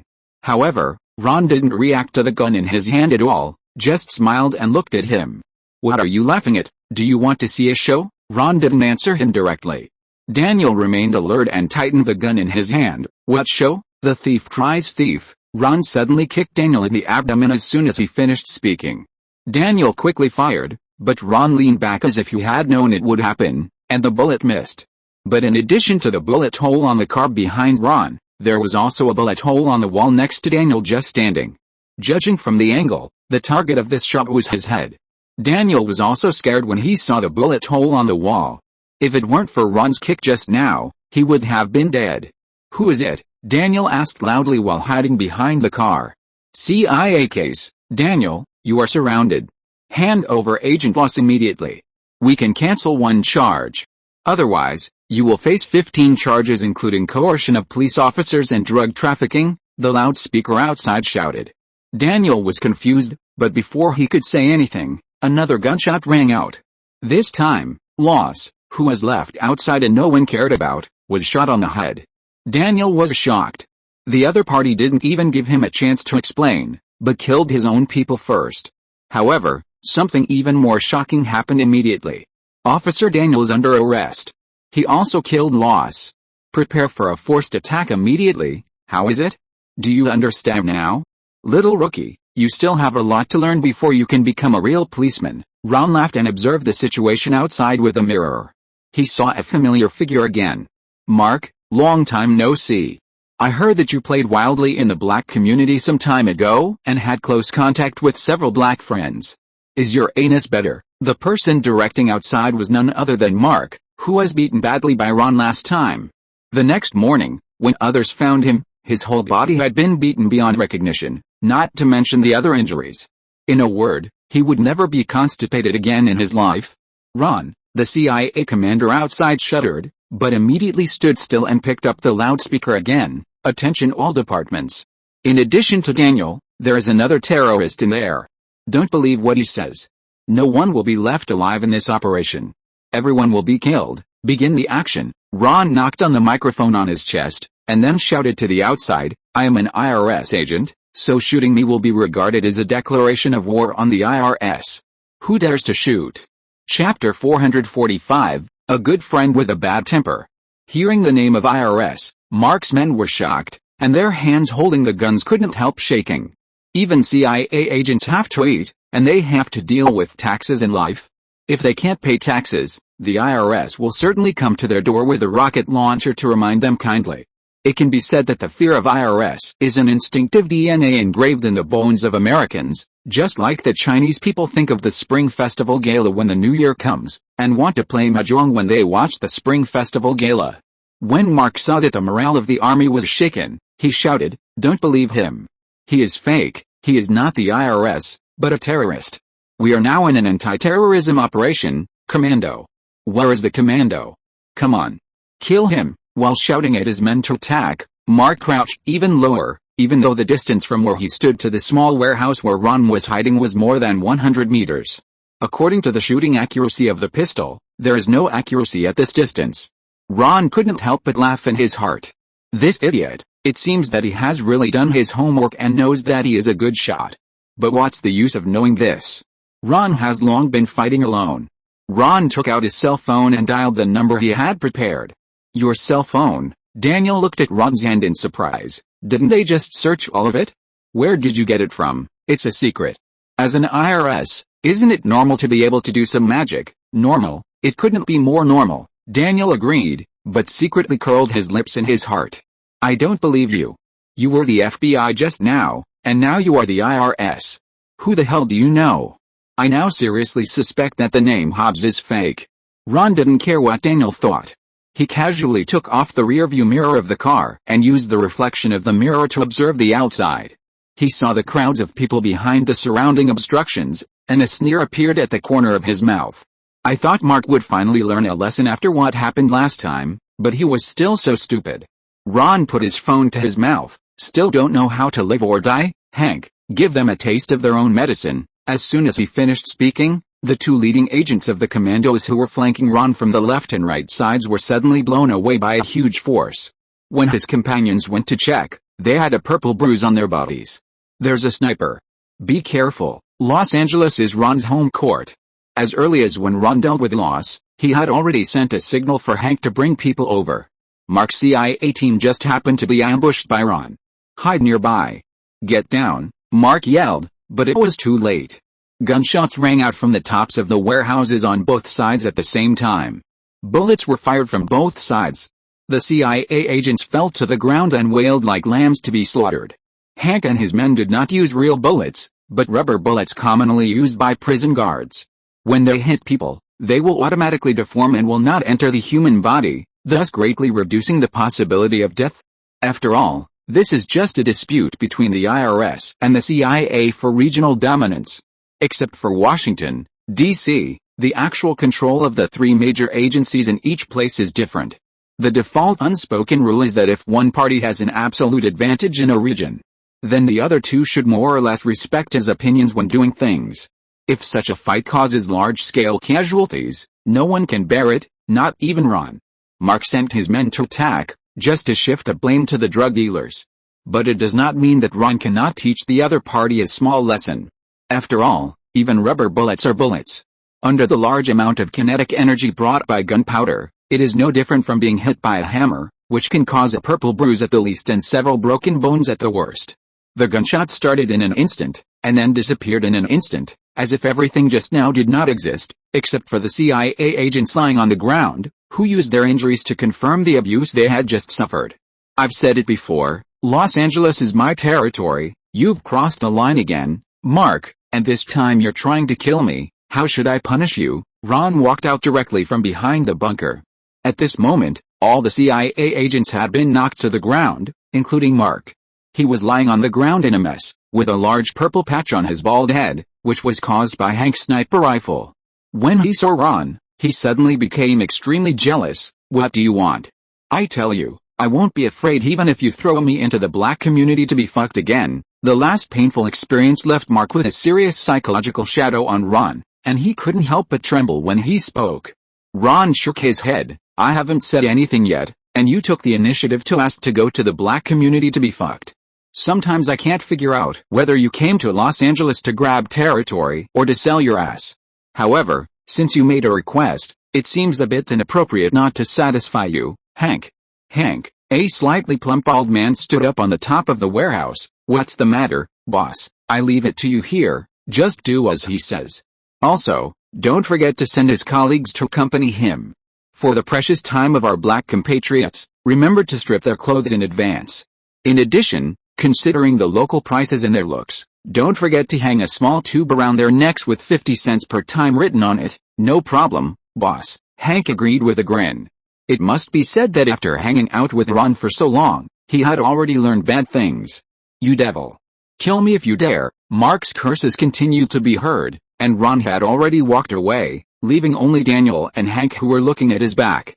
When Ron got home, he just happened to catch Sheldon coming back from get off work. "Why didn't you go with Leonard today?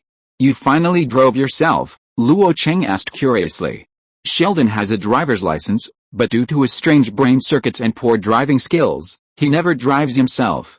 He always goes to get off work with Leonard, and sometimes Amy drives him back. "We came back together, but he went on a date with Penny again. I tell you, he will never win the Nobel Prize with his careless attitude towards science." "Hey. Look, Ron, this is the popular science magazine Scientific American that published a paper co-written by Leonard and I." Maybe my evaluation just now was a bit arbitrary. He may not be that bad, really. Ron didn't believe that Sheldon's sharp tongue would suddenly change. Sure enough, the next sentence brought a turning point. "Of course. Although he may not have a chance to learn real physics in this life, if he teaches in a middle school, he will definitely become a good teacher, provided that he teaches history, which only requires parroting other people's words, rather than physics." A month ago, Sheldon and Leonard co-wrote a paper, which was a great success in the physics community. Principal Hibbert mentioned it when he invited Ron to dinner. "Let me see your paper." Ron reached out and took the magazine from Sheldon, and Sheldon's face showed confusion. "I'm not sure if you can understand it. This is one of the most cutting-edge scientific journals, and we all know that you are just a doctor in humanities." "Excuse me, physics may not be your specialty, Sheldon." Ron glared at him. "I'm not sure how deep my understanding of theoretical physics is, but I must have a deeper understanding of experimental physics than you. For example, how to design an experiment to put a shoe into your anus." "Sheldon, do you want me to experiment under the pressure from the animals at the top of the food chain?" Sheldon immediately shut up obediently. "Wait, Sheldon, this article doesn't mention Leonard at all." Sheldon didn't believe it. "How is it possible? I'm very sure, it only says Dr. Sheldon and his team." "Did you mention him during the interview?" Ron was very suspicious of Sheldon's integrity. "I just answered a few questions related to our theory, and then expressed my gratitude to Scientific American for never attaching cards with bad perfume." "Leonard is so pitiful." Ron shook his head. Sheldon was puzzled. "What's pitiful about him? His theory was published by Scientific American. He should be very happy." "I don't think so. He should feel not very happy." Ron looked at Sheldon's confused expression, knowing that he really didn't understand, so he could only continue to remind him, "Think about it, if one day, you are mentioned by someone and only called a member of Dr. Leonard's team, how would you feel?" "I will definitely be very angry with him." "So, do you understand what's going on?" Ron spread his hands and enlightened. Sheldon said uncertainly, "The crying child gets the milk. Kill me. How could I have a brother like you? If you had 1/10 of Missy's emotional intelligence, you wouldn't have been beaten so many times when you were a child." "Sheldon," Ron rolled his eyes and simply announced the correct answer, "you both made equal contributions to the paper, but the paper only mentioned you. He will be unhappy, but it's not my fault. I didn't deliberately not mention him, and I didn't write this report." Sheldon blinked his big eyes innocently. "Okay, let me put it another way." Ron sighed. "Remember the last time I took you to Disneyland? They didn't choose you, but chose another child to pull out the sword in the stone." Sheldon gritted his teeth. "That dead kid. Oh. Poor Leonard. Oh my God, you finally understand." Teaching Sheldon empathy, Ron felt a sense of accomplishment. "But I have to say that choosing that kid is a really bad decision. If you cry when your churros fall to the ground, you definitely don't have the ability to rule Britain." "That's right, but I think that a giant baby who needs his mother to drink warm cat to sleep when he is sick at the age of 20 is also not qualified to rule Britain. So, let King Arthur rule Britain. You need to tell Leonard about this now. Before he comes back, you can think about how to say it." To be honest, Ron is still curious about how Sheldon will tell Leonard the bad news. Sheldon is a bastard who never sympathizes with others. Although this is not his own fault, in the words of the brain doctor, he may be too outstanding in one aspect, resulting in a lack of emotion. For so many years, Ron has been taking care of him as a good brother, but if Sheldon can make up for his own shortcomings, it will undoubtedly be a good thing. At 9 o'clock, Leonard came back from his date with Penny. He was still smiling brightly. He did not sit idle after returning home. Instead, He sat in front of the computer and carefully edited the photos of today's date one by one, mainly to make him as tall as Penny, and posted them on Facebook. Sheldon held the magazine and stared at Leonard's back with a complicated expression, a little timid. "Go," Ron pointed at Leonard and mouthed. "Leonard, have you noticed that there is only my name on the cable TV bill?" "Yes, what's wrong?" Leonard turned his head, not knowing why. "That's good, and the electricity bill only has your name, and I don't mind it if I'm not on it." Sheldon continued to beat around the bush. "In fact, your name is also on the electricity bill." "Yeah, it's terrible." As he said this, Sheldon was about to retreat again. Ron couldn't stand it anymore, so he stood up and pushed Sheldon back. "Leonard, Sheldon has something to tell you." "What is it?" Leonard stopped what he was doing. "Sheldon," Ron raised his voice. Sheldon finally accepted his fate and took out a magazine. "Okay, I'll tell you something, but you may not be happy to hear it. An article about our paper was published in Scientific American." "Is it a bad review?" Leonard said nervously. "No, it's a good review, but the problem is that the article didn't mention your name, only me." Sheldon handed over the magazine. "Really, I understand. This is very unfair to you. Let the anger go with the wind." Brother Sheldon flatteringly helped Leonard rub his shoulders. "Just relax the muscles of your whole body, except for your pubococcygeus and sphincter. You have to tighten these two muscles up." "No need for that." Leonard was a little uncomfortable with being served by Sheldon for the first time, but Sheldon misunderstood. "Of course you need it. These two muscles can help you stop urine and feces." Leonard felt more and more that something was wrong. If Sheldon didn't feel particularly guilty, he would never be like this. He quickly looked at the magazine and immediately found the word that made him unhappy. "What? Dr. Sheldon and his team, let me state in advance that I had no idea they would write like this. Forget it. At least this article is about the theory itself, and that's the most important thing." "Yes, you're right." Sheldon breathed a sigh of relief. "It's like Stan Lee and Steve Ditko created Spider-Man together. Maybe all the honors go to Stan Lee, but Steve knows that his role is equally important. Even if Stan Lee has guest starred in all Marvel movies, he is much richer than Steve and even more." "Sheldon," Ron shouted loudly. He was helpless with Sheldon. Leonard's anger had already subsided. "Wouldn't you be adding fuel to the fire by saying this?" But Sheldon is Sheldon, and he really lived up to everyone's expectations. "Sorry, I wanted to give you a few more examples, but it's hard to remember the names of unlucky people like you." Ron saw that the veins on Leonard's head suddenly bulged. If you're listening to this novel on a channel other than Fanfic World, it means they downloaded and uploaded it without effort. We cordially invite you to visit our channel, Mundo Fanfic Novelis.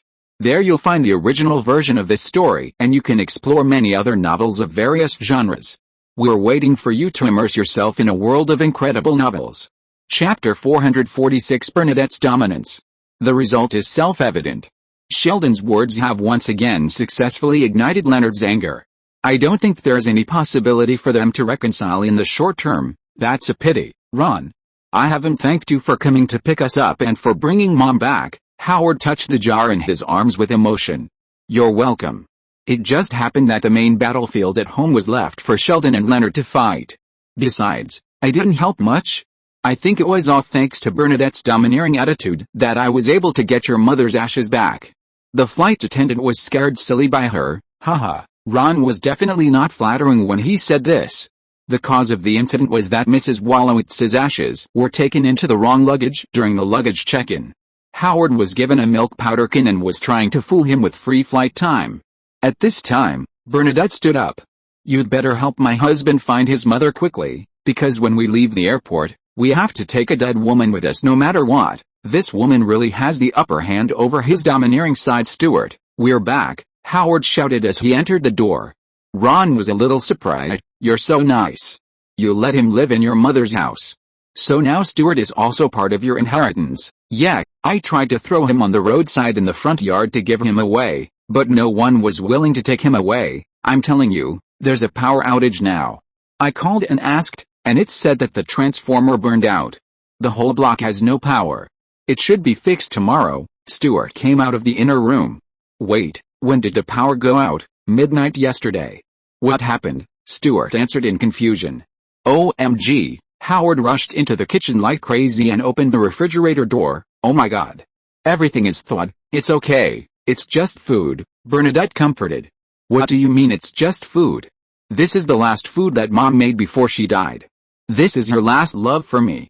Look at this brisket and meatballs. I know, they are all in the shape of love for you, right? Ron patted the excited Howard. Calm down, brother, I know they are important to you, they are the last food that Mom made for you, but you have to know that food will always be eaten up one day. Why not use some of it to do something more meaningful? I will never donate them. I will eat all the food, then you will die of bloating. Jose, Bernadette comforted. Howard's eyes were red. I don't care, I will eat them even if I die of bloating. Howard, I didn't say that you can't eat them, and Bernadette didn't either. It's just that eating alone may be a bit too forced. How about we use these foods that your mother made for the last time to have a banquet? Ron said with a turn of his eyes. Howard's eyes lit up. That's a good idea. We can invite everyone to have dinner together, just like the last time Mom cooked for us. Just agree. You call Rajesh, and I'll call Sheldon and Leonard. I hope they won't affect the atmosphere too much. Ron smiled. Because the house was out of power, Howard also asked him to bring some candles. At night, the old house was full of candles. In a trance, it seemed like going back to the last century.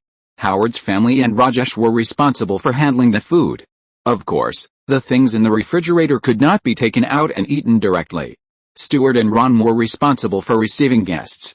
Good evening, Ron. Stuart, I didn't expect you to be here too. I was just wondering, if Howard plans to sell the house, where will you live? Please, don't remind him. Stuart was so scared that his face turned pale. Then I will definitely sleep on the street. As he spoke, the door was pushed open again, and Sheldon and Amy came in. Good evening, everyone. Sheldon spoke with a strong sense of hostility. Oh, I forgot, I have to say hello to Leonard in particular, because he needs to be mentioned by name. Sheldon, Ron's head was throbbing with veins. If no one was watching this kid, he would definitely be beaten to death, right? Remember, the protagonist tonight is Howard. Behave a little better, okay? Sit down now. Sheldon and Leonard looked at each other unconvinced, and sat at the corner of the table with a snort, like two angry children. Penny and Amy could only sit in the middle as a buffer zone. Everyone, I want you to know that tonight is not a sad occasion. We are just reliving the dinner that everyone has eaten here countless times in the past, a table of good food, a group of good friends, and the stomach ache that makes you feel anxious in the middle of the night. Cheers, cheers. With Howard's toast, dinner began. Ron looked at Sheldon and Leonard worriedly. Fortunately, these two guys just ate obediently. However, just when Ron thought that tonight would finally pass like this, Stuart probably felt that eating alone was a bit boring, so he suddenly said, Sheldon, Leonard, I heard that you co-wrote a paper some time ago. How is it going now? In an instant, countless murderous eyes stared at him. What? Did I say something wrong? Stuart looked confused. Sheldon took the napkin and wiped his mouth. Since we are talking about the paper, I solemnly declare, Leonard, many people can have that idea, but only a few people can practice it like me and turn it into paper. Many people can come up with such an idea. For example, everyone except me. Wow, it seems that Leonard thinks he is better than everyone in the world, Sheldon said in a sarcastic tone. So I deserve to endure you taking all the credit? I didn't take anything, unlike you, who has been taking the plate of lasagna with raisins. Do you want it? I can give it to you now. Leonard raised the plate angrily, ready to spread the lasagna on Sheldon's face. Ron wiped his mouth with a napkin and was about to get up to deal with the two troublesome guys when Bernadette suddenly stood up and yelled, Sheldon, Leonard, both of you go to the living room. The two were startled and followed obediently. I don't know what you are going to do, but my husband is sad now, and we are eating the last food made by his mother. Do you two still want to learn to throw the food around like a naughty kid? Although there was a door between them, Bernadette's voice of teaching was still clearly audible here. I'm sorry, I was wrong, Mom, Sheldon said reflexively. Now get back to the table and be Howard's good friend, otherwise you won't have any dessert. Howard was a little stunned when he heard it. Have you noticed that sometimes Bernadette speaks a bit like my mother, more than just like? It's exactly the same. Ron thought to himself. But when the words came to his lips, he still said in unison with everyone else, absolutely not. That's right, you must have heard it wrong. How is it possible? Chapter 447 Caroline's Request. At the Williamsburg restaurant, there were bursts of panting coming from the staff locker room, which made Caroline standing at the door embarrassed, but she just paused for a moment and knocked on the door resolutely. The man inside is half as good as me, so why should I be afraid? Ron. The person you are waiting for is here. Okay, baby, wait a moment, right away. Then, Max shouted loudly, and Ron and Max went out in disheveled clothes. Break time is over. Max buttoned his chest contentedly, covering up a large piece of beauty, and Ron nodded apologetically. Sorry to have kept you waiting. I didn't wait long. It was that person who was waiting for you. Caroline bit her lip. I have something to tell you after you finish talking. No problem. Let me deal with that young man from England first. Where's he? Caroline pointed him to a seat. In the booth, a bearded and somewhat decadent man was sitting there in a daze. Ron just sat down in front of him, and the other party suddenly said without thinking, "Thank you, you're welcome, but it's just for Mickif's sake." Ron accepted the other party's gratitude. Earlier today, Mickif called and hoped that he could help him bail out a person, a distant cousin of his, who was arrested for drug use. Ron directly handed the matter over to Hank, and now he met him for the first time. Are you a soldier? Or an agent? The man opposite did not answer Ron's question directly, but asked another question without any context. Agent, okay, are all the Sherlock Holmes like this? Whenever you see someone, you can't help but reason about him first. My God, your name is also Sherlock. Do all the people in your family like to call you by this name? I hope you are not as annoying as your other cousin with the same name in London. Ron was looking through the bail information and was a little surprised when he saw the name. I think the one you are talking about should be the long-faced boy. His father is my uncle. By the way, I don't like him either. Sherlock shrugged and said. Formally introduce myself, Sherlock Holmes. If you have any interesting cases, please come to me. I used to be a consultant at Scotland Yard and am planning to resume my old job in Los Angeles. If Mycroft still asks you to help me find a rehabilitation caregiver, you can save it. Sherlock was in prison for drug abuse. According to Mycroft, his father was very unhappy about this and planned to make him quit drugs completely, so he also entrusted him to help him arrange a rehabilitation caregiver. The main job of a rehabilitation caregiver is to keep an eye on Sherlock and make sure he never takes drugs again. It sounds very impressive, but in fact, it's no different from a senior caregiver. I'm sorry, but I'm afraid it's not up to you to decide on this. Mickif told me that if you refuse the rehabilitation companion, I will send you back to prison. Sherlock scratched his hair uncomfortably. Oh my God.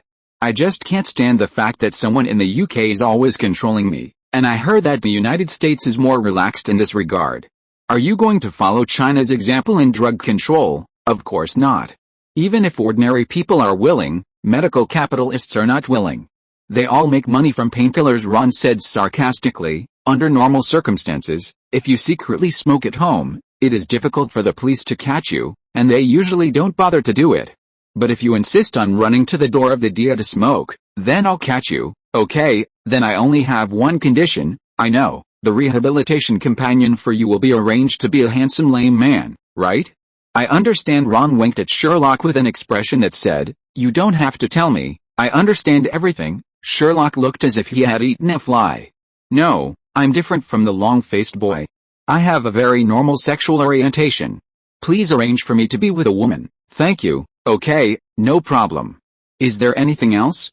Mycroft said that he would let me take care of you a little bit, Ron asked very attentively. The reason was certainly not that his taste had changed. There was only one way to move Ron to be attentive to another man, and that was money.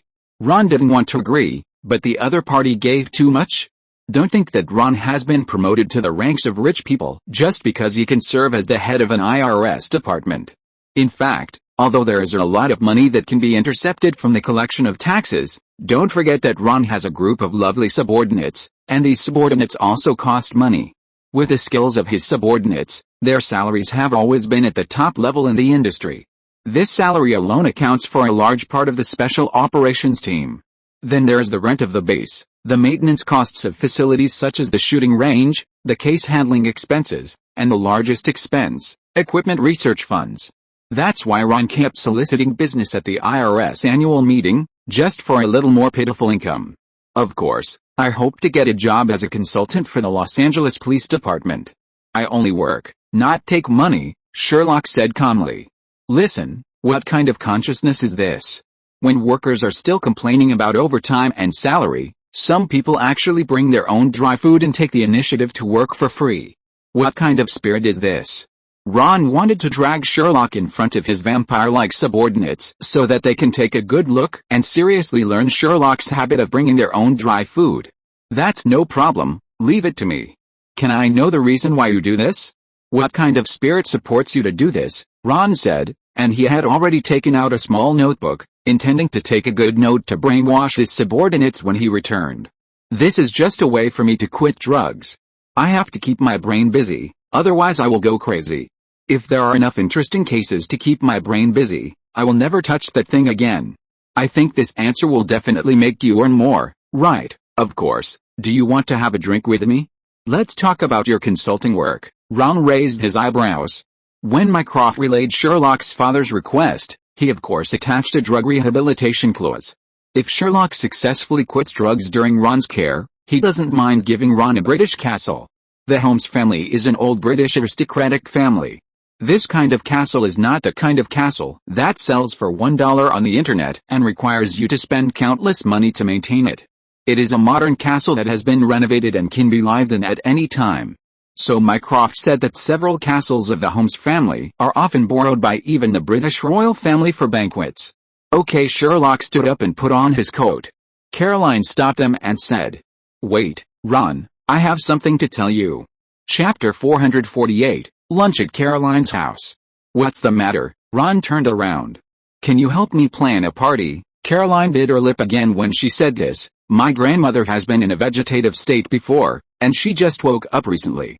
She wants me to help her plan a party to return to the social circle, but you obviously have no money, and those rich people in the social circle will never pay attention to you. Ron frowned. Caroline, I think you should tell her directly about your current situation. As you said before, the most important thing for you now is how to do a good job in the small cake business and ignore other people's ideas. I think if you send invitations to your friends in the rich circle again, you will definitely not get a kind affirmation. They can't wait to tear you apart. Yes, that's right. Caroline was entangled, but no buts. The idea of combining Chinese pastries and cupcakes launched by Max some time ago is very good. I told an investor about this idea and he expressed great interest. When he is free, I can contact him to invest in your business. At that time, you can get rid of this place. How to do business with Americans? Don't worry about whether it's healthy or not, just add as much sugar as possible to the food. When Ron taught Max this trick, the small cake shop, which was not very popular before, became very popular all of a sudden. It was really popular for a while. Coupled with the previous movie t-shirt business, Caroline and Max's financial situation improved a lot. This made Caroline determined to buy the sports car. However, there was no chance to drive it. Most of the time, they drove the car that Ron gave them, and the sports car was placed in the rental shop, which brought them a stable extra income every month. Overall, their situation was much better than in the original time and space. In the original time and space, let alone buying a sports car to rent a car to make money, sometimes they even had a problem with renting a house. But I still want to help her fulfill this wish and tell her that her health is not very good. Maybe this is her last wish. I think if I can let her die with a beautiful dream, even if this dream is false. As she was speaking, a well-dressed gentleman walked into the restaurant. He frowned after taking a look at the environment inside the restaurant.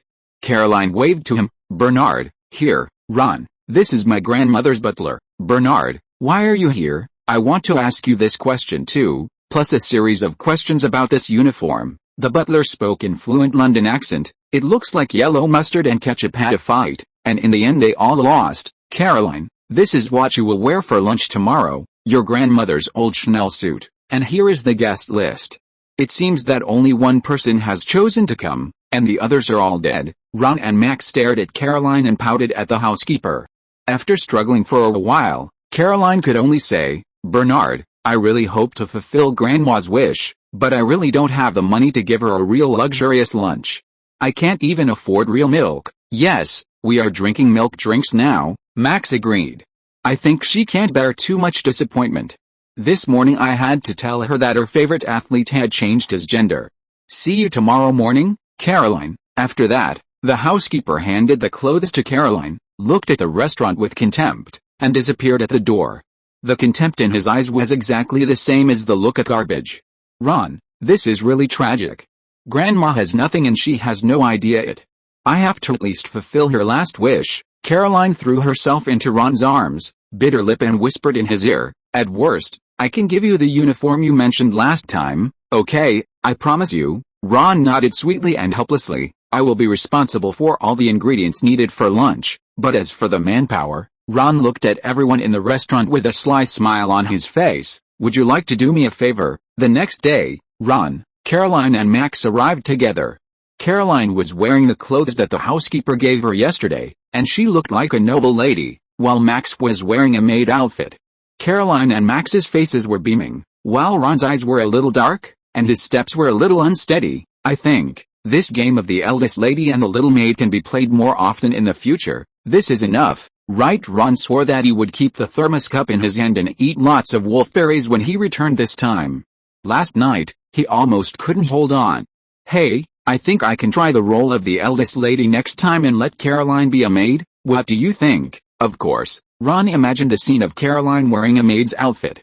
Although it was a little flatter and didn't have the explosive feeling that Max's legs were about to burst out, if the two long legs were wearing black stockings. "Caroline, are you here?" Caroline's grandmother's call came from the inner room. "Yes, Grandma," Caroline responded, pulling the housekeeper over. "Have my other employees arrived?" The housekeeper looked at Ron in confusion. "It was said that these people were all found by him. They're here. If they are also considered employees, then where did you find these strange people?" "Of course it is a magical place with outstanding people. If time permits, I can find you even more amazing people." Ron shrugged. "Push me to the living room quickly," Grandma Caroline complained dissatisfiedly.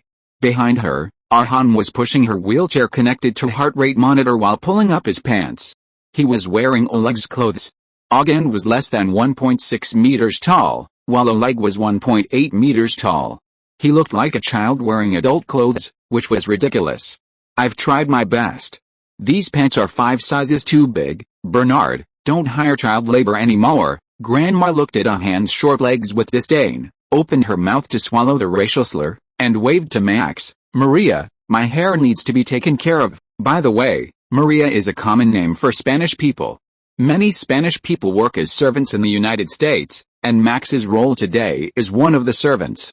Ron was nudged by Max's elbow and could only stand up. "I think your hair is beautiful now, Mom. Who are you? It seems you are not on my guest list." Grandma looked up. "I'm the tax officer of the IRS. Caroline's Ron was about to say the word boyfriend, and Grandma opened her mouth in anger. "Oh my God. I just woke up and you want to collect taxes from me?" The monitor sounded an alarm, showing that Grandma's heart rate was rapidly dropping. 90, 60, 30. "Grandma, give me over." Ron looked at Caroline innocently. "Don't blame me." Chapter 449 Sherlock. Caroline's grandmother died in the end. Although it had nothing to do with Ron, the game that Caroline promised Ron was indeed ruined indefinitely. So Ron was very angry these days. Despite this, someone still took the initiative to defend him. "Boss, I think you still trust your London partner too much. I have read the information of Mr. Sherlock. He may have been a good detective before, but now you must not know what you have done. You released a lunatic who despises the law." Hank's work experience at the DM made him hate drugs, even to the point of openly expressing his dissatisfaction to Ron. "I know exactly what I'm doing, Mr. Hank." "It's you, on the other hand, who doesn't know what you're doing. Sherlock promised me that he would never touch that stuff again." "Oh my God, you actually believe the words of a drug addict?" Hank waved his hands excitedly. "Don't you know that a drug addict is no longer a human being? He can do anything to take drugs, even if it means he kills his own mother with his own hands." First of all, let's put aside your politically incorrect words above. Drug addicts are now called drug dependents. Although I think this statement is completely self-deceptive, I still want to emphasize that Sherlock is different from others. He just needs to seek excitement. All drug addicts are seeking excitement, boss. That's right, but the excitement he wants is different from others. This excitement can be replaced by something else, and I assure you that this substitute will make him more addicted than drugs. If your answer is OxyContin, I won't be surprised at all. OxyContin, the prototype of the painkiller in the game PUBG, is called a painkiller and is said to help people quit drugs. In fact, it is just another form of drug, and its addictiveness is no less than that of drugs. In fact, many people have forgotten that the original purpose of methamphetamine was to help people quit heroin, But later people found that this thing is more addictive than heroin, especially it has a special stimulating effect. No, I'm not talking about painkillers. Do you remember the foul-mouthed gentleman in London? I remember. What's wrong? Hank nodded. He has always respected the genius who can reason about things without going to the scene, only with Google Maps and a few words of clues. The foul-mouthed gentleman is called Sherlock Holmes. Does it sound familiar? Impossible. How could the master of reasoning in London be a drug addict? Hank felt like his idol had collapsed. He couldn't believe that Sherlock was arranged by Ron to bail him out. Yes, of course he is not the one in London, Ron said before Hank could even catch his breath, but he is closely related to that one. They are all named Sherlock, and they all wrote a paper called Elementary Deduction that I want each of you to read, but no one has read it. Wait, I think I have seen that one. Smith raised his hand. Ron nodded. Yes, you have seen it, and then you said, what the hell is this, and used it to wrap a hot dog. It's not my fault. That hot dog is really good, Mr. Smith said innocently. Wait. Boss, I don't understand. What does this have to do with drug addicts? Can't he continue to take drugs while being a master of reasoning? No, you don't understand people like them. Ron shook his head. For paranoid people like them, nothing in the world can make them crazier than reasoning. If there is a case that is brain-burning enough, they can go without food or drink for several days and concentrate on trying every possible way to solve the case. And if there is no case that is enough to match their brain power for a long time, they will feel bored. Believe me, there is nothing more terrible in the world than boring these geniuses, because they will find fun on their own and try to commit a truly perfect crime. For them, the satisfaction that reasoning can bring them is enough to make them so ecstatic that no drug can stop them, and vice versa. The same is true for perfect crimes. This kind of people is really terrible. Mrs. Smith leaned into her husband's arms. Ron's eyes twitched. That's enough. When you go out to collect taxes, you are the most violent. Now you are pretending to be a little woman in your husband's arms? You mean, he took drugs because he was too bored? I still can't accept this statement. I feel so sorry for my former brothers in the DIA. How could they touch that stuff just because they were bored? Hank was emotional. Don't they know that every penny they spend on drugs will turn into bullets and hit my brothers? So, he's a bastard, but bastards have their uses. That is, we can use his smart brain to help us alleviate a murder rate in this city. It's election season soon, and the current mayor happens to be my friend. Sherlock can make a contribution. Also, if he really intends to be redeemed, he can save himself by the way. Hank, how is the rehabilitation caregiver I asked you to find for me going? I selected 3 with good reviews, and they are all here. Hank handed Ron a folder, which was filled with women at Sherlock's request. This person doesn't look good. I'm sure that little pervert won't agree. This one looks kind, but too honest. We must not be optimistic about our little genius. This one, Ron was stunned when he turned to the last photo. What? Is there something wrong with this person? Hank asked nervously. No, nothing. John Watson. Ron glanced at the name. She just looks too much like an agent I worked with before. If it weren't for the wrong name and birthplace, I would have suspected that she was my old friend. I really miss those angels. Yes, this girl does look like an angel. Andy nodded in agreement. No, I'm talking about that organization, an agent organization composed entirely of girls. They call their agents angels. Okay, I'll definitely choose her. Hank, tell her to report to Holmes' house tomorrow morning. Don't you need to choose again? Hank asked worriedly. No, it's her. I'm very optimistic about her. I believe that even if she is not as tough as my old friend, she can still handle a little British hooligan. Ron made a prompt decision and said, also, you have to keep a close eye on him. If you find any signs of him taking drugs again, throw him to jail. Chapter 450 Los Angeles Campaign. John Watson. Ron moved the resume aside and compared the photo with a real person. No matter from which angle, this is Alex. Yes, it's me, the Asian woman opposite nodded. Do you know someone named Alex? He is also Asian and looks a bit like you. No, I don't know another Asian named Alex. Okay, then do you have any impression of the names Natalie and Dylan? Natalie and Dylan were the names of Alex's 2 partners. Ron had a perfect encounter with the 3 angels during a mission, which made him reminisce to this day. I do know a person named Dylan, 24 years old, black male, wearing glasses, but I don't think he is the person you are looking for. From your micro expression just now, you should be looking for a woman. Watson began to feel puzzled by Ron's words, and he had a hidden needle and cotton and turned the tables. John Watson, a surgeon who had just left the operating table for some personal reasons, switched to work as a convalescent caregiver. Today, the man named Sherlock Holmes became his new client, but the first person to interview him was not the client himself, but a client with a very special identity, and this client was still talking to her about some inexplicable things. "Okay, it seems that you have learned some psychology," Watson said. He didn't know, but Ron was still very skeptical about it and continued to test. "Then can I ask, is there a heart-shaped mole on the inside of your left thigh?" "What?" Watson looked at Ron with a hint of disgust and surprise. She never thought that this handsome guy who gave her a good first impression was such a wretched person. "Well, I don't mean to harass you. It's just that you look a lot like a friend I knew before. But never mind. It's not important. Let's talk about your clients next." Ron simply got back to the point. This person could not be Alex. Just when he was talking, Ron tried to draw his gun from two hidden directions and pointed it at Watson, but Miss Watson knew nothing about it. She was truly clueless, the kind that no actor, no matter how good their acting skills were, could not act out. No matter how good an agent's acting skills were, when they found themselves being locked by a gun, their muscles would stiffen for a moment, but Watson did not react at all. Although the angle at which Ron drew his gun was concealed, any competent agent should have noticed his abnormality at the first time.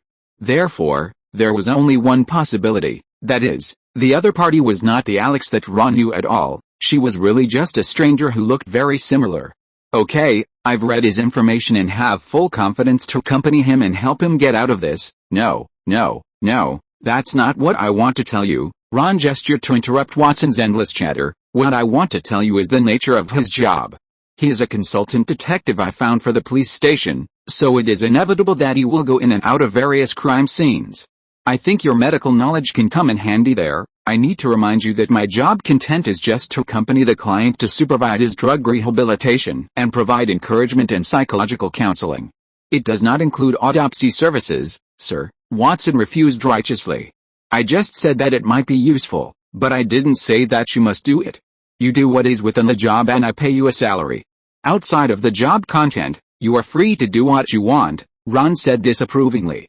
"Do you really think you can still hold back when you get to the scene? Also, I'd like you to take this." Ron handed Watson a keychain in the shape of Winnie the Pooh. "This is the latest alarm with location tracking function. If you are in danger, press the bear's face hard, and the nearest policeman will rush to you as quickly as possible.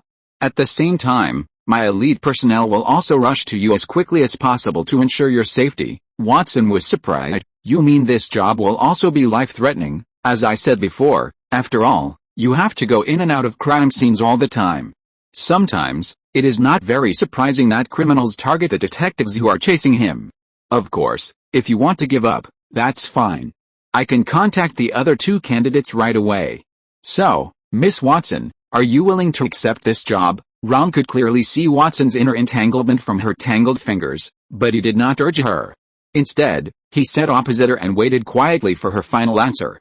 He believed that she would not let him down. "Sure enough.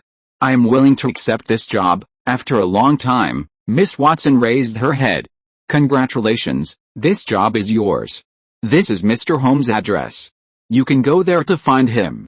I wish you a happy cooperation." Ron took out the card he had prepared long ago and put it on the table, and picked up the coat on the hanger. "Hank, come with me." Like the president, the mayor of the United States is also elected every 4 years and can seek re-election, but each state has different regulations on the number of re-elections, and not all of them are like the president who can only be re-elected once.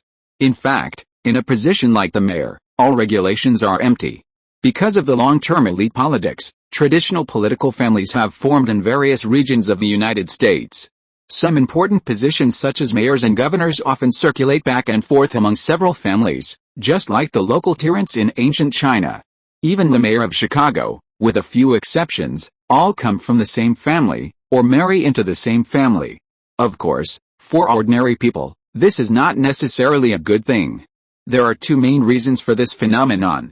First, participating in elections is a very expensive thing, and most people don't have the capital. Second, the American election system is too strange. It is not the one-person, one-vote system that many people think. Instead, Voters are divided into districts, one district one vote, and the party with the most votes in each district automatically gets the votes in the district and votes for the person they choose. In the end, the person with the most votes wins. In this way, there are more ways to manipulate the districts, and even a political term with American characteristics called gerrymandering has been born. It refers to manipulating the election results by unfairly dividing the boundaries of the constituency, and establishing an unfair political advantage through manipulation to make the election results favorable to a specific party. The specific gameplay of this operation is like this. Suppose there are two candidates AB, and they want A to win. Then first, the manipulator behind the scenes will try to concentrate the votes that are not favorable to A in one district. In this district, even if A does not get a single vote, it doesn't matter, after all, it is only one vote. Then, the votes in favor of A will be dispersed, so that more supporters of A in District A can win, but not by too much. A slight advantage of 51% or 55% is best, because this way more supporters can be distributed to other districts to occupy votes in other districts. In this way, as long as the operation is done properly, you can even successfully win the election with a lower support rate than the other party. Because this kind of election operation began as early as 1812, when Elbridge Gerry, the governor of Massachusetts, divided a certain district into a strange salamander-like shape, so that the votes of the hostile Federalist Party were concentrated in a few districts, so that the Democratic-Republican candidate won a large proportion. Later, people combined his name with the end of the word salamander to create this term unique to American politics. I thought you wouldn't come. Ron opened the back door of the car, and an old man wrapped in a windbreaker came up. It was Charles Montgomery Burns, the current mayor of Los Angeles. The Burns family is one of the most powerful families in Los Angeles. Their family's industry has nothing to do with the emerging Silicon Valley tycoons in California, but is mainly in the energy industry. The Burns family controls about 1/5 of the nuclear power plants in the United States, and almost all of the nuclear power plants in California. I always keep my promises to others, but can you do what you promised me? Ron looked back at Burns. Of course, no problem. As long as you can help me get re-elected, I will build 2 high-power nuclear power plants in your hometown of Texas and allow you to participate in the shares. This is all great, Burns said happily, holding his hands in the shape of a tent. Ron remembered the heavy snow in Texas before the crossing. Although he did not have a high sense of identity with the United States as a country, he still had a strong sense of identity with those warm-hearted folks. There is no other place in the United States that has such warm and friendly neighbors as Texas. The public security is so good that there is no problem even without the police. No matter whose house it is, as long as there is a gunshot, the neighbors will immediately bring their most handy guys, pistols, rifles, to see if there is anything they can help with. It's just that they may not be very friendly to thieves and robbers. No, this is not the condition we agreed on before. Ron frowned. What we agreed on before is that if I help you get re-elected, you have to give me the shares of the 2 nuclear power plants. You damn old man, are you trying to cheat? The benefits you get as mayor are much higher than the 2 nuclear power plants. Maybe I remembered it wrong. I'm old, and it's normal for me to accidentally forget things. Burns is worthy of his character as a big profiteer. He said without blushing at all, but, judging from the current public support rate, I seriously doubt that even if the constituency is redrawn, my chances of winning the election will not exceed 50%. I understand that all this is mainly because the high crime rate during your administration has caused the people to lose trust in you. Just help reduce the crime rate, the old man said angrily. I know that too, but how to do it specifically? Change the police chief. I have already changed 3, it's the same no matter how many people you change, they're all trash. Ron made no effort to hide his disgust for the current police chief. I found a very capable detective consultant and asked him to cooperate with a police station to first increase the murder clearance rate. This will at least have a certain deterrent effect on those guys who are planning to commit crimes, and it will also allow the public to regain their confidence in you. In addition, I've also arranged for a guy who likes to meddle in other people's business. He has the ability to foresee crimes, and he and his partner will help you nip some crimes in the bud before they are committed. Ron shamelessly took all the credit for Finch and Reese and used it as his own bargaining chip. There is still 1 year left. As long as you can reduce the crime rate and improve the crime-solving rate within this year, you will have a very good chance of being re-elected. But please remember one thing, Ron suddenly put his face close to the old man. What I can give you, I can also take back. If you don't plan to fulfill your promise, or want to cut corners in those 2 nuclear power plants and cause safety problems, I promise that you will become the kind of person you least want to be, poor. Believe it or not, I can arrange for someone to check your company's taxes every day until the problem is found. Maybe your financial methods are very clever, but I think that no matter how clever you are, there will be mistakes, right? Don't worry, I will definitely arrange the best engineers to go. Excellent. The most outstanding. Burns shuddered. Ron's threat made him afraid. Although he was confident that he was clever, Ron had 2 super accountants. Even the little guy from Life a Robot Company failed. You know, they were doing the same accounting for the same financial company. If Ron was determined to check himself, there was no reason why he couldn't find out. I'm still a little worried about you. You should transfer Homer to be a security guard. Homer Simpson, compared to a cunning guy like you, I would rather trust someone who doesn't look that smart. No problem, I'll make a phone call to arrange it later. That's good. Ron handed Burns a map with a lot of circles drawn on it in pencil. I will arrange my people to divide the constituencies in the back according to this. The constituencies with ticks are where your votes are.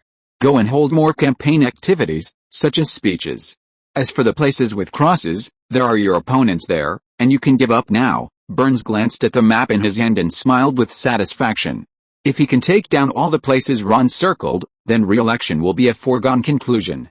Boss, I don't understand, what's the benefit of helping that brain-dead old guy? After Burns left, Hank finally couldn't help but say, I can't see at all what use the shares of the 2 nuclear power plants are to you. Nuclear power plants are long-term profit projects. There's basically no income in the early stage. Even if you are a major shareholder, it will take at least more than 10 years to get profit dividends. Ron smiled mysteriously. If I say that these 2 nuclear power plants can help me win the Texas gubernatorial election, would you believe it? Anyway, I plan to go into politics after I retire. Okay, then don't forget to invite me to be your aide. Where are you going now, boss? Beverly Hills, Tosie's house. Take me on a date with Collins. Ron happily hummed the alphabet song. Hank asked curiously, are the lyrics repeated? I remember EFG follows D. That's right, only to D. It's hard to say what will happen after that. End of this chapter. Thank you very much for reaching the end. Don't forget to like. Looking for more exclusive content and immediate access? Subscribe to our Patreon. Remember, every like, subscription, or donation encourages us to continue. Thanks to everyone. See you in the next video.